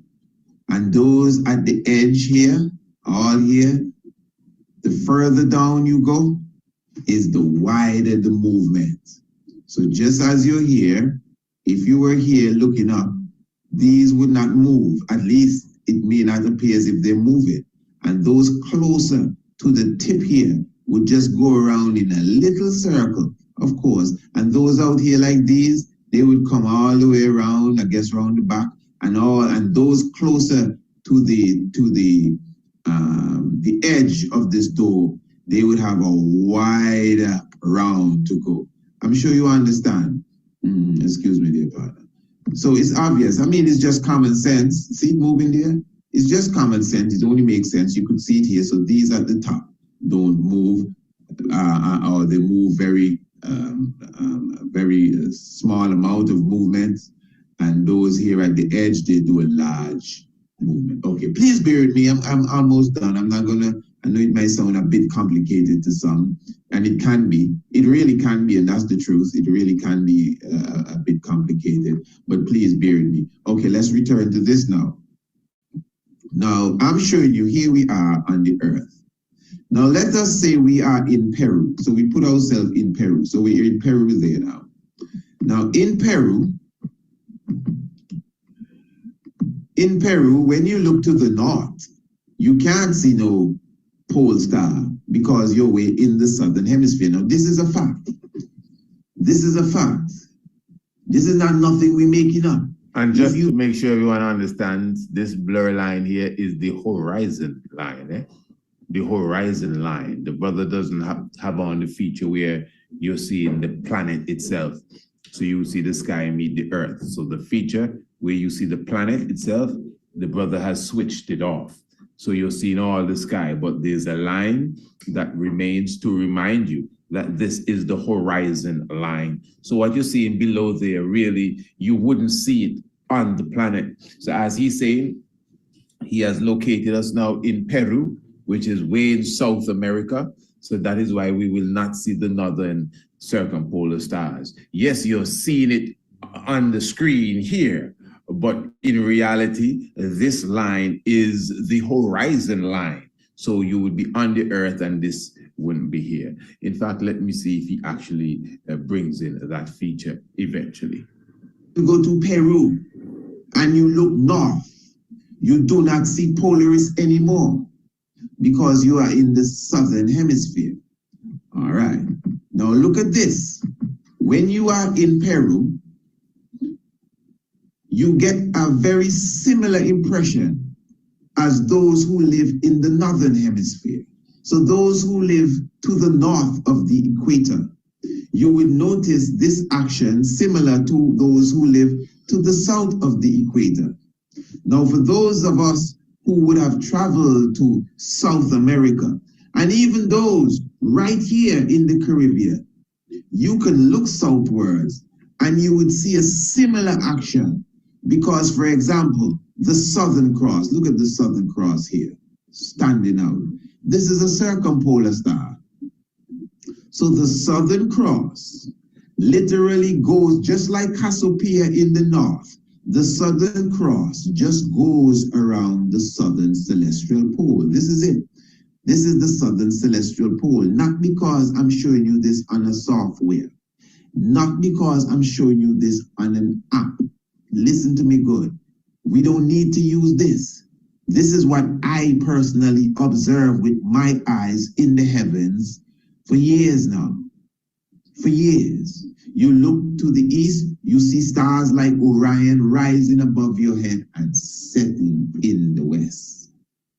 You look to the north, you see stars like Cassiopeia and the Big and Little Dipper, Ursa Major going around Polaris or the northern celestial pole.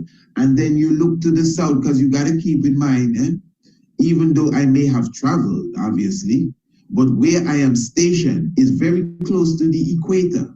So in a sense, I have a good vision of the southern sky. And in the same way, and I study this.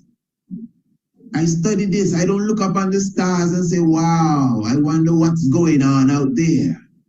Straight up, don't feel no way, man. But I have to clarify exactly where I'm coming from so you understand what I'm saying. I do not look up on the sky or at the sky and say, wow, I wonder what that is. Wow, you think that's a satellite? Wow, I wonder if that's a planet. No. If you don't know, you ask me, what's that? Which star is that? And I will tell you. And the reason why I'm saying that is to show you that I'm literate in the reading of the heavens. So I'm not guessing here. This is not somebody's documentary I watched and I'm trying to explain to you what I learned from them. And again, even in my movements across the earth, there's certain things that you pick up. The flat earth business cannot work when it relates to the movement of the stars because there is a southern celestial pole. A southern celestial pole does not exist on a flat earth. Where are we right now? We are in Peru. And in Peru, when you come out of your house on an evening in Peru and you look to the south, this is what you see. You see stars like the Southern Cross just going around the southern celestial pole. Follow me good. Let's go to South Africa. Bless up everybody in Zululand. So in South Africa, you come out of your house on an evening and you look to the south. What do you see? you see the exact same thing that they would have seen in Peru a few hours ago. You see the movements of the heavens in the south, the same set of stars. Listen to me good. And as he said, listen to me good. This is a serious point, family. Let's just be honest. Anyone that listens to this point and comprehend this point and still want to say, oh, flat earth and make an argument, you just like the debate. Even if you haven't changed your outlook, once you are an intelligent thinking person, after you get this point, you should at least say, that's interesting. Maybe I need to look into it deeper. Straight up, nothing wrong. This ain't a game. This is reality. Of the heavens in the south, the same set of stars. Listen to me good. Look, the Southern Cross here. We're in South Africa now. We're not in Peru. We're in South Africa. And we're seeing the same set of stars going around this point, the celestial pole of the Southern Hemisphere. Okay. So we leave from South Africa now, and let's just drop into Australia. And we're in Australia. If you notice, all of these are southern lands. And in Australia, we do the same thing. Nightfall, the same day, same time. What we observe in the heavens, here is the Southern Cross and all the other stars. We see the same movements going around the same celestial southern pole. Now you may say, what is your point? Well, it's sad to know that you haven't received the point yet, but nothing wrong. When we return to the leader of the flat earth's model here. Now, where were we? We were in Peru. This is Peru right here. See Peru right here?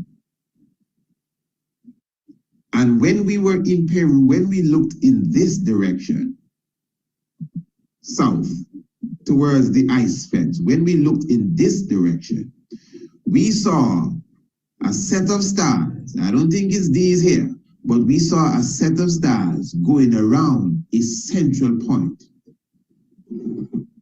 Something similar to how this would look.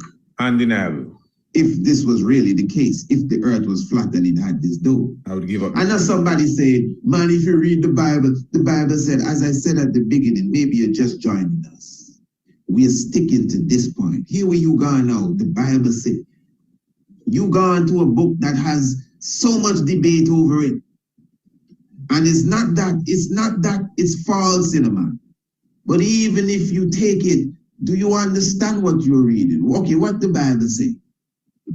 The sun go through this gate and go through that gate. The same Bible says that a lot of what it's telling you is allegory. So this is why I'm sticking to something that is tangible.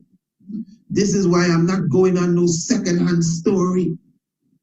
This is why I am not telling you what Mr. Smith said, Mr. George says, what Galileo says, or what Matthew, Mark, or Ezekiel says. I am telling you what I see with my own eyes that I observe every night.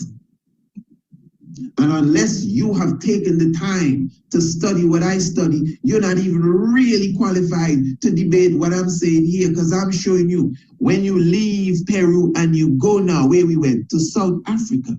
Here's South Africa over here on the other side of this flat earth. They're on different sides. In fact, look at Australia to Peru. They're on the total extreme of this flat earth model. But yet still, if I fly from Peru and fly to Australia to meet the same night, like for example today, say it's the 23rd of November. Say it's the 23rd of November. And this is the night of the 23rd of November in Peru. Well, the night of the 23rd of November in South Africa and the night of the 23rd of November in Australia and any little islands that are on the southern hemisphere close to the tip, they will all see the same movements of the stars, and not only see the same movements, but they will see the stars in a circumpolar fashion. I am saying that that is impossible. It cannot happen. I know Mr. Leader of the Flat Earth is more famous than me, and he has a lot of backing, and nobody gonna hear what I say, but it don't mean nothing to me. They can talk until their head drop off. It is impossible. It cannot happen. You cannot observe the circumpolar southern stars specifically. It can't happen on a flat earth. It just can't happen. There's nothing you can do to fix that up, eh? So I'm not saying this like if I'm waiting for somebody to rebut this, because it's impossible. Yes, you can come with the next argument. You're going to try to say, well, when the planes take off from Newfoundland, it takes them only 2 hours to reach to somewhere else. And if the earth was flat, that's a different argument. As I said, on both sides, the debate is good. It's healthy. And actually, it sends you to do more research. Nothing wrong with that. But I am saying, as it relates to this point here, look, the other day we were in a plane and we showing you that the plane is a vacuum, just like even this dome or the atmosphere. This dome is an atmosphere. There's an atmosphere inside of the dome. So whatever the movements of space is, even this thing spinning around, this spinning around too, you ain't feeling it because you are in a dome. So that's what I'm showing you. Some people that believe that the earth should not be spinning around because it's going too fast and you may fly off and all of that. That's the next argument, which I think doesn't really go too far. But that's not what I'm talking about. I don't want you to mix up what I'm saying today with anything else. Stick to this point. If you can't prove this, you should be quiet. Stick to this point. How is it that you're in South Africa, somebody else in Peru, and somebody else in Australia, and in all places you're waiting for the sun to set so you can observe the southern stars, and in both, not both, but in all three places that are on totally different spectrums really as it relates to this flat earth? It's impossible. Number one, it's impossible to get southern circumpolar stars on a flat earth. That's first. It's impossible to get southern circumpolar stars on a flat earth. No, family, the argument done right there. Eh? The argument done right there. I refuse to even continue. So if anyone is serious, they would take up from that specific spot. I am speaking as an ancient astronomer, an archaeoastrologer, and even an astrotheologist. It is impossible. It cannot happen for you to see circumpolar stars. It's impossible. It cannot happen for you to see southern circumpolar constellation on a flat earth. It doesn't make sense, you research. There is no rebuttal in the world at that point. There is nobody. Don't call no name for me. If they don't come, go and bring the clip. A lot of us need to be a little more serious with this information. Nobody should even type a letter to say, oh, they disagree. You need to go and get the person that can debunk this. Go and create a whole YouTube channel, make a video, put it on Facebook, send it to me. Do some work.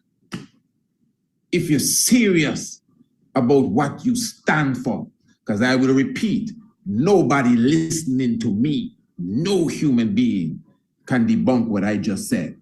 You cannot get southern circumpolar stars on a flat earth. Give thanks. What a joy. Rastafari.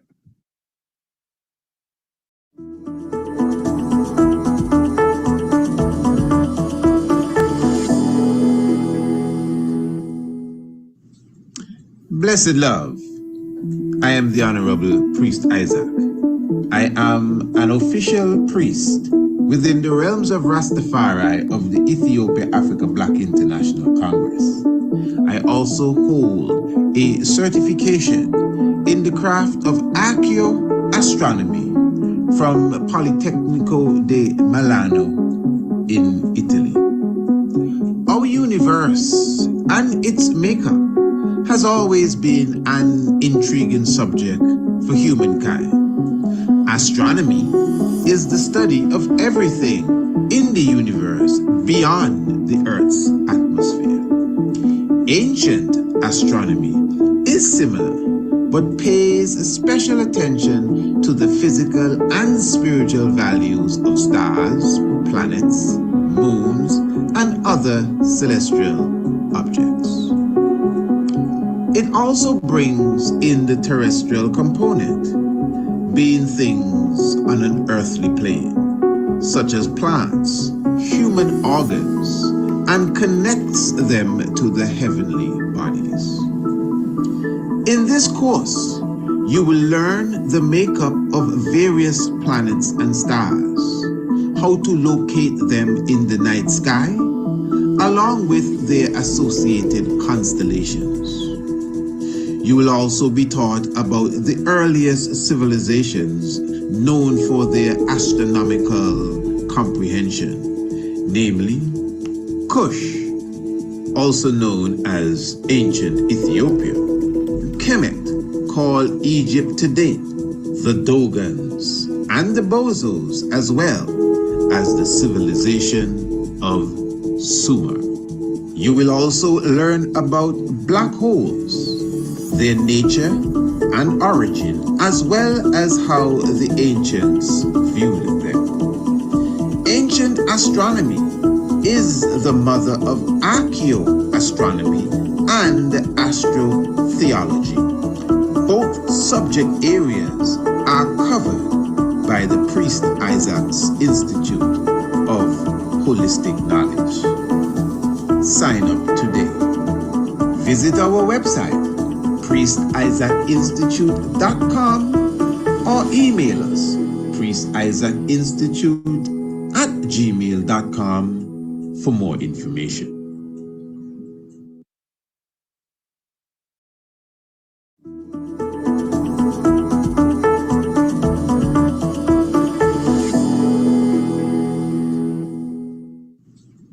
Blessed love, I am the Honorable Priest Isaac.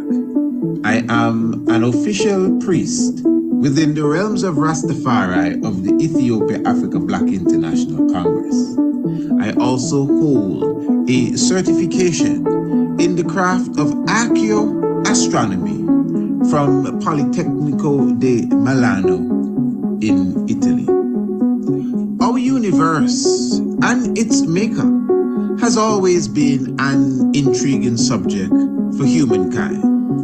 Astronomy is the study of everything in the universe beyond the Earth's atmosphere.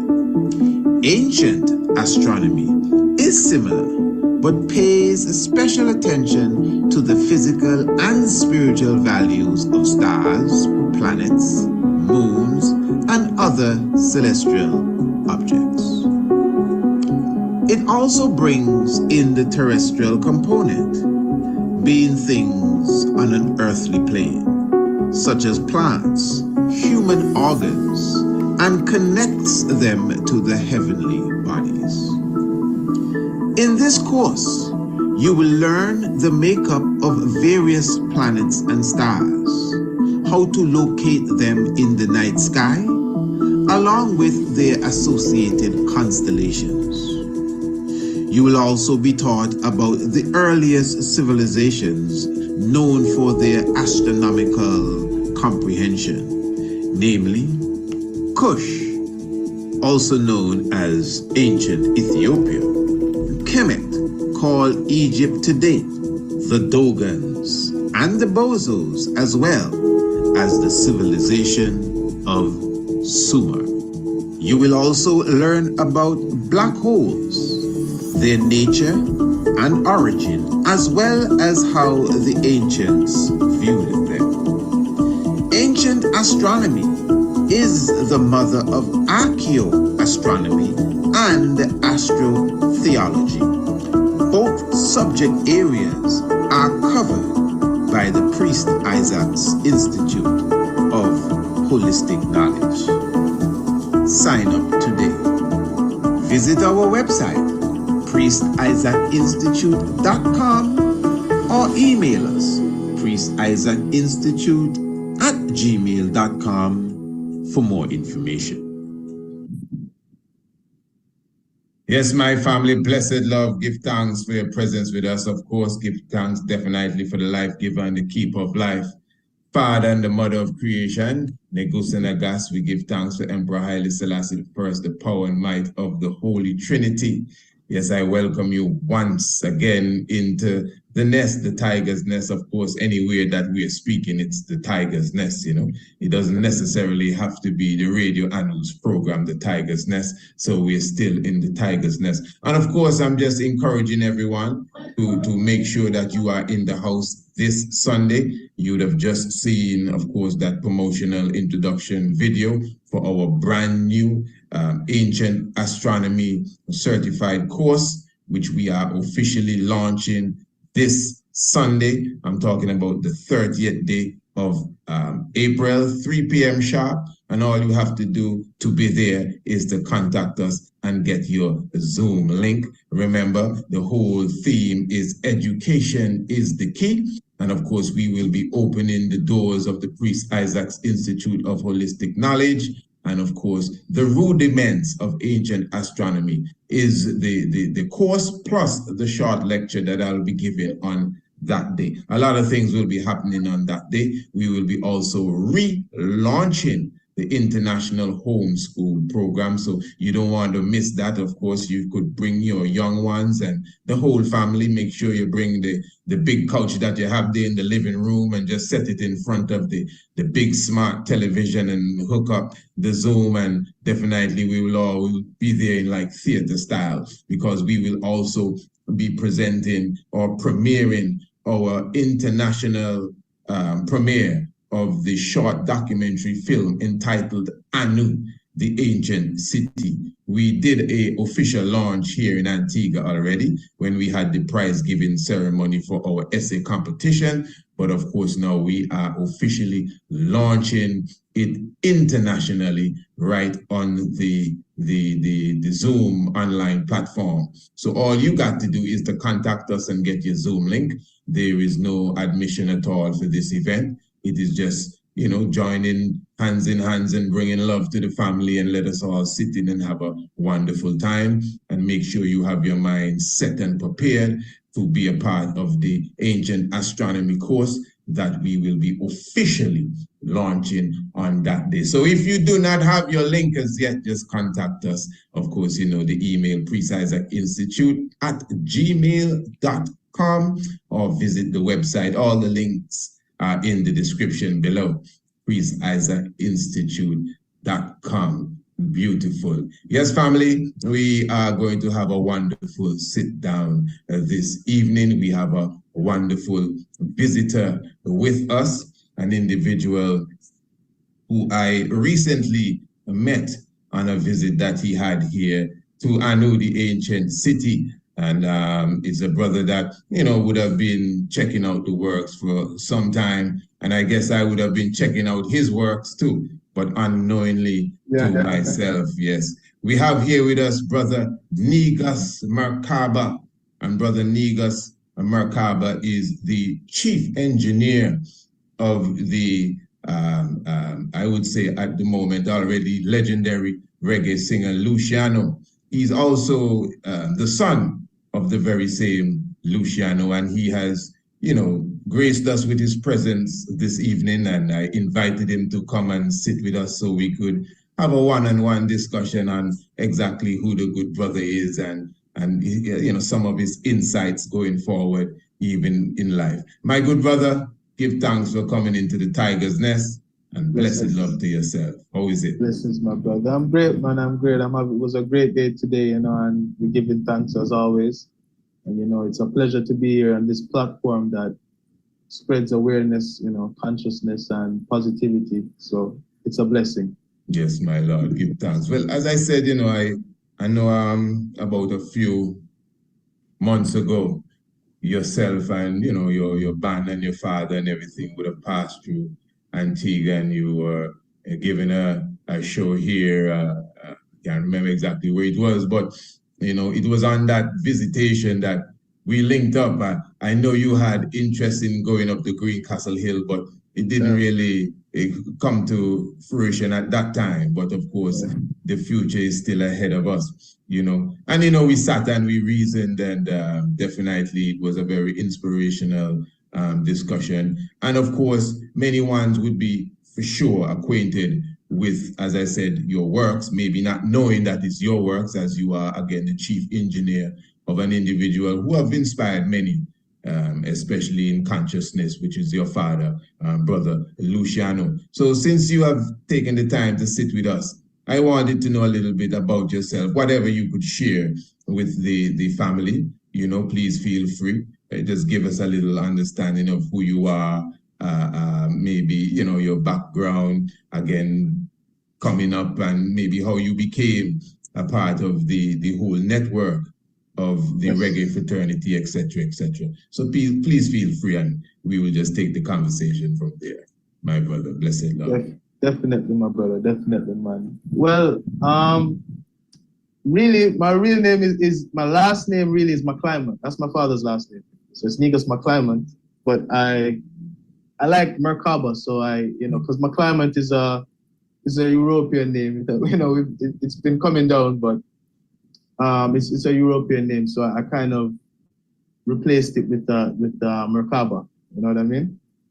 But so yeah, you know, growing up as being my father's son, I grew up in a Rastafari, in a Rasta's house. This is a Rasta's household, you know, where, you know, growing up, you know, how would I say it the best way? We grew up in a Rasta liberty. So I knew a certain liberty from I was young. You know, certain foods I didn't even eat, you know. We had a certain approach to life, you know. You know, being kids, we're always wild and still did naive stuff, but you know, we learned so much from my dad. When I say we, I mean my family, you know what I mean? We learned so much from my dad, and that was in us from an early age, you know what I mean? So I had my locks from an early age, you know what I mean? Growing up as a Rasta child, and you know, that's pretty much the beginning in a nutshell, you know? And then I think becoming an engineer, it wasn't my first passion, let's put it like that. Of course. Wasn't my first passion. I think when I was younger, I wanted to be a pilot. I hear you. Yes, of course. So, of course. Yeah, but I was a good footballer as well, like skill from the football, isn't it? So that was definitely one of my first passions. You know, football, I said pilot, this, that. But then it came, I always loved music. I remember even before starting to do schooling in engineering and stuff like that, I had, like, we used to record, like I had a little crew, a little team. Me and my brothers were like, you know, we used to record, I used to build beats. That's the next thing. My father bought me instruments when I was young as well. So I was playing with drums and stuff like that. I'm a good drummer. Yeah, man. So, you know, I loved music long time, but it's like I wasn't praying to do it. You know what I mean? But yeah, it came up to me, like I was saying, you know what? Because I was recording and doing all this stuff, like I still have so much work that I'm planning to release and stuff like that, you know what I mean? So I was recording, you know, me and my team were doing some great music. And then it came to me, I'm like, yo, if I'm gonna go on the road, because my dad is always touring. My dad has been touring for, like, you know this, for a good while. Yes, of course. Yes. Yeah. So I was like, yo, you know, I want to go on tour with my dad. And I thought about it, and I was like, but I have to do something. I can't just travel with him and be there, like, chilling, you know, puffing weed, and you know what I mean? So I said, I had to do something. And basically for years I was doing engineering in the back room. Yeah. So I was like prepping myself for it. And then I went to engineering, like I went to I don't know if you know him, his name is Computer Paul. He's a great engineer from Jamaica. He built like a lot of great dancehall beats and stuff like that.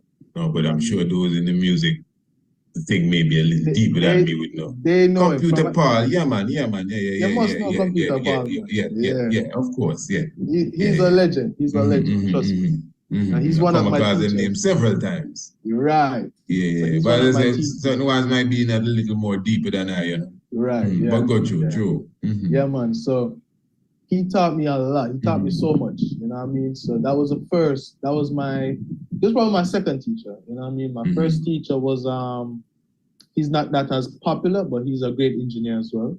You know what I mean? And then so after I learned from both of them, I started to go on the road with my dad. And that's when all the magic started, really. You know what I mean? Because like I'm a fast learner. You know what I mean? And I'm always learning, because you know how it is with knowledge. You're always learning. Even if you're a master at something, you're still learning. You know what I mean? All right. So we've been all over the world, my brother. We've been all over the world. We've been to Africa. You know, we've been to Middle East. Like we've been to so many places in Europe, Germany. We've been to Brazil. You know what I mean? We've been to we passed through Barcelona. You know what I mean? To a lot of places, and that's just to name a few. And then so even though I learned all these things, I can remember like doing these shows, a lot of people be like, yo, as a young youth as well, like even big, older people who have been in the industry for a good while, they look at me as a young youth and be like, yo, you got skills. You know what I mean? So that pushed me even more. So basically what I'm saying is, even though I learned a lot from the schooling that I got, there was this intelligence inside of me that was working. Right. So, you know, that's pretty much my history with the engineering. Now I'm planning to, as I said, we're coming up with a acoustic album. That's the next move, really. That's you and your father. Yeah. You know, so, and you know what I mean, we don't really run on Grammy, but that is gonna get a Grammy. I'm gonna tell you that. I like that. Yeah, but like I oversee on a different level now, like you know what I mean? I'm well immersed in it, and you know, I love music so much because I write as well, planning to build some, you know, rhythms. There's so many aspects of the music that I really love, you know, and we give thanks to the Creator for blessing me with this gift, and you know what I mean? As a matter of fact, all of that and everything actually led me to even meeting the eye, if you think about it. Is what I say? Because if it wasn't for the show in Antigua, even though I was watching the videos and all these things, if it wasn't for the show in Antigua, I wouldn't have met the eye. All right, so. At least not at that time. Yes. Yeah.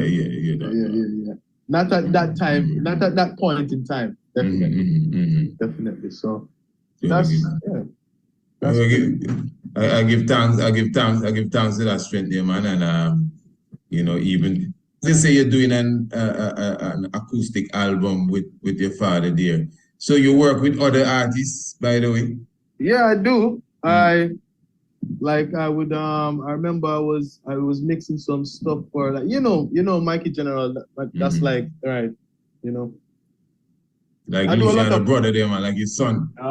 Exactly. Yes.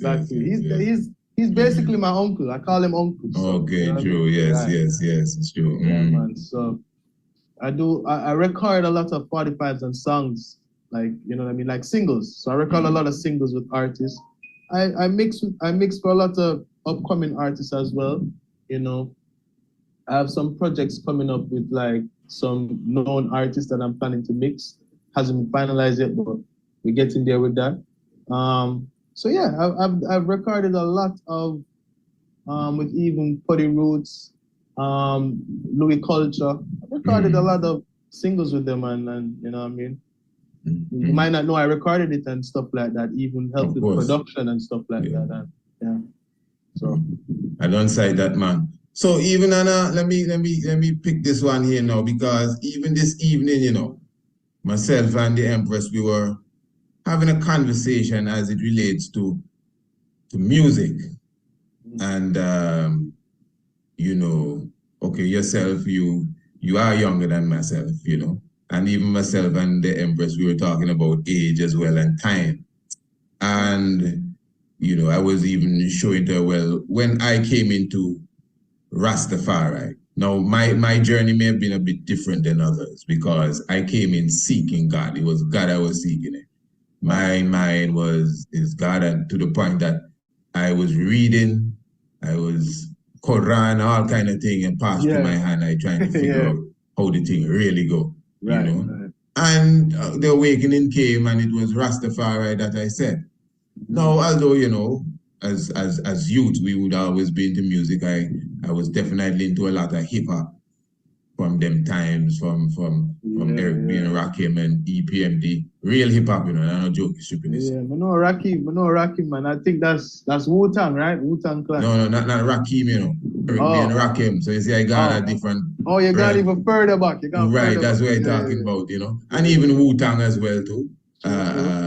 You know, and that level there. So what I'm saying now, as far as the different genre of music, whether it be calypso, whether it be hip hop or rap, and even reggae, you know, there was a time when the music of the day would have also spoken to the younger generation and to their inner passion and their consciousness, even calypso, you know, in the time of Sparrow and Kitchener and these ones. Maybe you would have met some of these people here, and the Baron and so. Yes, they have a lot of smutty songs, but in between you could find some real black power sort of lyrics. You know, the music in the 60s and the 70s and even the 80s coming out of the US, whether it be Otis Redding or Marvin Gaye or these brothers. Again, a lot of rubber dub love songs, but in the midst you find a lot of consciousness that would awaken those who are seeking for it. But now this generation, now today, I realize that the music, any one of them genre, whether it's be calypso, which has morphed into soca, whether it's reggae that has become heavy dancehall, or any one of them, they are lacking the anything to move a youth in the right direction. Right. Even so moving them in the wrong direction. And I know I've gone a bit deep, even just for the simple question I was going to ask you. But now, when we were coming far, myself and so, we were very theological, to the point that we would sit down and even examine artists.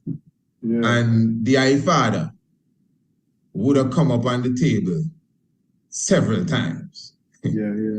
As it relates to, man would even say, man, that man is like some Christian type of Rasta. I just tell you, and I know. It's not the first time I'm hearing it.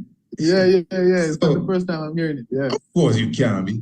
And even I know I hear the king speak of Haile Selassie, and you know, so a lot of ones will say, no, that man no really, the man see the king as the God and king and God and king. So now, as a mature man now, because even, you know, everyone has their own thought, and even reasoning to the eye, you know, you have a lot of different perspectives on life, and even your travels would have inspired how you look at many other things. So give me a little understand of your evolution. Yeah, I know you're born Rasta. Okay, yeah. But I know somewhere along the line, there was an evolution, not even to challenge the master teacher, you know, but to add now and to expand, you know, and even soar to different heights on your level. So that evolution, give me a little idea of it. Rastafari. Well, that's a good thing. That's a good question or a good statement, or to find out the evolution. It's a good, you phrased it well, because let's put it like this. With my dad's is because you know what you mentioned about the Christian Rasta thing, and a lot of people, especially in the Rasta community, it's like a big discussion. I tell you, I ask. So, but the thing with my dads, let me start there first. The thing with my dads is he really looked, he overs and he accepts the divinity of Haile Selassie. He definitely does. He definitely does. You know what I mean? But at the same time, he will talk about Jesus Christ or Jesus Christus or Esos or however you want us to call, you know, this person's name, this character's name. You know what I mean? Because my father is a Bible man. As a matter of fact, my father grew up in the church. Like, my uncle is a pastor. My grandfather, which is his father, was he was a big Bible man. You know what I mean? Yes, yes. Right. So, like, my grandfather, I never met my grandfather. He passed away when my dad was 12, unfortunately. But the stories that I hear, them man, they would talk about the Bible for days, bro. Not even food. Not even food. So that's the family my dad is coming from. You know what I mean? So, and I kind of get it, because a lot of Rastas would even say that Haile Selassie is the second coming of Christ. So if we look at it at even that level, then how would you as a Rasta then, if you believe that Haile is the second coming of Christ, how would you as a Rasta acknowledge Haile Selassie but therefore Christ? You see what I say? Of course, so, it's good mathematics. Makes sense. All right. So, so I got both growing up. So I to tell you the truth, personally, as I say, everybody has their own mind. We think how we think. To each his own. You know what I mean? So personally, I always had a problem with Jesus Christ, meaning I always had a problem with Jesus Christ from early on. I was like, this cheese, and they always presenting this white version of him, which it didn't really sit well with me, to be honest. That's me personally. You know what I mean? As I said, to each his own. If someone wants to look towards Jesus Christ and find him as their salvation, okay. I wish you all the best. But personally, it never sat well with me, and I always, whenever I think of a Messiah or the Son of God or someone to look towards as a king or someone I could look towards like that, it would be Haile Selassie. Always, from I was younger growing up, from I started to med certain things on a level. That's how I was thinking. So towards the question about the evolution now, I really, because I never fully delved into the knowledge and research completely about Haile Selassie when I was younger. I just learned here and there. Because as I said, I was a quick learner. As a child too, or as a teenager growing up, but they were around a lot of Rastas. I hear the conversations. There's certain things you would hear, and then, you would run with it, really. So I ran with a lot of things earlier without actually researching it and knowing it for myself. You know what I mean? To tell you the truth, I'm gonna be honest. It's your documentary, Master of the Ceremony. That documentary actually taught me the most about Haile Selassie. I'm gonna be honest, and I'm gonna be honest, isn't me? So, and that's the first video I watched today, and I was like, yo, so that brother the man serious, I have to watch more on video, and that's how that started. But even before I fully researched it, as I said, there was a higher self within me, that intelligence that said, no man, there's something about this person, Haile Selassie, that resonates with me on a different level. Of course. And I didn't know it for myself, meaning research it, but there's certain facts that I always heard from various Rastas, which mean that it had to have some truth to it. And I was like, yo, this brother, him stand up for peace, him stand up for rights. You know, he's a king, and not only is he's a king just from the royalty that was passed down, right? It's going much beyond that, and so that's where I was initially. But then now, it reached a point where I really started to read and do some research, and you know, I started to realize that, you know, this lineage, this spiritual lineage, and the children of light, the light carriers, you know, all of the what would I say? All of these great people over time that has been putting in the work, and you know, you call them divine persons, or people who are, you know, the light carriers, I call them.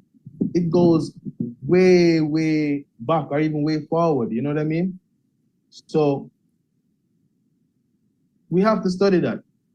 That's something we have to study and know. So my thing, yes, I look towards Haile Selassie, I know, as a great king and as the father for, you know, for Rastafari. I definitely do.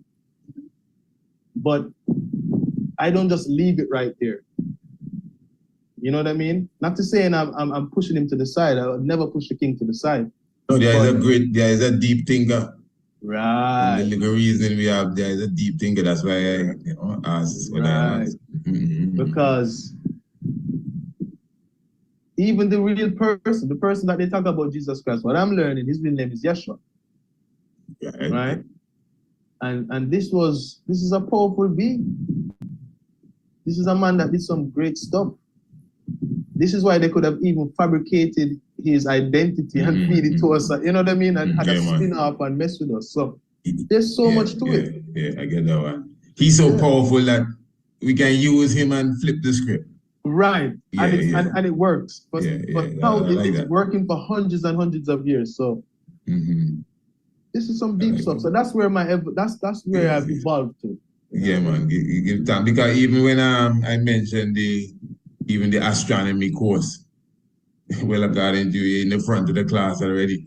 So I said, all right, well, so and a person's mind would have to be, you know, on that level there to even think like that. You know. So like what I was saying before there, okay, I know you have a lot of ones like, okay, I think Protege is supposed to be coming around here for what they call Sailing Week, and you have people like the Grammy winner there, Kabaka Pyramid and Chronics and these ones and so on. So all right. But at the same time, the level of thinking that you accommodate, you think you're finding that in the music right now? I'm gonna tell you. And I got high, you know, I'm not even talking about the state of our youth right now. Yeah. I got like real thinking now. You think a deep thinker now. You think that can be accommodated in the kind of music that we get in. Hey, I respect Kabaka, Pyramid, I respect Protege, I respect Chronics, I respect all these young youths that are doing conscious music. Because you know, at the end of the day, I don't listen to just one music, one genre. You know, you have some man that say, oh, reggae alone, but listen. I have the soul. I listen to good music. I listen to any music that's good, that has a good vibration, that has a good message.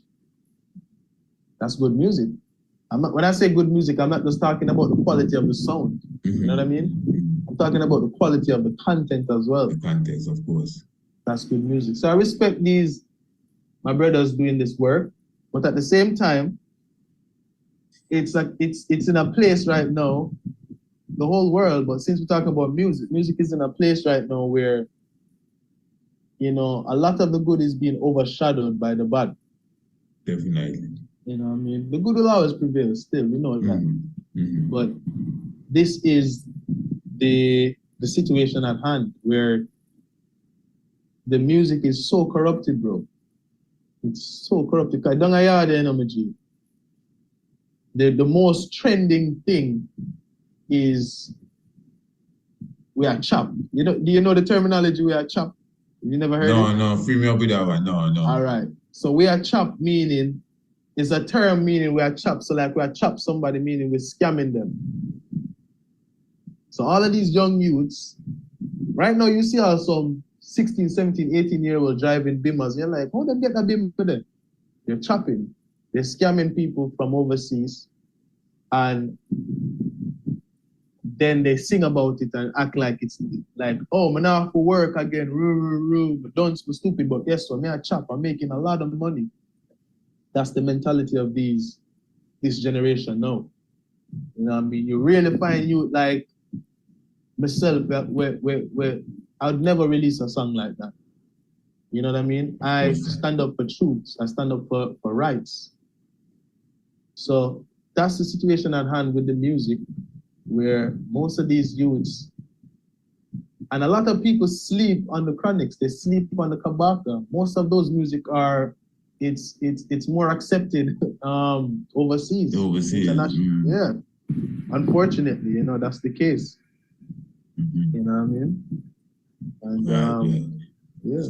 But influence wise, like I just checking a thing, I think it's Japan and see Sizzla around there, if I'm not mistaken. Okay. So one's like some of them old guards now. Yeah. Imagine Sizzla and them is old guards now. You imagine that, eh? Well, to me. Remember, I was there when they spring out of the earth. Eh? But anyway, exactly. So like one's like, let's say Junior Reid and you know, one's what kind of influence they have? Buju Banton just come out of prison. He have some nice songs that he put on the table. What influence they have with the youth, not with people that are my age as such. Yeah. But with those same 16 years old, 16, 17, because they had a serious lock on 16, 17-year-olds when they were closer to 16 and 17-year-old. Yeah. But now that they are 40 and 50-year-olds, what grip do they have on people maybe your age and younger? And they do play a big part because they're like staples. There are staples in the industry, you know what I mean? So, but they still get overshadowed a bit. They do. Yeah. They do, because unfortunately, people, they love what's not good for them. It's very unfortunate, but people love a lot. And the thing is, enough, you reason, like, we know enough of my brethren them are chop. When I say brethren, I mean, you know, we know them from long time. We used to go to school, but them end up take up certain things that me and you can't even be brethren again because you have a certain mentality. Is what I say? Yeah, you can, of course. Right. So I can tell you this: most of Jamaica, if it's not chopping, or if it's not about violence, or if it's not about woman broke out, this, that, you know, they don't really want to hear it. So the influence that these artists have, they do have an influence. When they put out a big song and its conscious message, it touches them, but it's like the job wasn't even really done, if you know what I mean. It's like you just get a buzz. You just get a buzz for now, and then we're back to the regular. We're back to the program. So, you know, the Buju, the Junior Reid, even my Papa, you know, Capleton, Sizzla, all of these. The I-Win, you know, they do have an influence, and they're still heard because, as we say at Jamaica, them boss already. So when they put out a song, yeah man, people are gonna listen, and you know what I mean, but they don't jump to it. Like even when Queen Africa put out a song when they Proud of Myself. I don't know if you've heard of it. No, I don't think I come across it. Alright, when you get the chance, listen to it. It's a good song. Because when you listen to that, you really feel proud of yourself. So may I say? Nice song, nice rhythm, great message. Like how about the charts? It hasn't reached there yet, but you know, hopefully it reaches there. But my point is, that music, it's life. That's good energy. It will last forever. But most of the people down here, And it's happening because, you know, we have a lot of, you still have fans of America, Canada, these places, they love the Jamaican music. But what they love is the stuff that's not really good for them, bro. You know what I mean? Them love like, what would that be one of the most crazy songs that's running the place? Like now they have this song where them talk about, and most of the songs them where them make. All them sound like to me. Exactly my point. They're the same thing, ding, dong, dong, ding, dong. Right. Same, you know. Bruv, the amount of liquor, want $1 million. And what they doing with it? They ain't doing nothing with it. If they even make money on Ray, what are they doing? Yeah. It's terrible, man. You know, because, you know, my thing is I'm very concerned with the younger generations. My work is about the youth. I think when you came around here, we were in the middle of setting up the essay competition, and you know what I mean, I even contributed to it as well too. You know, and give thanks as well for that. But okay, I don't want to put you on the spot, you know, but there's two people here now. Go ahead, my brother. Go ahead, man. I flow like that. I'm good. Yeah, what part from you being an insider? Yeah. What part does the government play? I'm gonna tell you why I mentioned that too. And the not the promoters really, but who are these? The executive producers, the record dealers. The producers. And why I mentioned government, because where you are from is notorious. It's almost like it's not even shamefaced anymore, especially when it comes to politics and violence. I don't know if I have to go too deep to explain what I say. Why not? And I know it playing to the music as well. So this, because remember how I started this section of the discussion, I can remember when there was always something reserved for the youth of that time in the music they were listening to. There's nothing reserved now. For any youth to get something out of the music, they have to go back a few generations. Okay, see, like I could still go back and take up a Burning Spear and an Israel Vibration, you know, but even if I didn't have that mind frame, as I said, I could have still sat with one or two good sounds. Maybe you hear a Melchizedek come out with or something. Now there's nothing even positive being said. Nothing. Hey, you think this is a plan like that again by the record dealers? Yes. And even beyond that? Because somebody profits off of this, you know. Of course. Not the choppers, you know. There's somebody else getting... You're right. Right, okay, good. All right.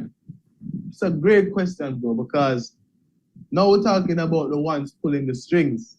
Is what I'm saying? People. Right. So, remember, the people who run the world, this is their agenda. Or their agenda is to keep us in the dark. See? It's like the hamster on the wheel. You know the hamster on the wheel? That's it, bro. Not going anywhere. You see what I say? So once they have you like that, boom, the plan is working. You see what I say? So when it comes to all right, look what you know how much guns. Well, I'll touch some touchy part of the thing, you know. Yeah, let me hear, man. Yeah. Do you know how much guns get shipped into Jamaica on I would probably say monthly basis or every other month or whatever it may be? I'm talking about containers of guns, brother. How is that passing the port? Come on. And every now and then you see them will bring up one container and say, yo, look how we find. Every now and then. Very rarely. Just to make it look good, isn't it? So they perpetuate violence. They perpetuate people having illegal guns, weapons. They also, I was even hearing something the other day. I think I was watching one of these, I think it was one of these top persons from overseas in America, and they were, you know, somebody who is in the music field, and they were saying that, hey, these record labels and not even so much, not even the labels alone, because labels, they're not really It's not like back then when the labels were making money and, you know what I mean, you needed them. Nowadays, you don't really need the labels, but... Not true, man. Yeah. Most of these... As a writer, you need no publisher. Exactly. So, most of these people who, like even the people them who have money who will push you, like someone who will manage you, or someone who will, you know what I mean? Who will help you to get your stuff out. Them I'm gonna tell you, even on a yard, it's the same thing here in Jamaica as well. These people who have the studios and somebody who will side with you, meaning they will help you with money to push your music or whatever your career, they're gonna tell you that, listen, even the young girls them will want to bust and sing. Guess what I'm gonna tell them? Listen, you have to sing about sex. You have to expose yourself. The young youth them, you have to sing about guns. This is what the people want to hear. So they are pushing it so much. You know how easy it is? You know this as well. It's very easy for the government to say, hey, this cannot be played. Yeah. Very easy, bro.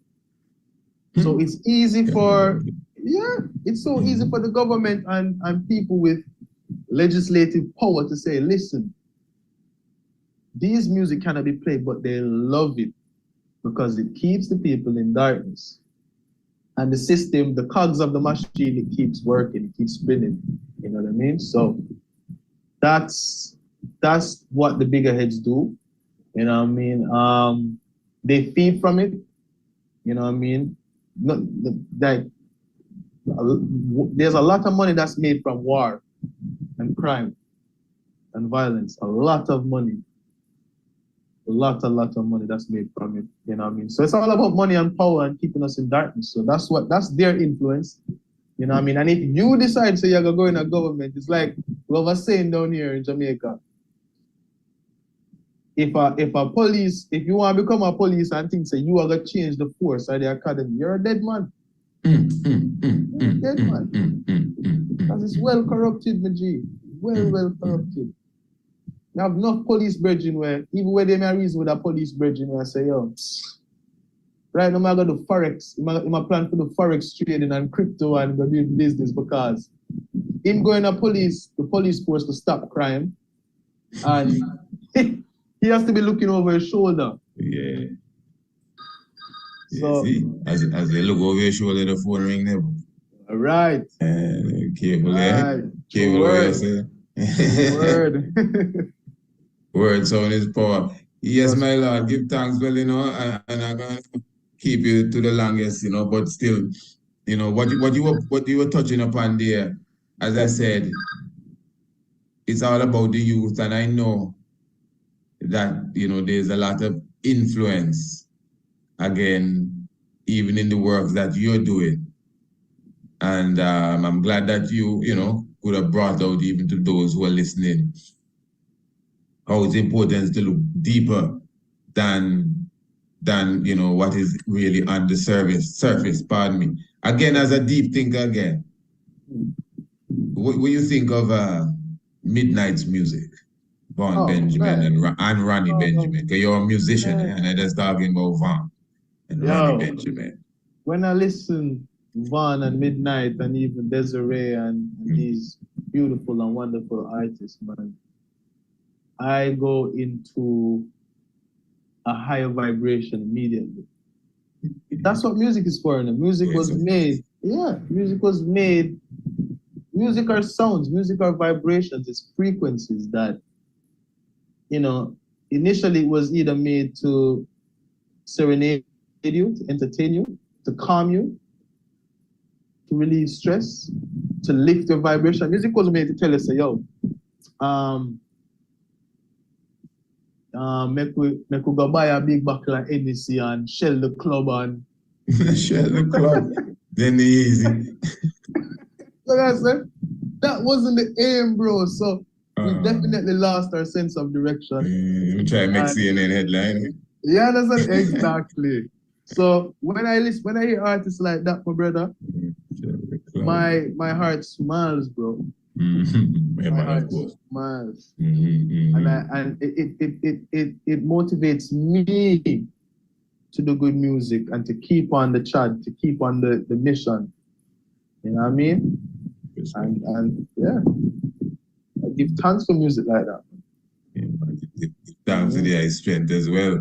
Come on, yes, brother, my man. Lord. Yeah, give thanks. You know, I'm gonna share something with you and the family even before I go there. Let me just make sure I have it lined up here. As you know, as I said, we're gonna be launching our Ancient Astronomy course this Sunday.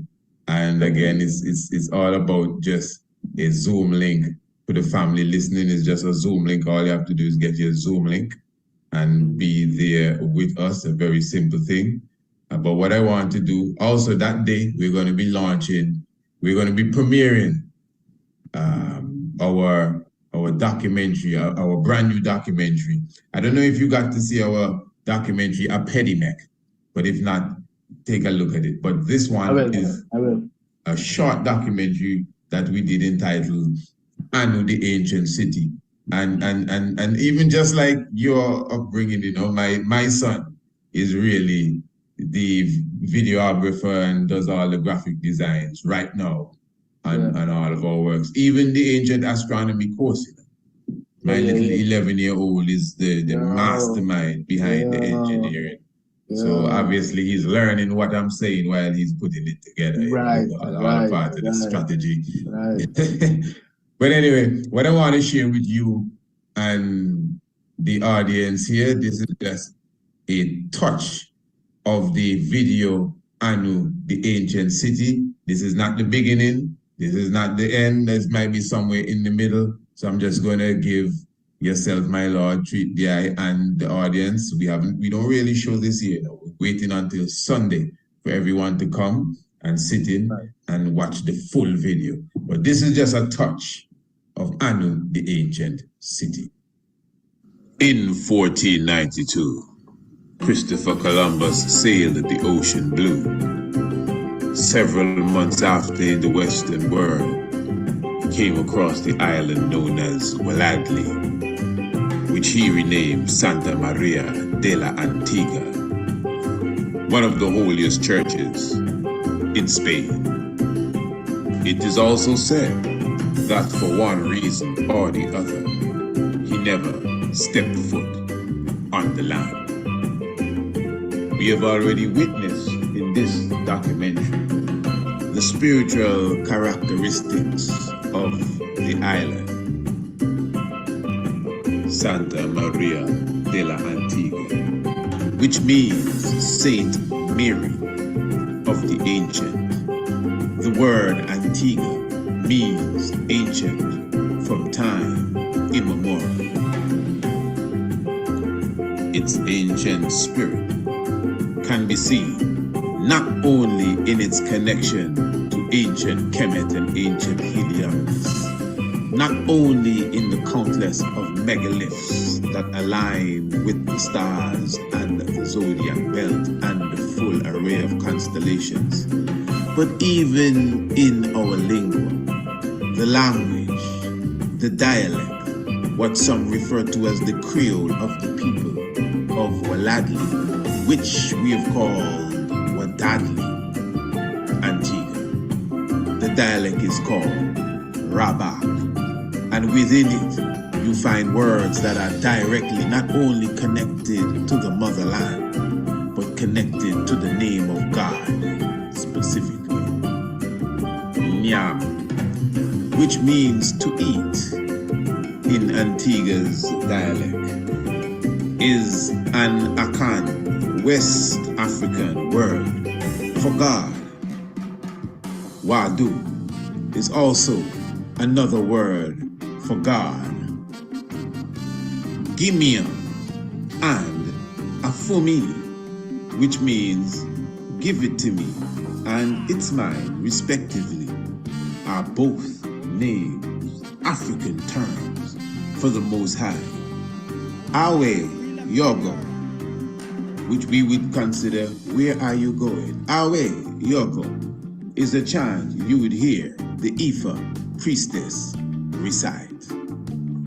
This is but evidence to show you the spiritual nature of the island of Antigua, Santa Maria de la Antigua, the ancient land. It is named after a church, estimated to be 108 square miles by nature. The Vatican City sits on 108 acres of land, as the number 108 is extremely mystic. For it is said that the universe is made up of 108 elements. This is according to ancient texts. The current periodic table claims a few more than 108. The diameter of the sun is 108 times that of the diameter of the earth. The average distance from the earth to the sun is equivalent to 108 suns in a row. The average distance from the earth to the moon is equivalent to 108 moons in a row. And in Zen Buddhism and many other ancient rites from the Eastern world, they would use 108 in their chants and the amount of beads that they would use for prayer. 108 is the square mileage of Antigua, Santa Maria de la Antigua. Now we just had a little itch in there, but that's just the technology there for the moment. It's much smoother than that. But when they come in Sunday, they're gonna see the whole film and get it properly from the beginning to the ceiling. Yes, my lord, that was just a little 4-minute excerpt. I don't know what you think of it. Hey, bro, that's some knowledge right there, because I didn't even know that the part that astonished me. 108? Eh? No, the 108. I didn't know that. I didn't know that as well about I didn't know that the special attributes to that number. I didn't know that, which that's interesting. But the part that astonished me first is Christopher Columbus could even set a foot on the island. I wonder why. Well, the mystic of it. Yeah, the energy, man. The energy. Yeah. I've not really got through that book, Anu. I think Anu, Ancient and Modern, and But anyway, when you come in Sunday on the Zoom link, you get the full vibes. And as I say, we're launching the astronomy course. That is something I'm even encouraging the governments around here to get into the youths them head. That's why we have a whole astronomy homeschool program for little children. Because these youths again, even though this is youths we're talking about, these youths ain't got nothing in their head really. So with nothing in your head and a gun in your hand, it's problems. Problems. A man can have a gun in his hand and have something in his head. Right. No, you're more of a you're a conscious weapon at that time. Of course. All right. You might need a man like that around you. Yeah, give thanks. But yes, my lord, give thanks for your presence, and of course, I know I'll be seeing you on Sunday for sure. Any sealing words you want to give to the audience? Most definitely. The family was telling you blessed love there. Oh yeah, man. Blessings to the family, man. Trust me, man. Give thanks. Definitely, yeah. I would say, to all the ones watching that, look into yourself, find your true self. You know what I mean? Learn to think for yourself. Don't be afraid to question things. Always move with the light. Always be positive. And before you go, but as you say, move with the light. The Merkaba is like the body of light, isn't it? That's exactly what it is. It's an Merkaba is a Hebrew word, but it's actually 3 words: Mer, Ka, and Ba. You know what I mean? Mer, that's light. Ka, that's spirit, and Ba is the body. It's true. Right. So it's really, it's really a representation of the word and the symbol, because it's a star, right? It's a representation of the vehicle which ascends to a higher dimension. You know what I mean? So a lot of people say the Star of David, they don't really know where it's coming from. They think it's just this Jewish symbol which represents supernatural power and, you know, ward off evil energies and it's much deeper than that. You know what I mean? It represents you finding your true light self and your light body. You know what I mean? And there's other aspects to it as well, but you know, that's why I love that name so much. You know what I mean? It's the two tetrahedron. It's like the right. So that's just a piece of that. But yeah, to move with the light. Always move with the light and you know, show love, spread love. You know what I mean? And try to because what I realize in life, you know, you should know your power as well. Talking to the audience here, know your power. You know, we're powerful beings. Walk in power, walk in confidence. Know the power of your mind. Be careful of what you think. You just might manifest it, you know? And once you know your power, you know your true self, you're only gonna rise from there. So and be careful with the programs that the system is giving us, man. You have to really look into these things. You know what I mean? That's why schools like where, you know, Honorable Priest Isaac, you know, the courses and the school that he does for younger kids and the knowledge that he spreads, his platform. This is a great place to come and get knowledge because they're not giving you this in regular schools, and you know what I mean. This not teach on a regular chalkboard and the mark board. Chalk and dark. Yeah, so it's all about this, you know. That's it. Give thanks, my brethren. Oh gosh, my brother, man. Wonderful moment. Trust me, my brother, man. I'm looking forward to Sunday, man, because you know you're one of my teachers, you know. So yeah, man. I know a few ones gonna stop you and tell you, yeah, man. I see you in the Tigress Nest, man. You're not easy. Yeah, for real. Give thanks, my Lord, and all blessings and power. And you know, we have to do some. Well, we don't talk already backstage, you know, but enough works we have to do even for them same youths, man. Of course, you know, even we coming up. Remember, we're coming up with a new podcast as well. Hopefully, that can fit into your schedule real well because I know you're a busy individual. So, yeah, that's gonna be a great move. Yeah, man. One of the many great moves that we're doing. Yeah, my Wi-Fi moving a little bit weak right now, but yeah. Come on. You know, give thanks for having me here. Bless up the family. You know what I mean? And looking forward to Sunday and many more, my brother. Yes, my Lord. Yeah, man. All powers, you know? Yes, I. Give thanks. Blessed love. Yes, I. Yes, family, we definitely give thanks once again for my Lord passing through, the good brother Negus Makaba, and of course, really sharing some vibration with us and giving us a lot of good information there, kind of keeping us up to speed on what's going on the ground where he is, and of course, even in the music world, etc., etc. So we're very thankful.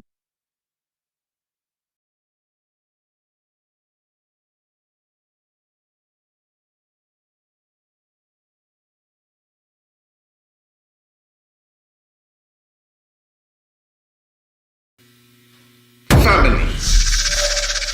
I mean that, family. Our youths, our young ones, our children, we need them, redeem them, and clean them. You see them, or else the enemy will come and scheme them. Family. I mean that, family. Education for the nation that's full of salvation, biology, astronomy, and African theology, geography. Family. I love that, family. Whatever the age or the stage, that youth will be engaged with tutorials, activities, and videos from the studios of the Priest Isaac Institute of Holistic Knowledge. Family. The International Homeschool Program is designed and recommended for all ages.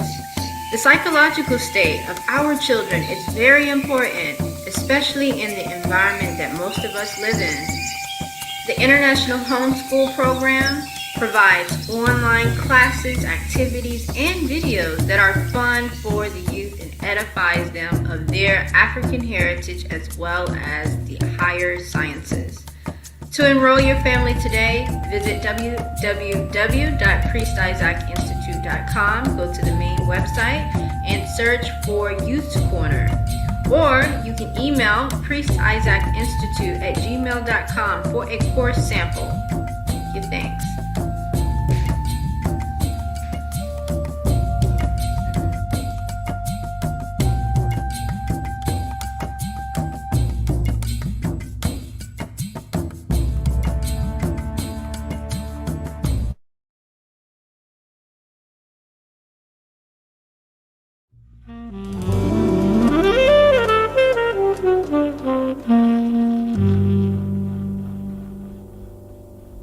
Blessed Lord, I'm the Honorable Priest Isaac, founder of the Priest Isaac's Institute of Holistic Knowledge. I welcome you to Evolution, creating the best version of yourself. Now, this is an innovative and inspirational course designed to bring the best out of any, I repeat, any individual. Whether you need the skills to stay motivated or the strategies to promote, market, and to effectively close your sales, this course promises to teach you the techniques to do so and more. Do you have a startup business? Do you have business partners? Are you the CEO, manager, or do you own the company? Well, the contents of Evolution was prepared specifically for you.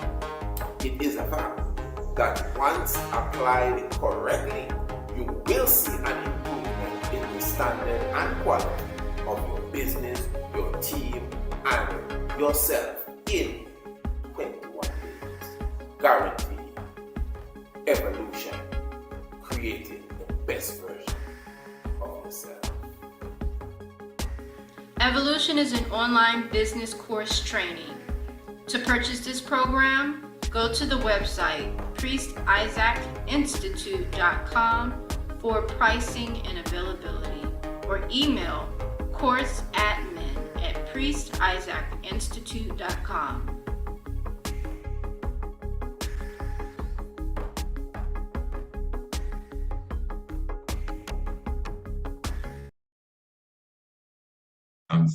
So again, family, just gotta leave you with a reminder for Sunday. You know, if you look on the flyer here, you can see the Zoom link. So just record it quickly. If it looks a bit too complicated for you, because I never did none of that. All you gotta do is contact me and I will send you the link. Blessed love to each and every one. The question today, who is Emperor Haile Selassie first? Welcome to another moment with the Tiger, with your host, the Honorable Priest Isaac. And this episode of A Moment with the Tiger is brought to you by the Priest Isaac's Institute of Holistic Knowledge International Homeschool Program. Enroll your young ones today and bring them into a world of Afrocentricity, biology, astronomy, yoga, and much, much more. No young ones? Well, don't be afraid to enroll yourself in the International Homeschool Program. Now, who is Emperor Haile Selassie I? Emperor Haile Selassie I is the 225th Emperor of Ethiopia. He was born near the city of Harar in Ethiopia. He is the biological son of Ras Mokenen, hero of the Battle of Adwa, and Waziriyo Yeshimabet, who died when the emperor was very, very young.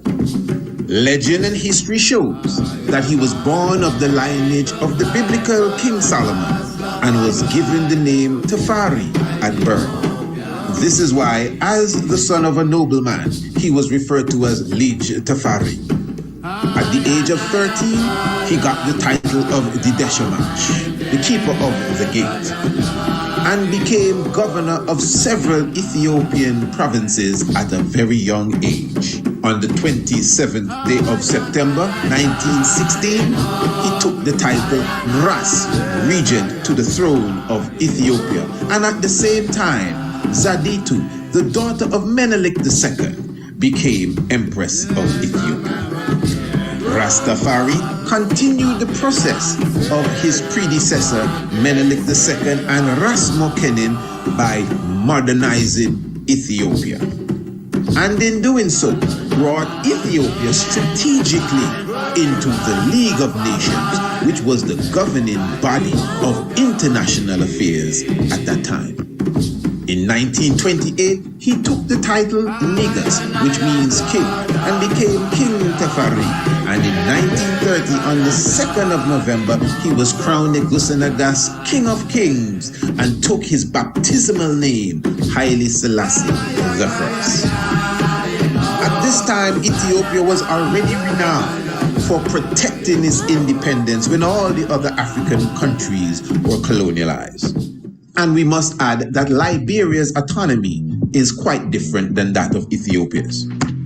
In 1935-36, the country of Italy invaded Ethiopia. Their artillery and weaponry far superseded that of Ethiopia. But the bravery of the Ethiopian fighters and the shrewd wisdom of Haile Selassie brought them victory on the 5th of May, 1941. Afterwards, he went straight away to continue the process of modernization, and in 1963, in Addis Ababa, he opened the Great Africa Hall, which housed the Organization of African Unity, and brought together for the first time the independent African countries who were gaining their independence from the 1950s under one roof. Haile Selassie is the father of Africa, and with his beloved wife Empress Menen by his side, he has given us a history that we could be justly proud of. A moment with the tiger. Remember, family, visit our website, priestisaacinstitute.com, and enroll your young ones in our international homeschool program today. Blessed Lord.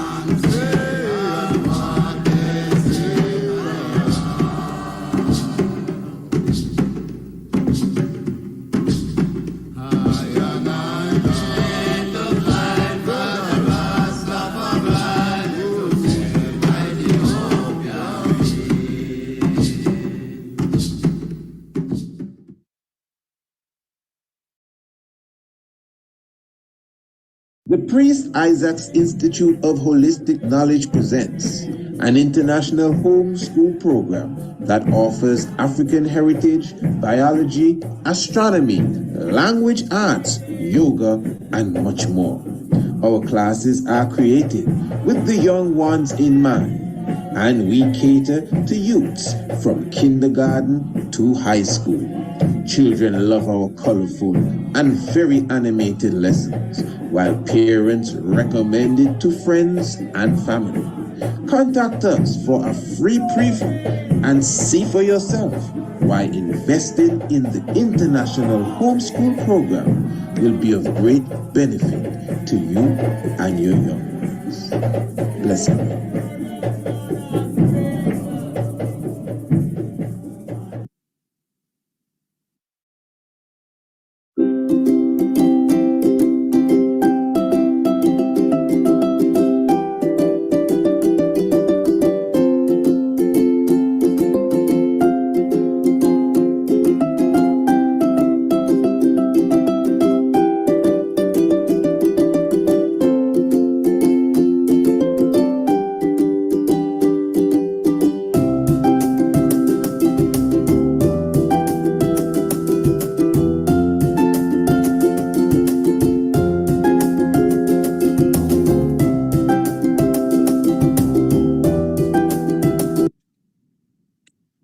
Blessed love, royal family. Give thanks to the life giver and the keeper of life, Emperor Haile Selassie I. And of course, I welcome you into the Tigress Nest.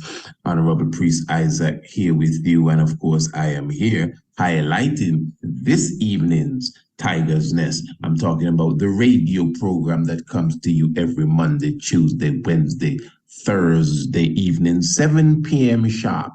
Radio and that 7 p.m. is Eastern Caribbean time. That should be 6 p.m. Eastern Standard Time. Hey, remember a pedimec. How many of you have your video pedimec, the fourth official documentary, full-length documentary coming out of the Priest Isaac's Institute of Holistic Knowledge, a pedimec, the Lion of Judah, the conquering lion hath prevailed. Definitely make sure you get your copy. As you know, today is the first day of Kwanzaa. And of course, that is a celebration that has gone international at the moment. It's 7 days of Kwanzaa and the 7 principles that are given in the Kiswahili language. And of course, many individuals are not affiliated with Kwanzaa. Many ones even in the conscious realms. Many Rastaman say that they burn fire on Kwanzaa. And of course, year by year, we get into that subject area and we speak about it and bring the reality of the principles to the forefront. So we're going to have a very special program tonight, family, on the Tigress Nest on Radio Anu.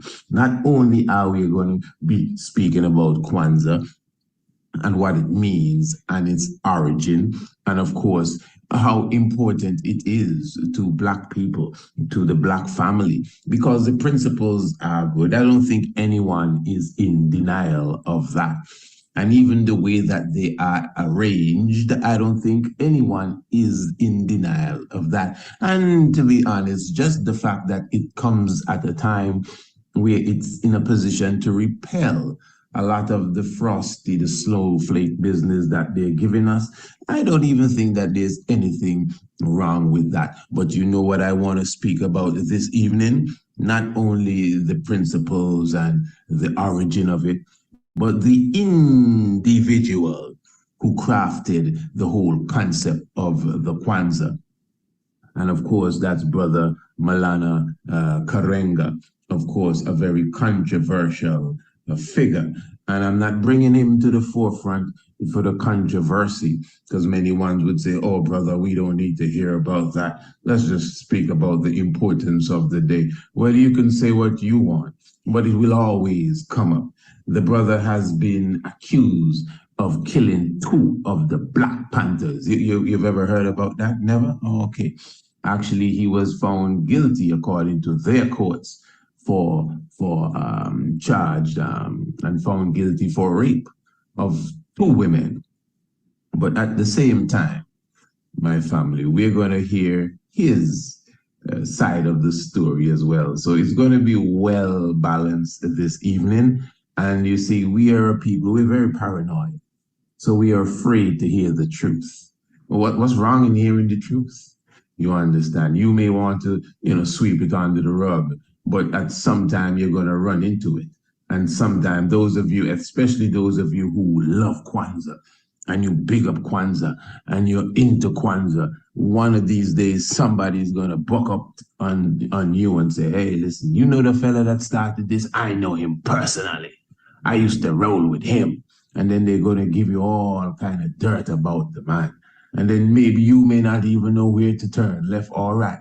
But at the same time, because you would have listened to the Tigress Nest, at least you would have heard the very same brother's defense of what many people say about him at the same time. But again, you got to still separate. I'm a big advocate for separating the principles and the whole idea of it from whatever sin and folly that the brother and whoever around him would have done. Because as I said, these principles add life. Whether you're Muslim, Rasta, Christian, whatever, no religion, these are African principles. This is not no religion. These are principles, unity, collective economy, economics, and purpose and faith. These are African principles and highlighted. Maybe, as I always say, Bob and I really like candles still, whether they're red, blue, or green, red, black, and green, whatever the case is. You don't know, many of us still getting the pig wax candle and be lighting them. I mean, you got to look into all of them things, my brothers and sisters. All of that is spirit. You can't be lighting pig wax candle, no matter what color they be, and sending up them smoke and think the ancestors proud of that. So there's so many things. Hey, listen, man, every year we have this discussion here, sometimes for several days, as it relates to this Kwanzaa vibration. But this evening is going to be a bit different. This one going to be deep, and it will get controversial. I'm telling you straight. You're going to hear some things about Karenga that you didn't even know. You're going to say, seriously? And it's not no propaganda, not nobody lying on him. No. But at the same time, when you hear his outlook, he's going to show you, well, listen, man, this is how the story really goes. So I'm looking forward to that. I'm looking forward to presenting that to you. Just make sure you're in the house, 7 p.m. sharp. Tigress Nest, those of you who are dealing with Eastern Standard Time, that's 6 p.m. sharp. Tigress Nest, Radio Anu. Of course, the link is in the description below this video. Radio Anu, the international flavor, the universal spice. Hey, you don't have to wait until 7 p.m. You can visit Radio Anu right now. We have wonderful programs of consciousness and upfulness that will definitely enlighten you. And make sure you become a subscriber too. It's very easy to subscribe to the Tigress Nest. Just contact us and let us know that you would like to be a subscriber. You could get a monthly subscription, a 6-month subscription, or a yearly subscription. And of course, I mean, the yearly subscription is extremely economical. I mean, any one of the subscriptions are extremely economical. So make sure you become a part of that. And I'm just inviting you once again, family, make sure you tune into or check us out, Rastafari Experience Antigua on TripAdvisor. Rastafari Experience Antigua on TripAdvisor. And get yourself in order for the upcoming spring equinox, which is in March 2023. It's definitely going to be a wonderful time. It is definitely going to be a blast. So again, family, looking forward to your presence this evening. The Tigress Nest, talking about 7 p.m. Eastern Caribbean time, 6 p.m. Eastern Standard Time, Radio Anu. Hey, what are you going to do now? Tune into Radio Anu now. Now. Enough vibes taking place there. That's where I'm going. Holy Manuel I, Selassie I, Jah Rastafari. The Priest Isaac's Institute of Holistic Knowledge presents an international homeschool program that offers African heritage, biology, astronomy, language arts, yoga, and much more.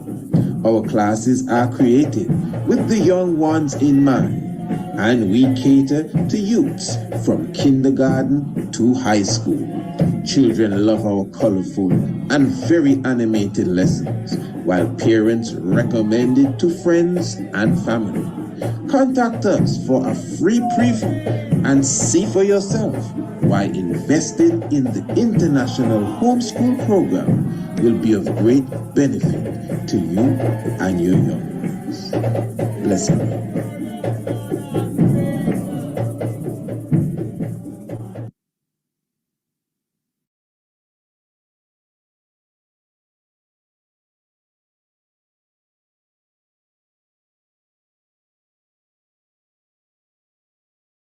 Great benefit to you. Minded. So when he came and see the golden thing, because imagine, look at it. You see now we're in December.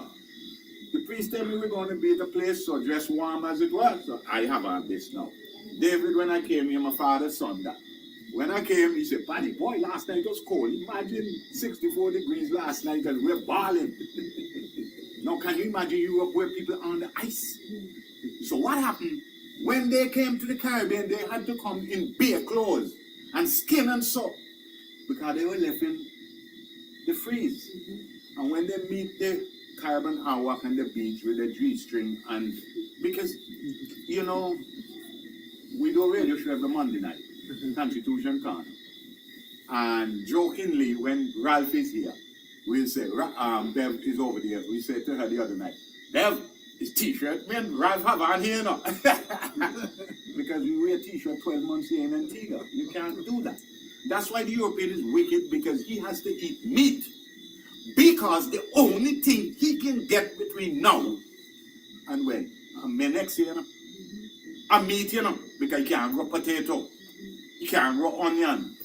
Because his soil is frozen 3 feet down.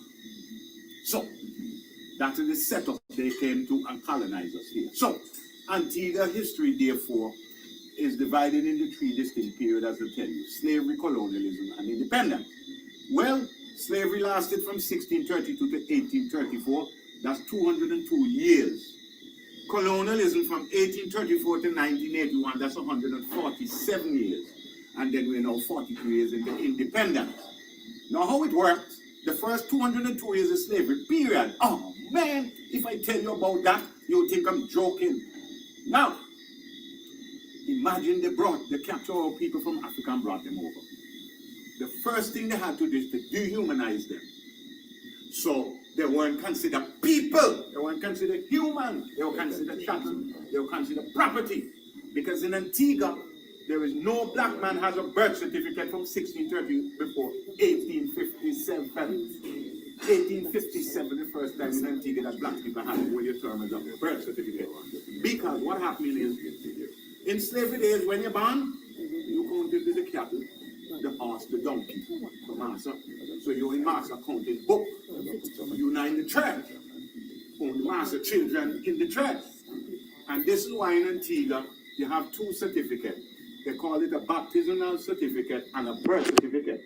In some people, the baptismal certificate is even more important because the church have that.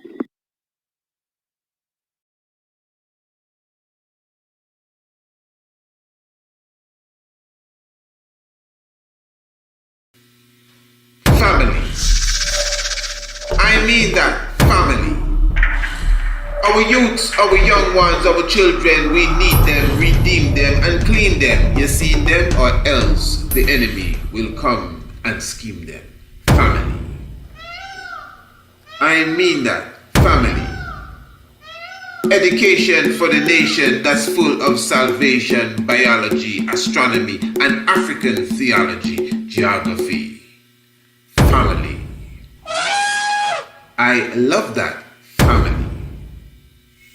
Whatever the age or the stage, that youth will be engaged with tutorials, activities, and videos from the studios of the Priest Isaac Institute of Holistic Knowledge.